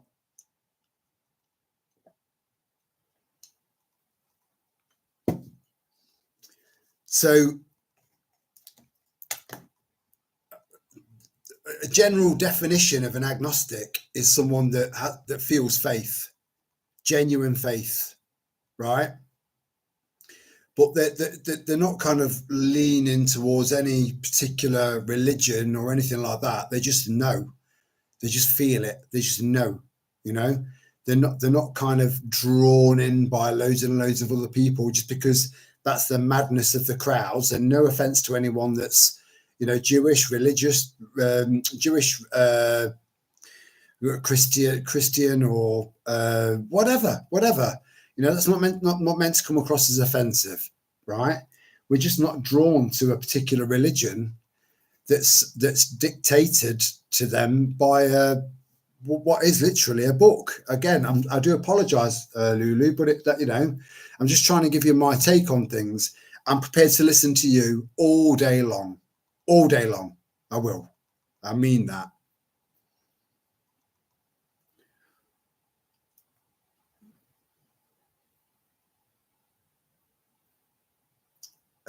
Our first caravan.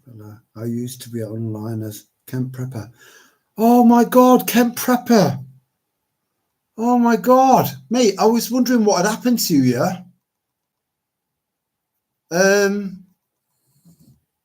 Yeah, you just disappeared, brother. I thought that I thought you'd unsubscribed for some reason. Maybe you'd kind of took offense to something. I don't know.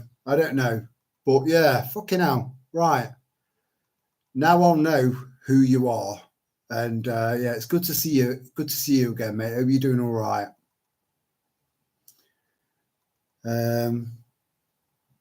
So Lulu, Kent Prepper, been with the channel for years.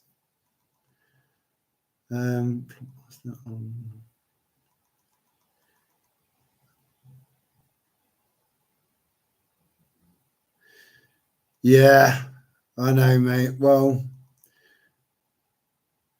Noobs on Tour. I'm going to call you Kent Prepper from now on because I know who you are. Not everyone's going to agree with everyone about everything, and that's just the way it is.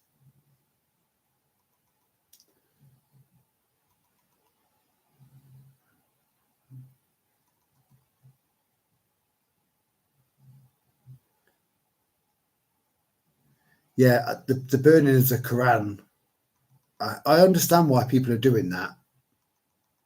I really do, and I think anyone with a decent, a good quality critical thinking mind will also understand why people are doing that because they've had enough, And in that book, it's all about anger, war, violence, disrespecting women, and then you've got the actual kind of communities that follow that, which is worse in some countries than it is in others. Like I said, I was best man to a Muslim man, but he was from Lebanon. It was different. Pakistani men are different. They if ever anyone wanted to try and kind of lift the whole Islam thing up and say, look, we don't want any trouble. We just want, this is how we want to live. Then maybe consider not, mutilating young girls' genitals. Maybe consider asking the scholars why it says it's okay to beat the shit out of your wife. Maybe question, the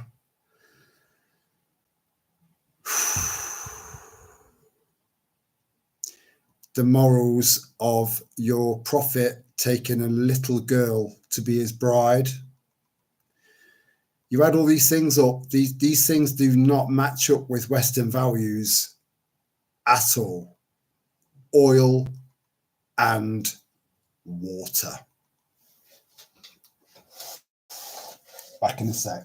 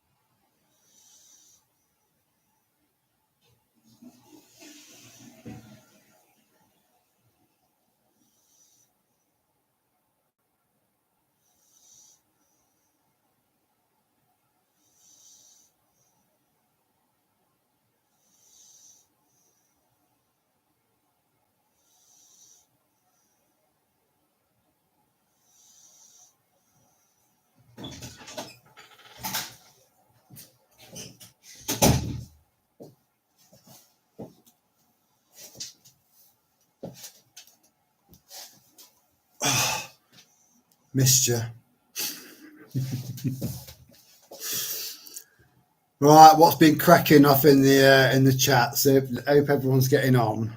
You know, let's not fall out over petty bullshit, because we've got bigger fish to fry right now. You know, just know that.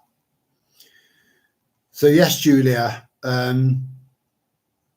agnostic is just knowing that there is something, you know, there's a higher power, and but it's a lot deeper than that. Look into it. I urge you to look into it, and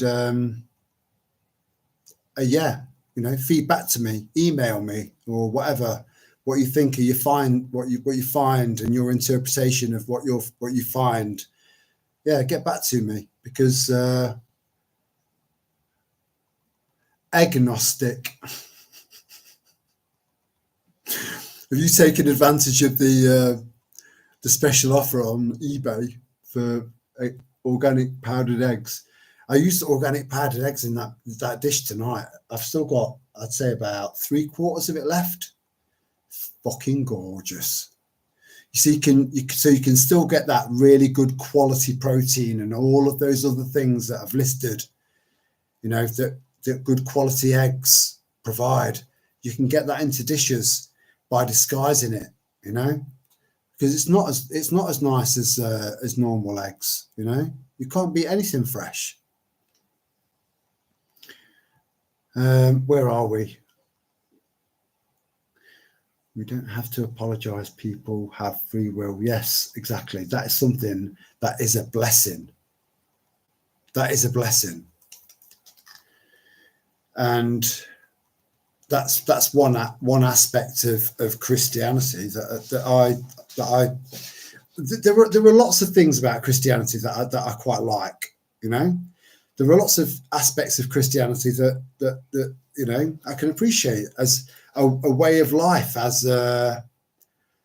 like a guide, as used to be used as a guidebook, if you like.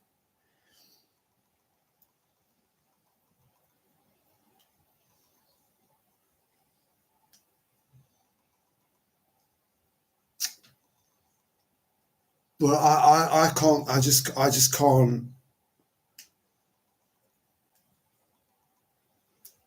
I'm not going to just go with the flow of everyone else just for the sake of going with the flow with everyone else.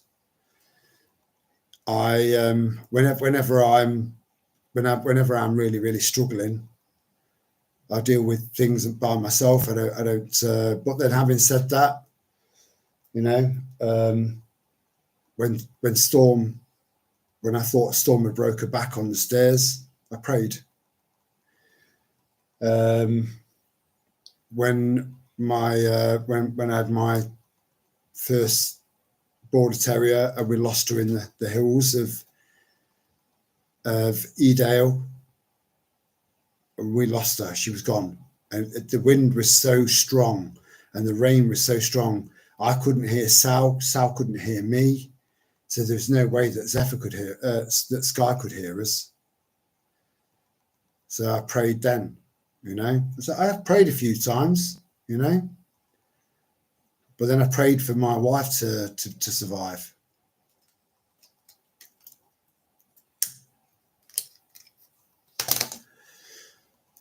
So out of the three, where are we? I agree. The amount of people who get angry with my views but trumpet their beliefs. Yeah, it's good. It's just good. It's good to see you back, Kent Prepper. It is lovely, because I don't understand why you were wiped off YouTube and I've not been. That doesn't make any sense to me. If you've got any theories on that, I would like to know, because I don't think I don't think you've pushed the boundaries as much as I have. Yet you were kicked off YouTube. It doesn't make any sense. So If you can elaborate, I would appreciate that. Do what they like in their own lands, just not on ours. Yeah. You know, we can't go building, we're not allowed to build a church on Muslim land, on Islamic land. We can't do that. We can in some countries. But most of them, not happening. Yet we've got a country that's built on Christian values and built on Christianity that's full of fucking mosques. Go figure. It's been allowed to happen. Yeah, they will, but I've told them I'll die on my own land. That's why I'm beyond the soft shit approach. Yeah.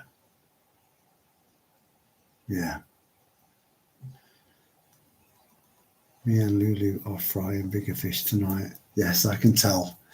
And you both, you see, I know Ken Prepper. He's quite a strong-minded man, and so are you, Lulu. So this would be quite entertaining for people just to watch you two fucking hash it out. I love this shit.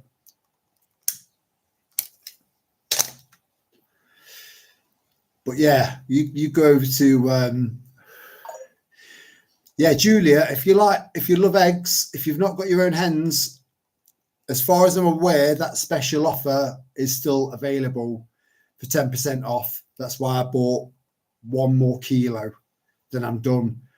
I'm working through my old egg powder now, which is the end of 2026. So I've got plenty. I've got plenty to go on. Just in case the eggs become, you know, the whole foot and mouth thing, bollocks. Bird flu, bollocks. Monkey flu, bollocks. COVID, bollocks. Just wake the fuck up, people, please.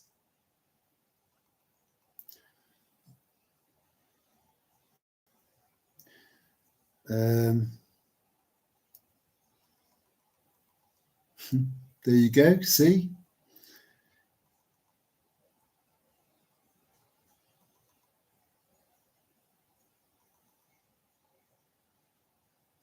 Caravan, good to be back, fella. I did a video and showed my anger towards the government, and when I mentioned about stinging up all those in Parliament, the video went up, and within 10 minutes it was taken down and I was off.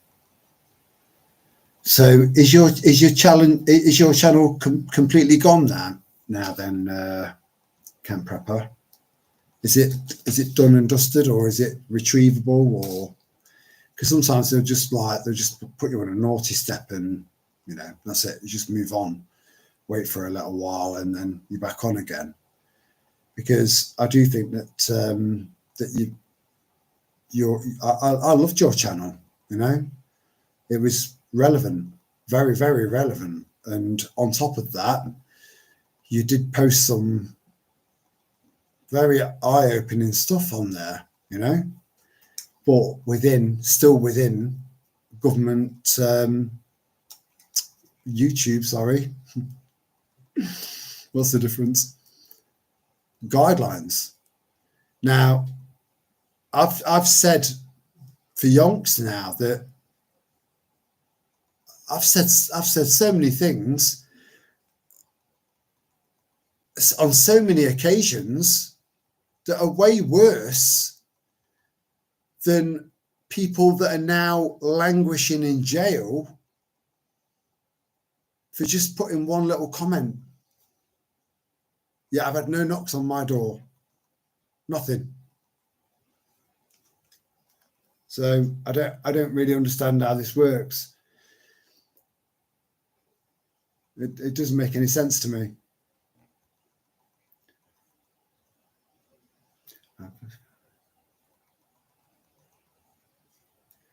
Well, that's easy because you and others totally sack of the school of the scriptures. Lulu, I'm not slating your. I've already said I'm not slagging off your religion. I'm not slagging off the Bible. You know, I want England to return to Christian values. What more do you want? You know, I'm just being honest with you.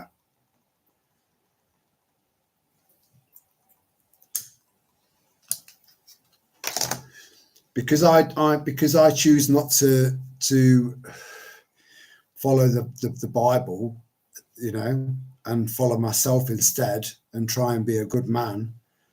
Does that make me a sinner? Because if that makes me a sinner, then I'm a sinner, you know. I follow myself, but I have faith. I do have faith in a higher power. So, you know, what's the difference?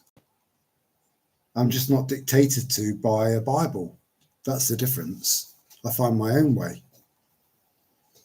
And it's never, ever, ever intended to offend. I'm just telling you the way I am and the way it is. That's it. It's as simple as that.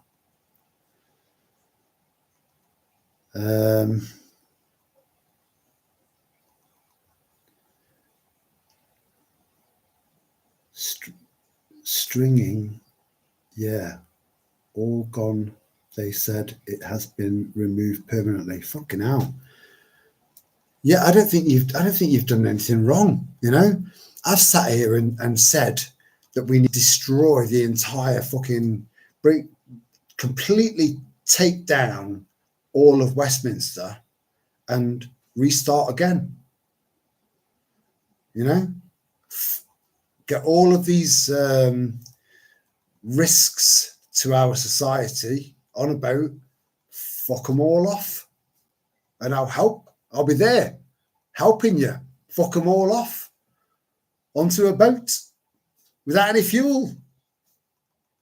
You know? Yeah, I've had nothing. The channel is allowed for some strange reason to continue.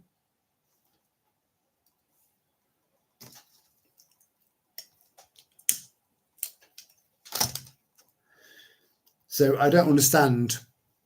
I don't suppose. I don't suppose you've still got that video that you did.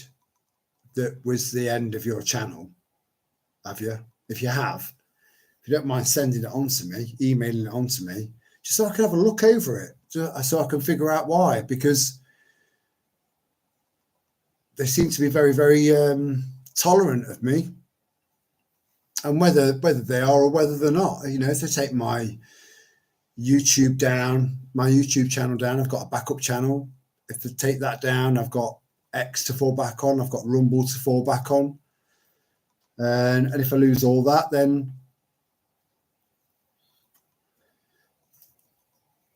the people that are worth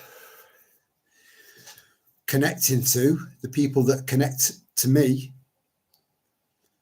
I'm in contact with them via email and by phone. So, you know, it won't be the complete and total end, and I'll never give up.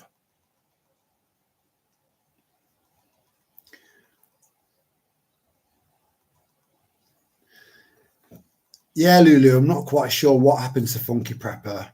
There's so much. I've got to be honest with you. I've not really looked into it much. Not really. I've got to be honest. Like I said, I think the guy's a nice guy. I don't think he's, you know, malicious in any way. I do think he was a bit of a grifter. I'm just being honest. I'm giving you my point of view. And he put all of his eggs in one rotten basket, which is fucking stupid. So I'm sure I know that there are a lot of people out there that will stand up for and stick up for Funky Prepper, and I don't blame them for doing that. You know, if they got something out of his content, then fair enough.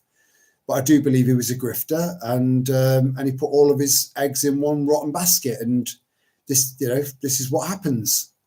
Don't fuck about.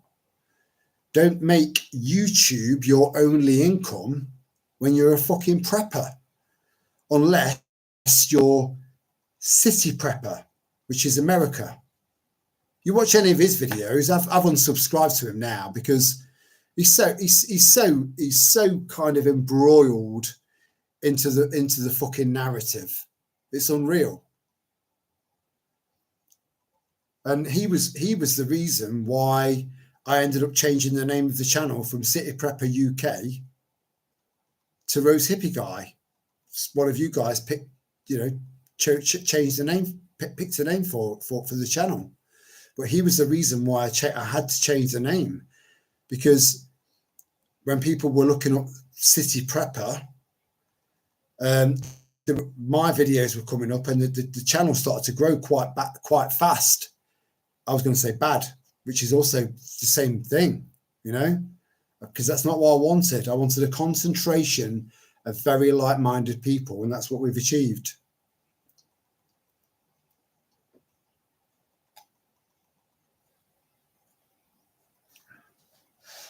So he got demonetized and his videos are taken down. So he's got no income now. But I mean, he probably doesn't even know this channel exists. My advice to him would be, because of the land that he lives on, he could do bushcraft classes 7 days a week, and that would keep him going. No problem, because his bushcraft skills are all right.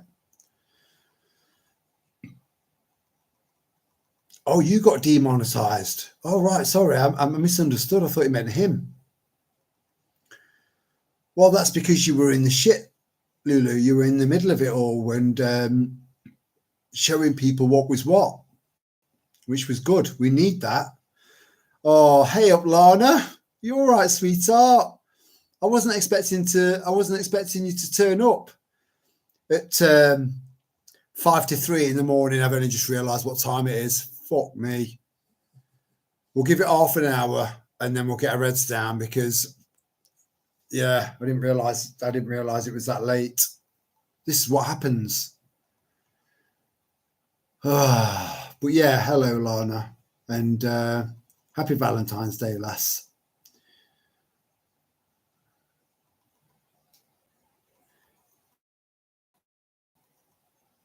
Yeah, it was a late one, Lana, because I ended up making a show what I've cooked.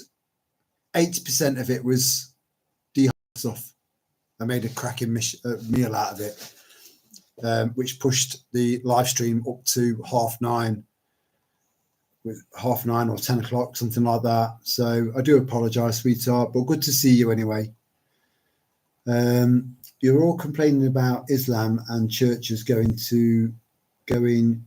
you states England is a Christian country, but when I point out why you start crying, suggesting I'm a fanatic, but I'm not, in just stating facts. And I respect your perspective and point of view, Lulu. I do. No one's calling you a fanatic. Nobody. Maria, I'm with having faith and universal energy and mushy stuff.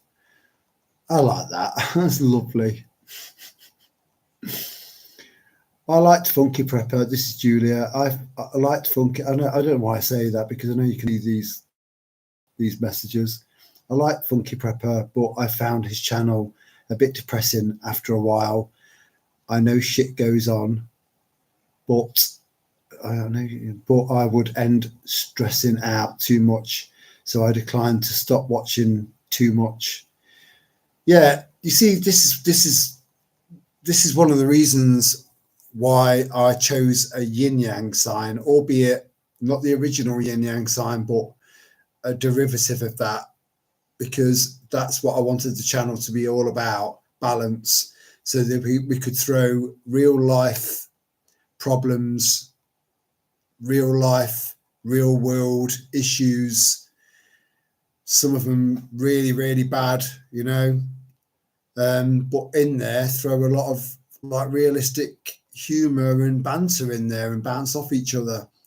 So that balance, everything balances out. And so we do touch on some dark stuff because the world is dark at the moment and getting darker. But we seem to somehow manage to scrape on by without ending live streams on a negative, or you know, or videos on a negative. I'm a very realistic man. I'm not particularly positive. I'm not an extrovert. I'm not an optimist. But I do believe that we will get to the other side of this hill. I do believe that. And if I was to try and give you dot to dot to dot to dot to dot to dot to dot as a roadmap of how I see this going, it might not make any sense to you, you know. And well, that's your job. That's your job to make sense of it. But I believe that we will prevail. I do believe that.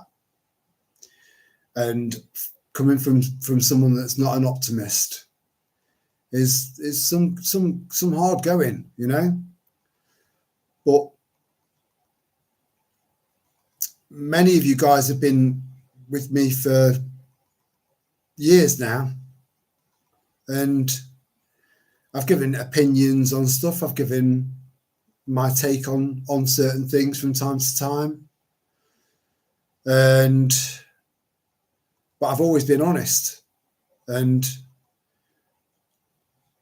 yeah, I can see a very, very, if you think things are rough now, you know, this is why I've always said 90% of preparedness is mental, because it really is. And I was saying that when no other preppers were saying that, but now it's quite clear to everyone where I was coming from. Where are we? Funky started pushing the next pandemic, following the narrative. I stopped following. Yeah, but Flump Austin, he was probably telling some truth there, you know, because we're hearing about it now. They're all trying to, it's either this or it's that, you know, it's bird flu or monkeypox, or now it's TB. The only thing out of all of them that I do feel is believable is the TB thing, because you've got different, right? So picture this.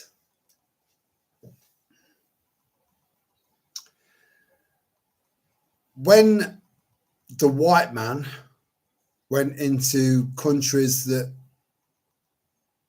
were still quite, by today's terms, would be seen as third worldy, you know, or uncivilized, which is a horrible word, right? Because they actually had it right. They got it right, you know. In most cases, they found some sort of balance with nature. And the white man moved in there, and we had different diseases and stuff like that that they weren't physically prepared for, you know. We've got a lot to answer for. We've fucked a lot of places up, you know. And we continue to do so. Not us, our governments, but do the people of these countries look at our governments as being the bastards, or do they look at the people of the country within as being the bastards?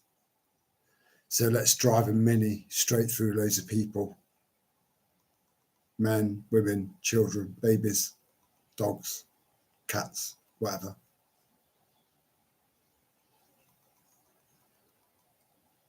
I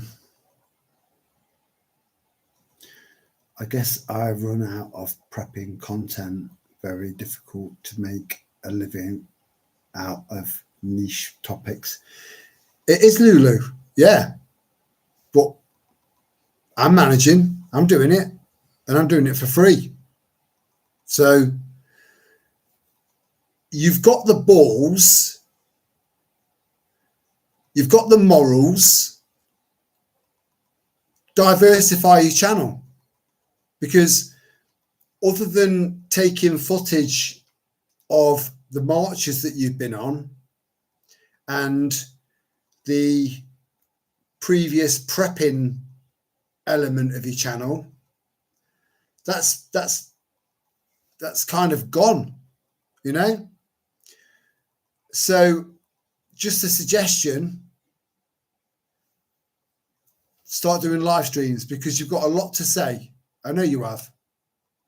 Start doing live streams or doing walking talks and stuff like that. I'd listen to you all day long, all day long. If I was listening to something else and I was well into it and I got a notification to say Lulu Sherez is up, I'd straight in there. I'd cut that straight out and get straight into your video straight away without consideration, you know. So just get your channel back up and running and keep it going, you know. And then when the marches start and everything kicks off this year, which I do believe it will, then you'll have all of that extra, you know, you'll just be multi-dimensional, you know, diversify. That's what you've got to do to try and keep your channel going, especially if you've monetized it, which I don't agree with, but you know, you do you, I'll do me.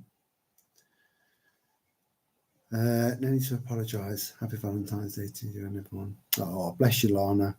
You're a sweetheart. You need to get that that sleeping pattern back into you know, balance.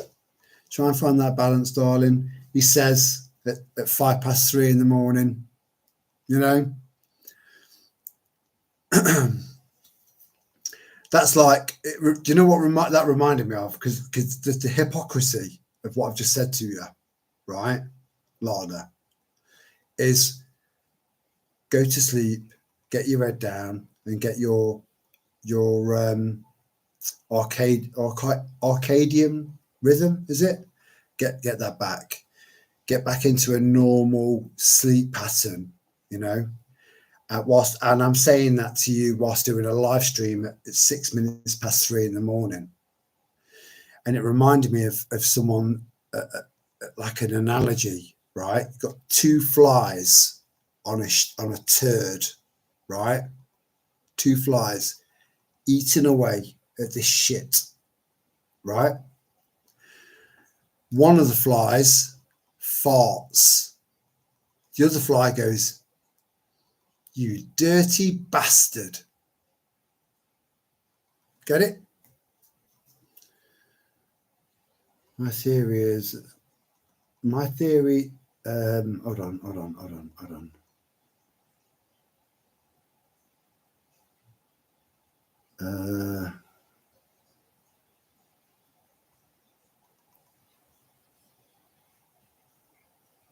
Yes, fear.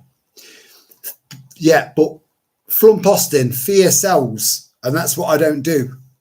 I don't do this for clicks or likes. I don't do the whole fear porn thing. If I did fear porn, right, which is very, very easy to do, very easy, right? What I do is a lot fucking harder, right?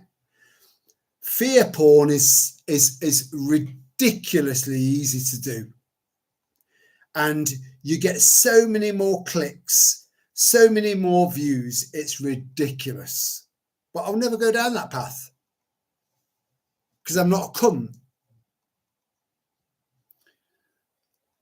My theory is, I'm sorry, and I do apologise, ladies, for using that word again, because I know it doesn't go down with many of you guys. It's not a pleasant word, but it was appropriate at the time.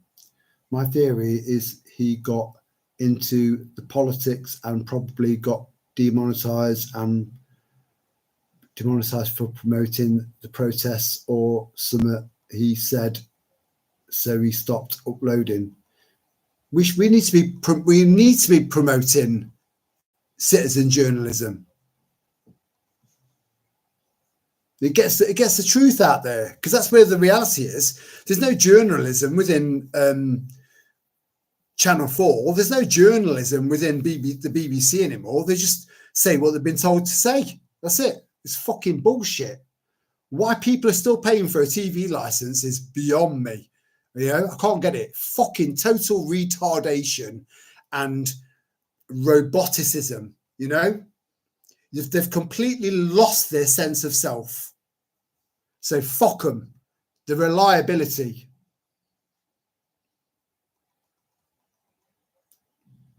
Yeah, can't be doing with them.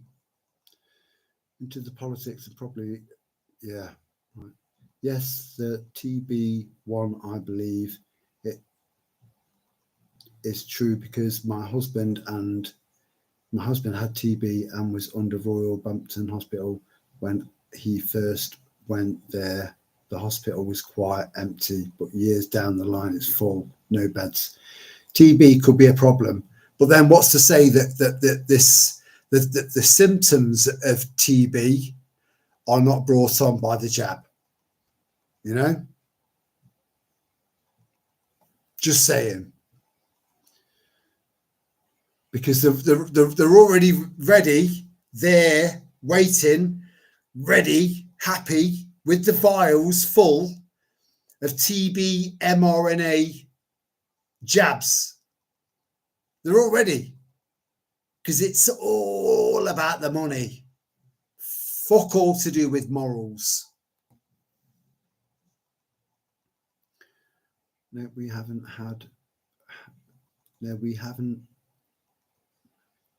We have also brought civilization to people and assisted the better quality of life. So, no, I'm not bothered about what the indoctrination making us feel shit.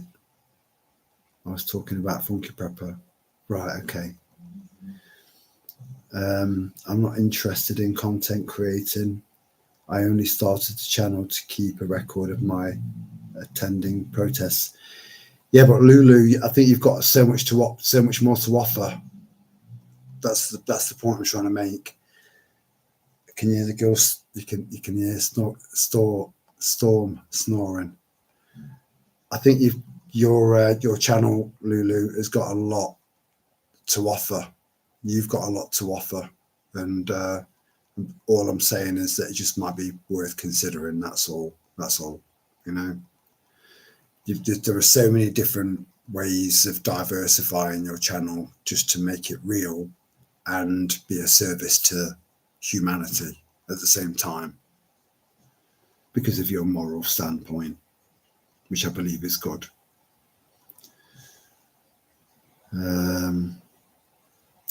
Well, good night, Flump Austin. I hope I wasn't too late. I do this all the fucking time. It does my head in. You know, I say good night to people when they've been gone for 4 hours. So I do apologise, brother.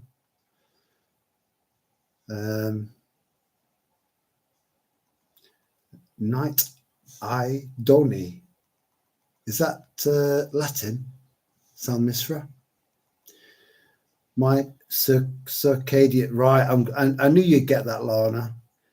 Your circadian rhythm is all over the place, grabbing a few hours of sleep here and there, trying to get some sleep back in sync. It's so important that you get there, Lana. And I know you don't need me to say that to you. I know that you don't need me to point that out to you, because I know you do. You're a pretty a spiritual woman, and you understand that sort of thing anyway. Um,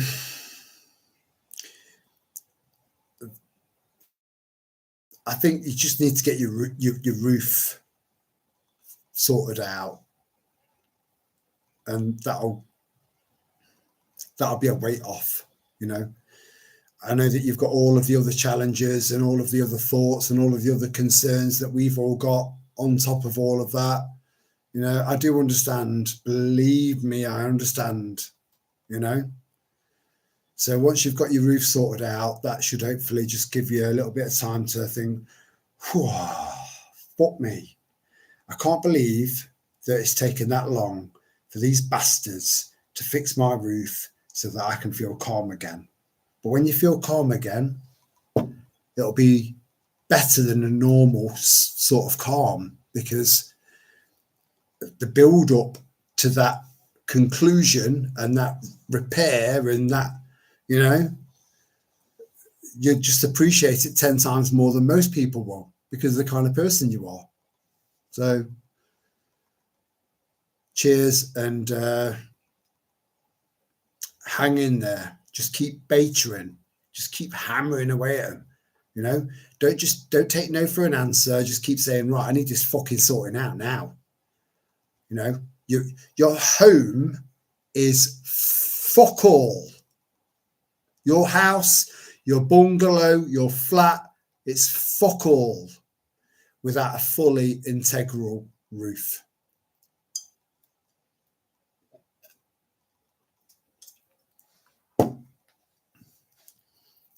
Your roof is your home. That is your shelter.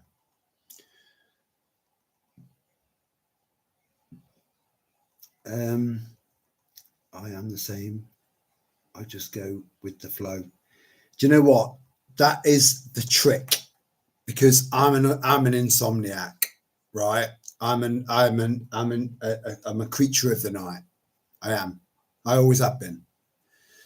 I don't like early mornings. I've been trying to go to bed a little bit earlier. It doesn't always work out that way, because you leave the TV on, so you've got something as in the background as a distraction, or music on in the background as a distraction, or a podcast on in the background as a distraction. Because we struggle with the silence, because the silence can be deafening. So I understand. I do understand. And I'm trying to turn that around. And it is easier said than done. But it is doable. It is doable. It's just going to take a bit of work and a bit of time.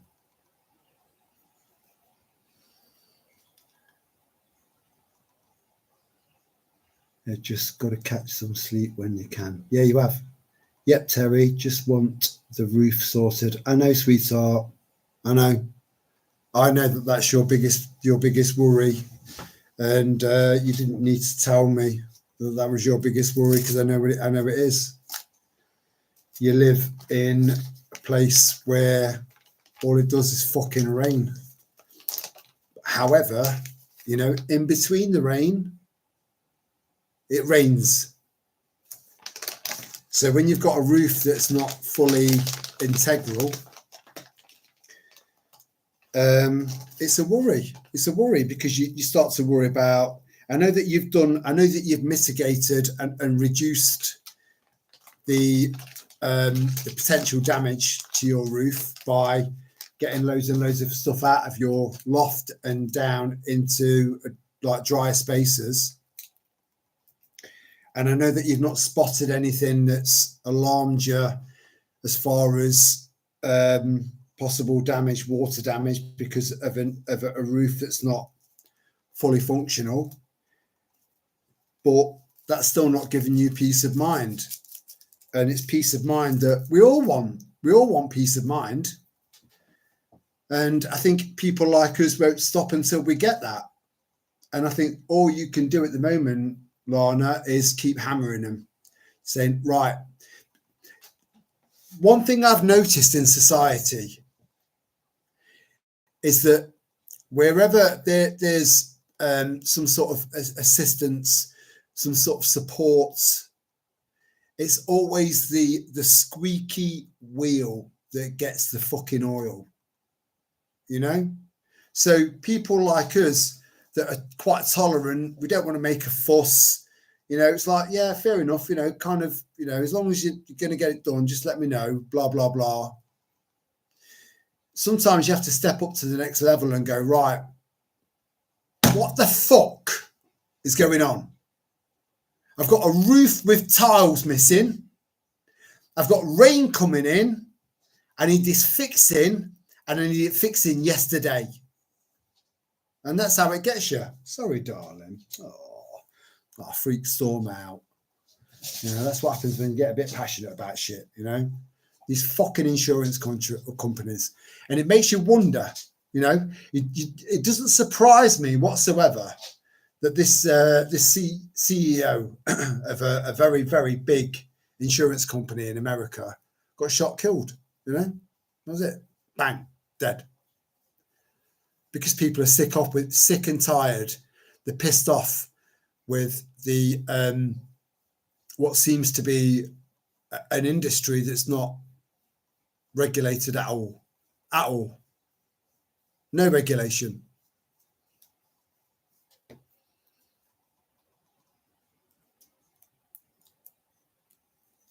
There are regulatory bodies, but they're made up of men and women that have got a price.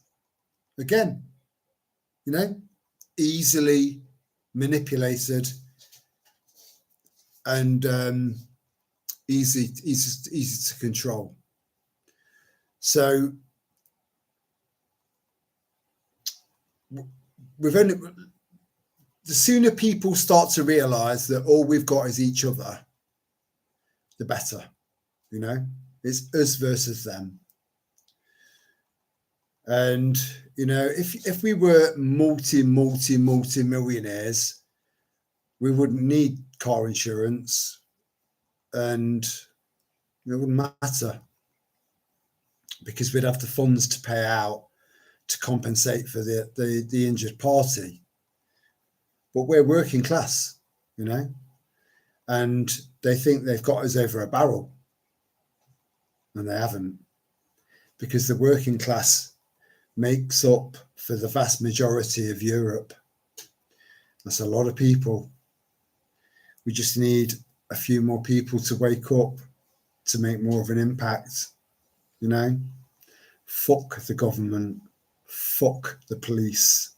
We are anarchists, whether you admit it or not.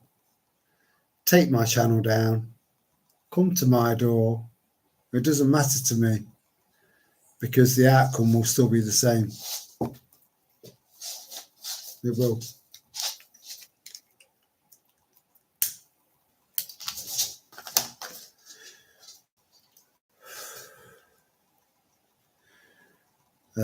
Where was I? Sorry, I do apologise. I sometimes kind of I go off on one. Yeah. Not sure that was helpful. Paul. No, Lana knows me. Lulu, she's cool. Don't worry.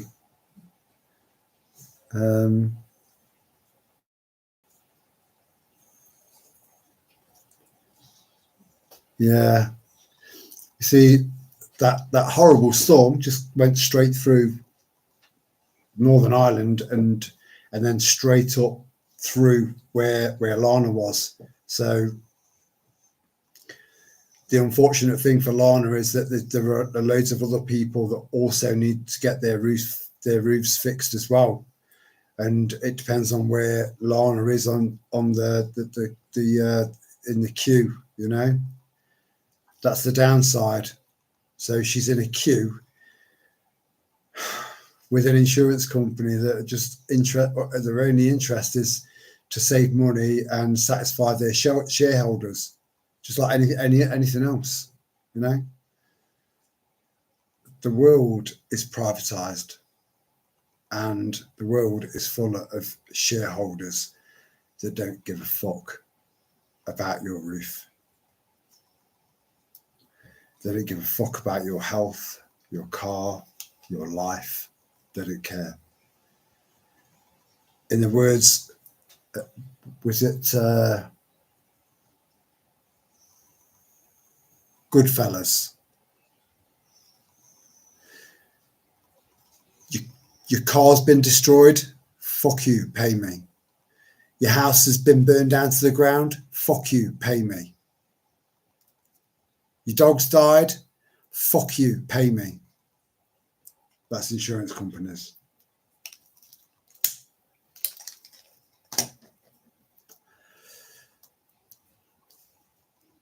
The world does need a great reset, but not on the terms of Klaus Schwab and his insane bunch of friends. It has to be on our terms, and we hold all the we are the numbers. We hold all the power. We do, and this is why so many laws back then were put into place, because they realized the power of the people. We are the power. We are. So as long as we put up and shut up, the more they're going to get away with. Their era is coming to an end, and the start of a new era is beginning. And it is daunting for a lot of people. It is. I know. I understand that. I get that. It's daunting for me. You know, nobody likes the unknown. All we can do is try and prepare for it, but that's about it. You know, we can prepare for it, but the vast majority of that preparation has got to be in here. It really has, because the change that's coming is going to be so unbelievably impactful that it's going to knock a lot. It's going to knock a lot of people sideways, and people like us are going to have to be the ones that you know the saying, when everyone's losing their head, make sure you keep yours. It'll be like that. So if you've got if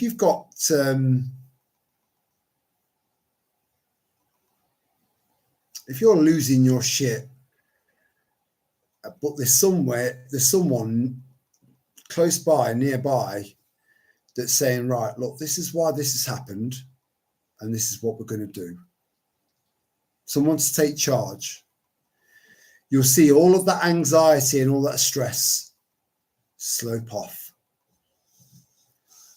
But you've got to make sure that you're in a position where you can do that.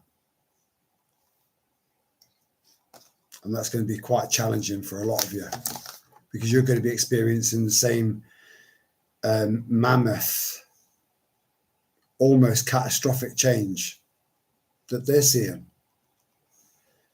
But the advantage that you've got is that you saw it coming.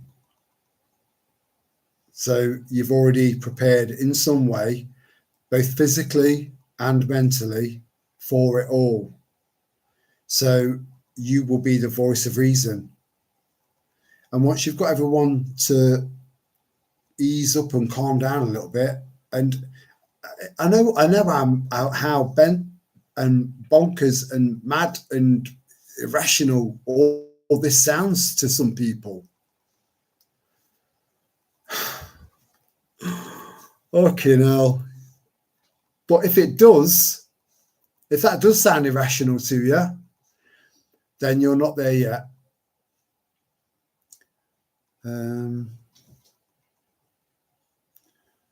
It's like that film, A Bug's Life. Yes. Do you know what? I fucking love that, Julia, because I love analogies, right? I love analogies. It's a great teaching tool because it gets the message across without having to go into loads of detail and stuff like that. You just say, have you seen A Bug's Life? Yeah, right. Well, you know that ant, he was up against the locusts,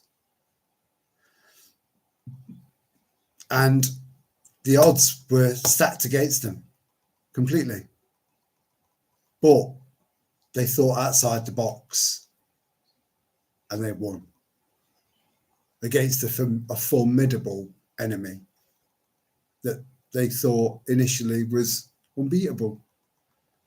Just takes one man, one woman, or just a small group of people to start the fire that lights the furnace to freedom. I'm telling you. So yes, Julia, thank you for that.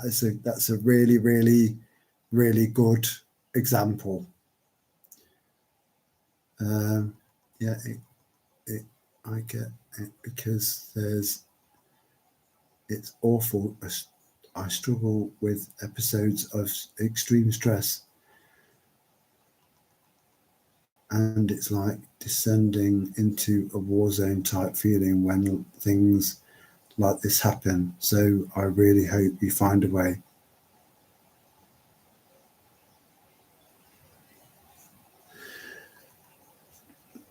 Lulu, I'm looking under that hard shell of yours in that comment. So stay in touch with me. We're now conversing via email. I'll send you my phone number so you can text me. Okay.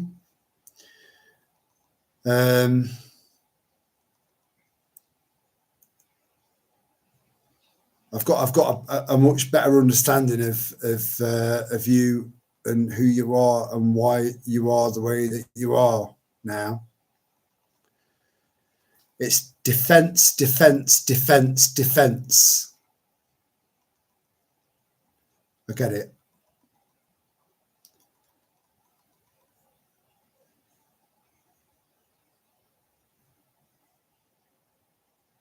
Yeah, the ombudsman, the ombudsman of various departments, of various situations, you see a lot of them are kind of like, you know, is 500 quid if you just turn the other cheek.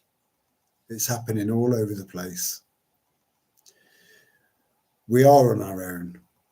All we've got is each other, and that's more powerful than you can ever imagine. But we just need to unite. We need to connect. It's the truth. It's the truth. And I know you know it.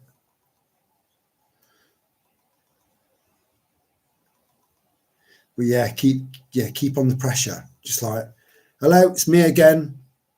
Yeah, I know I only called 4 minutes ago, and I know that's nothing's changed. I just want you to know that I am fucking on it like a car bonnet, and I won't take no for an answer. When are you coming to sort it out? Call me as soon as possible. And then the following morning, hello, it's me again, blah, blah, blah, blah, blah. And then send them emails, especially emails. So if you're not able to record conversations on your phone, send emails, and then make sure that those emails are stored in your email and they can't be wiped out. So you've got to a digital paper trail to back up everything you've said, you know. And then if you get a chance, just give some really, really, really nice reviews to the insurance companies. And I say that with the best quality of sarcasm.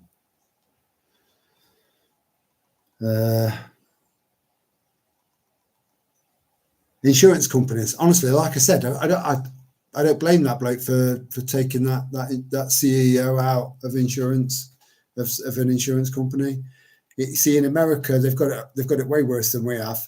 You know, if you need a drug that's going to keep you alive for the rest of your life, that could go into the millions. And if you're just working at McDonald's or whatever, you know. You're not going to be able to afford that. It's impossible. Impossible. And that's why, Lulu, I think it's a bad idea for us to go for the NHS to be destroyed and be privatised, even though it is privatised. I'd say about 75% of it. So if the NHS is 75% privatised, where is all of that national insurance money going from millions and millions of people into that other small percentage? Middle management that's unnecessary, and embezzlement.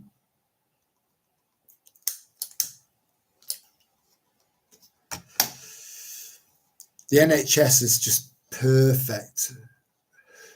It was perfect ground for corruption. Perfect.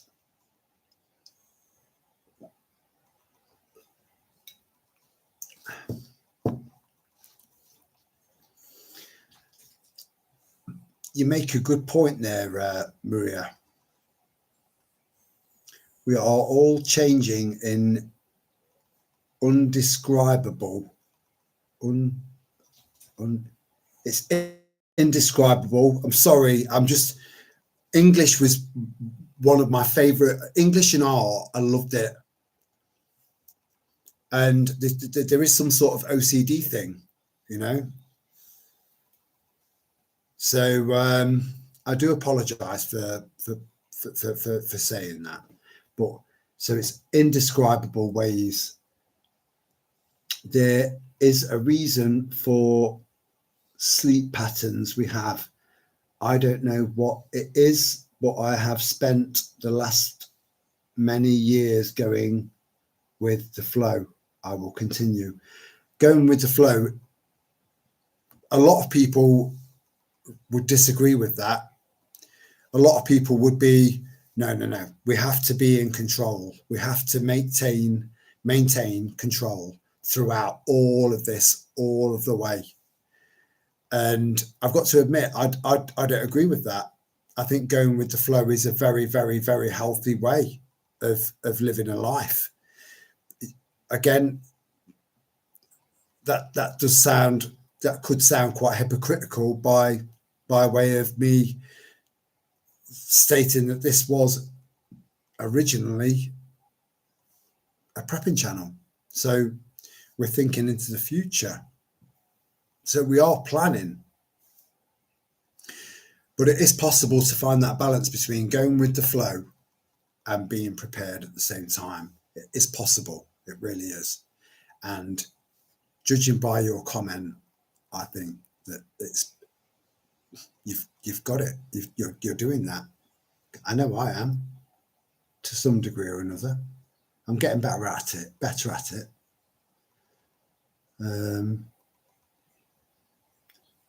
Where were we?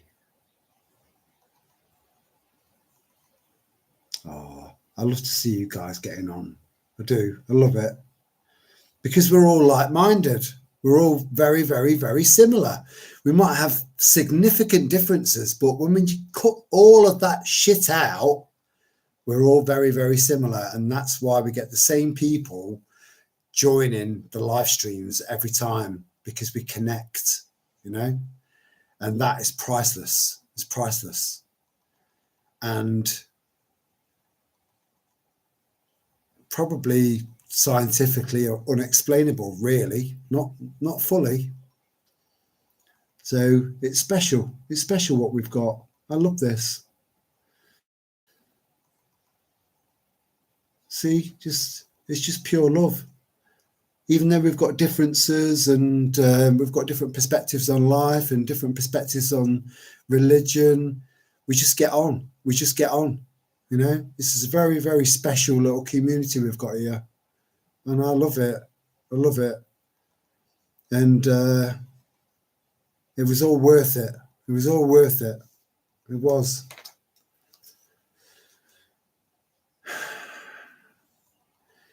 You see, earlier on in this this live stream, I was explaining, I was able to talk through what happened with Sal to the end, and that's been the first time I've managed to be able to, other than talking to texting and talking to Lana and another lovely Irish lady.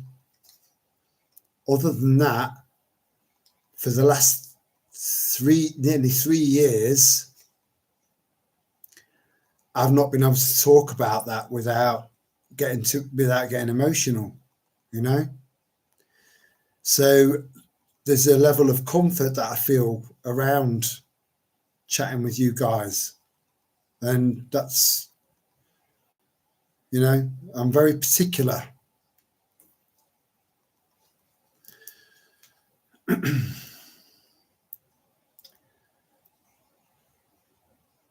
Don't rattle me, Cage. Again, I'm not saying USA style, maybe France. I think I might have lost the context of that, Lulu. I do apologise. If you want to be trapped by state healthcare and rely on the if you look back at a lot of my videos, Lulu, and I'm sure you may be one of the people that watches all of my vids. I don't know, but I've said that we need to be trying to go off that path of relying on the NHS and trying to find natural remedies. And I can't push this book enough because of everything that it covers, you know.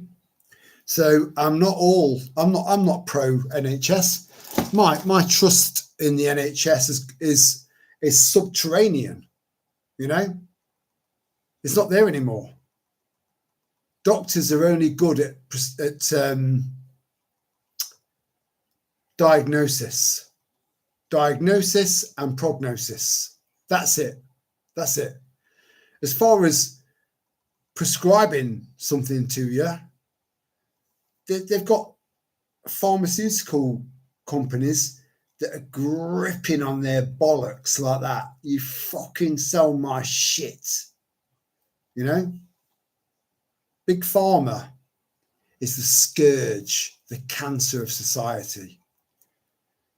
We need to grow our own medicinal stuff, try and live independently, try and live in a parallel society where we all support each other within that community, that sub-community. And when I say sub-community, I don't mean that in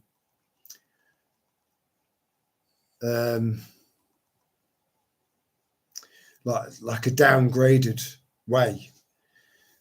A sub-community can still be better, more functional and healthier than the general society around them. You know, 100%. It's doable. Everything in this book, you know, and all of these other books that I've got down here, they dictate to me from research that we can get by as long as we stay fit, eat well, and try and keep our minds happy. You know, it's all connected. If you're, you know, when how many times have you had a cold, you know, a really bad cold, right? And someone's turned around to you and said, a close friend or a close family member has turned around to you and said, it's because you run down. You run down. Now, run down is mental. Yeah. So you run down because you're mentally fucking drained. So if you can find way mentally for all of the changes that are about to come, whilst eating healthily and staying fit, then you'll be like Leslie, who's 71 years old, part of our little tribe. You know, she can do anything we can do, and she's 71. So it's about stepping away from prescription pharmaceutical medication and trying to find a natural alternative. The yin, the yang, everything. So if you've got a cold, there's a solution. If you've got the flu, there's a solution. If you've got diarrhea, you've got a solution. If you've got nausea, there's a solution. If you can't wait, you can't go. If you can't wee, if you can't go for a wee, there's a solution. There's a solution, a natural solution for all of these problems, including cancer.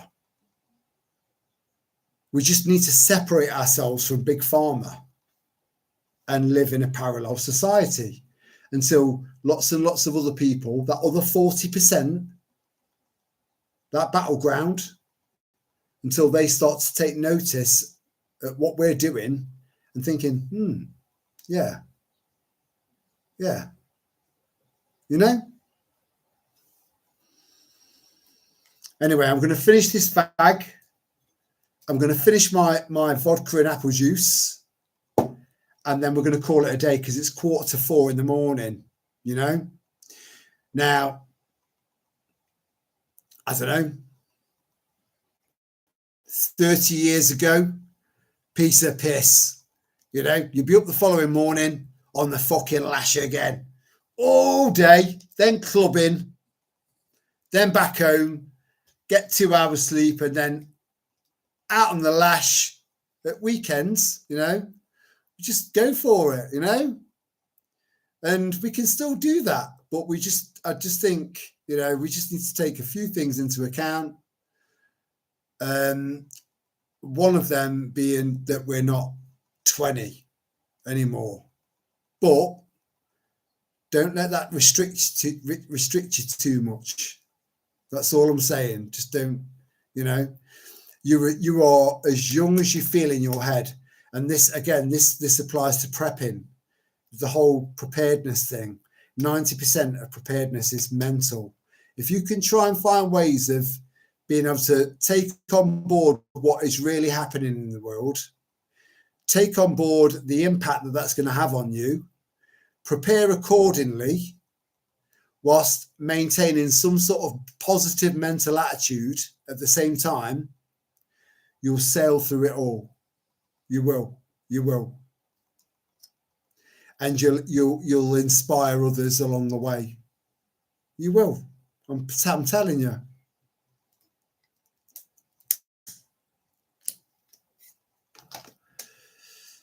Any arguments against that, please? I was picking between I and you.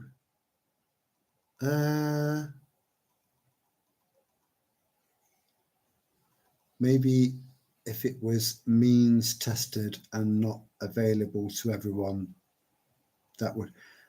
Lulu, I totally agree with you. It should be means tested. It should be based on how much you paid into the system in national insurance, because that's what national insurance was for. You're paying for your future care. If you've paid zero national insurance, then maybe you should go down a tier and get less quality. You know, it would incentivize people to be more productive in society. You know, does that make me a communist? Does that make me a socialist, or just practical? You decide. People just holiday in England from overseas to access the NHS. Yeah, they do. Yeah. It's ridiculous how much these fuckwits are taking advantage of our system. But it was there for the taking, you know. No one's protected it. Least of all our politicians. Take all of these politicians, going back to Kent Prepper getting his channel taken down for saying something similar. Let's get all these politicians, put them in a big fucking well-dug hole, fill it full of petrol, fuck them off, start again. And for some bizarre reason, my channel will get away with saying this shit.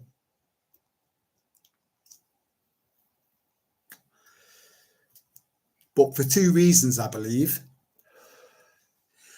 One, it is the truth. You know, let's get rid of all of the scum. Let's do our own version of draining the swamp that Trump's never managed to achieve. All that. Right? And then start from scratch. It's very practical. You know, genuinely bad people, psychopathic people, narcissistic people, sociopathic people. Generally, it's a mental disorder that when they get into a position of power, it's impossible to erase. It's impossible to erase. Everything's just suddenly got really, really glitchy. Anyone else noticing that? Let me know in the comments section.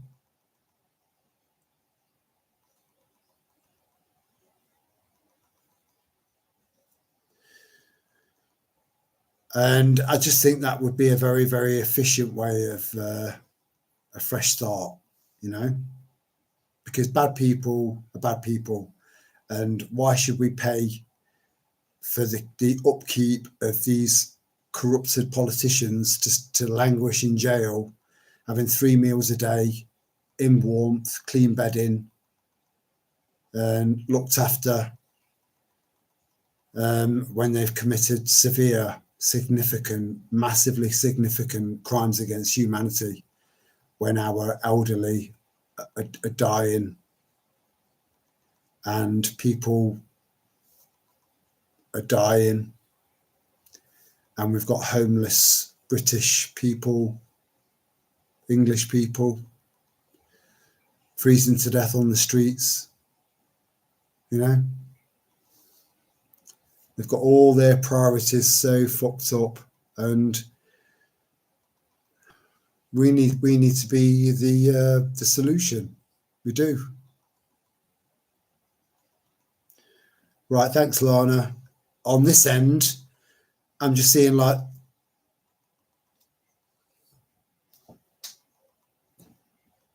and my mouth not synchronizing with it seems to have eased up a little bit now after I've stopped talking about killing all of the politicians.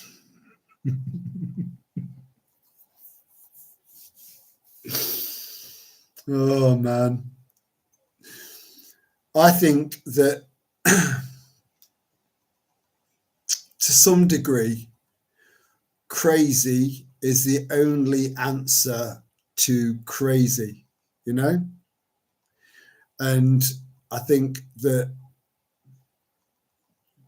we've got a logical craziness about us that can fix this problem, but we just need more numbers. We do. I think we've already got the numbers, but I just think we could do with a few more just to make that impact a little bit quicker, a bit swifter, and a bit more impactful, so we can get all this shit out of the way and then start afresh. But we can have some massive teething problems, you know, because we'll have gone from one very, very established system into a completely different system, and that's going to be a challenge. It is, and that's why we prepare, you know. I'm going right. So listen, I'm gonna, because of the time, it's coming up to 5 to 4 in the morning. I was only going to do a 2-hour live stream, you know, but it's Friday night, and I know that some people can have a lie in, you know, and yeah, it's just, I won't do very, very long live streams during the week because I'm aware of people having to get up for work and stuff like that the following morning, and they've got kids and stuff, and they've got that work life balance, that family life balance. So it will just be like Friday or a Saturday night. We'll go into the wee hours, but tonight was not intentional to go this late. It was the dish that I posted, that bastard dish.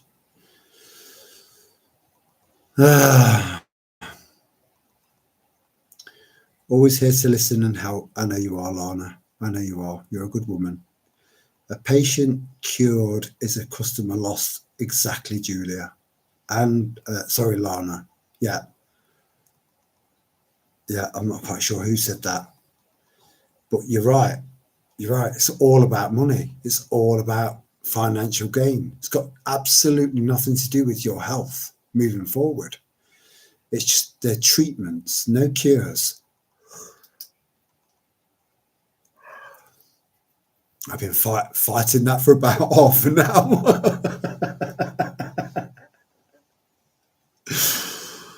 But we need to start investigating all of these natural remedies, you know. So if you can get your next door neighbor to grow like whatever, you know, I don't want to start pulling shit out of the top of my head. I would say it's too late in the day, but it's not. It's too early in the day.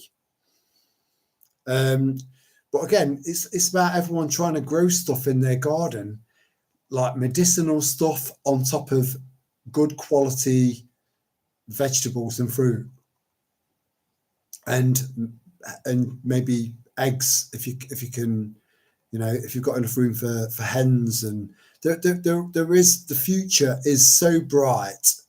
It really is. It is so bright. And I'm not an optimist. I don't know how many times I need to say to you, if you knew me, if you spent 24 hours around me, you would know categorically that I am not an optimist. But I can see the solutions. I can see the reality of how things can be. But it's going to take a lot of graft. It's going to take a lot of courage and a lot of determination, and leading the way, leading by example. And I just don't know how many people are out there that have got that. Having said that, they say, cometh the hour, cometh the man. And I agree with that. I don't think any of you guys have got any idea, not really, as to how much power you hold, how much influence you yield. But just know this, that you've got front row seats of the biggest change in human history, and you're an intrinsic part of that, and you're part of that change. Some are going to struggle, some will come into their own, and there'll be people out there that didn't see any of this coming, that will just snap straight into it and be part of this and join the ranks. This is the way I see it going. But I do believe having a bit of faith does help, especially if you've got that faith in yourself. because that's the most important faith of all. Having faith in yourself, trust in yourself, having belief in yourself, self-belief. See, I could expand on that over and over and over and over, but then that will take us to about 4 o'clock tomorrow morning, you know?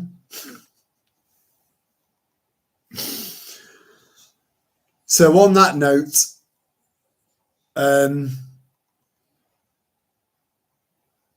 yeah, it's been another lovely stream, and I'd just like to thank everyone for joining in. You know, it's always beautiful, and it's nice that we can all get along, even though some of us have our differences. We've got our different opinions in the world, on different people, on religion, on how they think or we think that things are going to play out, who we think are heroes and zeros. You know, we've all got our different opinions on that, but we all seem to, for some strange reason, we seem to be able to hash it out and stay